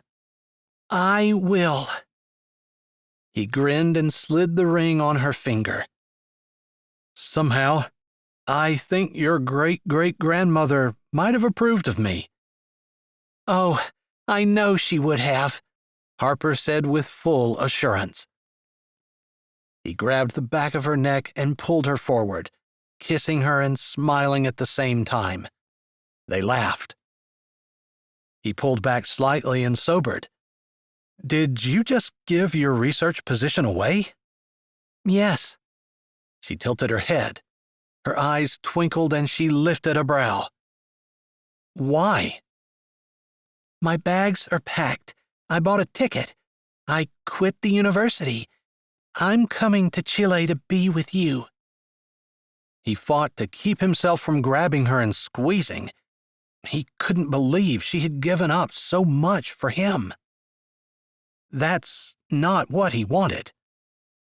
After climbing to his feet and giving her a hand up, he wrapped an arm around her shoulders. "You didn't have to do that." I know. She cupped his cheeks in both hands. I wanted to. No one made me, so get that sad, concerned expression off your face. It's time I stop working so hard on being secure that I allow the most wonderful man in the world to walk right out of my life. His stomach dipped and shuddered. "Seriously? Wow." She nodded. I'm not saying my entire personality has changed. "Good." But if I hadn't been so scared of change, there never would have been a controversy. We'd have... "Wait." What? He laughed and shook his head. "I'm staying here. Fink has been talking to my dad. Years ago, Fink thought that mountain," he jerked his head in the direction she'd been looking earlier, "might make a good ski resort in the winter and possibly mountain bike trails in the summer. He applied for a permit, but the process takes years, and he wasn't sure he'd be approved. Plus, they didn't have the money." But what about your dad? His resort, your heritage, your promise? He couldn't resist kissing Harper's nose when she scrunched it up like that. He grabbed her hand and walked over to the edge of the porch where they could see the mountain. "Well, I was sitting at the airport in my car. I hadn't gotten out. Man, you have such a pull on me. It's always been hard to walk away, but this time, after the summer we'd had together, I just couldn't get on that plane." He shrugged. "So I called my dad." Harper snorted. Bet he loved you waking him up. He loved even less that I told him I didn't want to come down anymore. You actually told him that?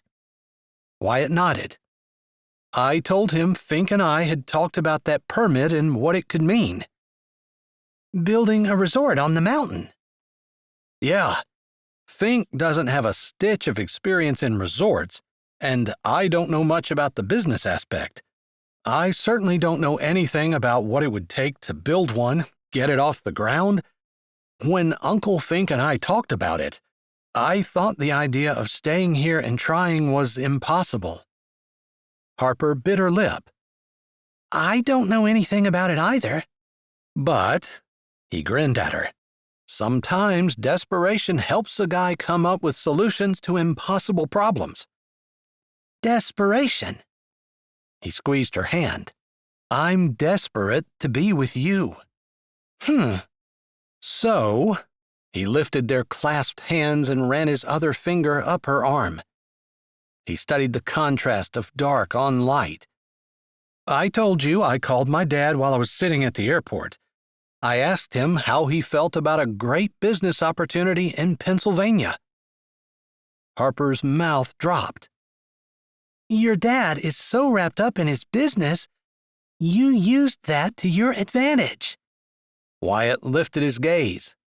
So, maybe you're not the only one with brains in this relationship.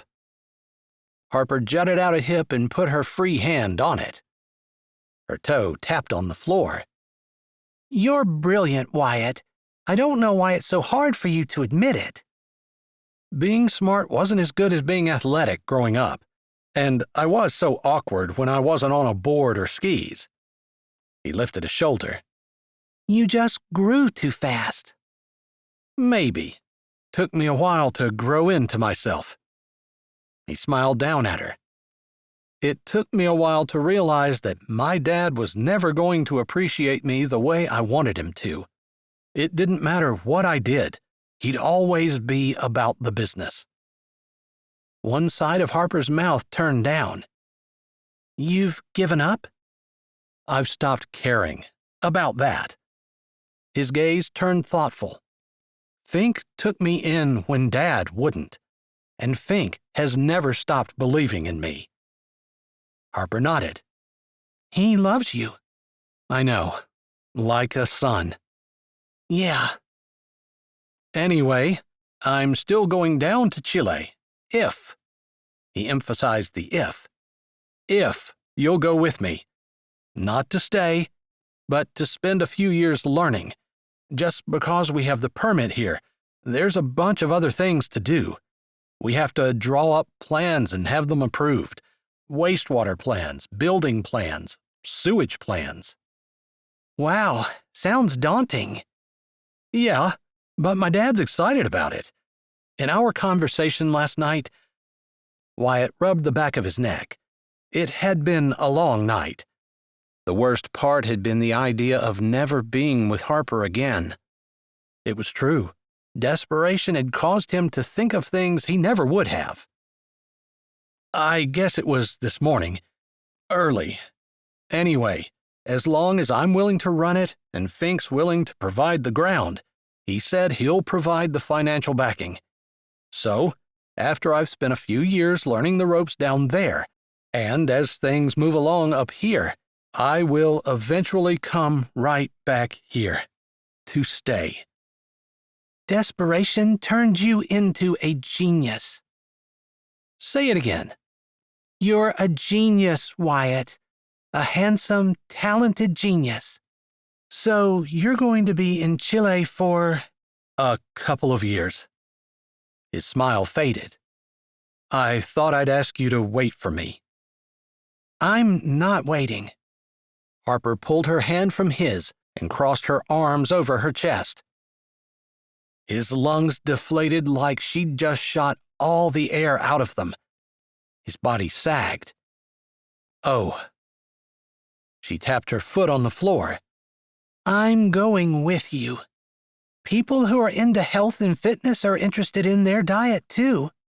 I know there's a place for me, and if there isn't, I'll make one." He grabbed her, lifting her and swinging her around. "I'll make one." We can do this together? He stopped swinging. She lowered her forehead onto his. He whispered, "We're better together." They grinned at each other. Goofy, I'm in love with you grins. Finally, Harper said, So, a couple of years in Chile. "Then we're making our forever home, here." Wyatt allowed her to slide to her feet. "And you can stay at the university." She shook her head. Nope. I'm ready to jump into something new. "A new country, a new business?" A new husband. "Speaking of," Wyatt grinned, "I'm free this weekend." Harper laughed. You'll never stop making me push my limits, will you? "Nope." What did you tell your dad? "That I needed to talk to you first. That I'd fly down when and if I got things settled with you." You really would like to get married this weekend? "I've been waiting for 10 years. I can wait a little longer." If I'm going to jump, this weekend is as good a time as any. He took her hand. "We'll do it." Their hands swung between them. Together.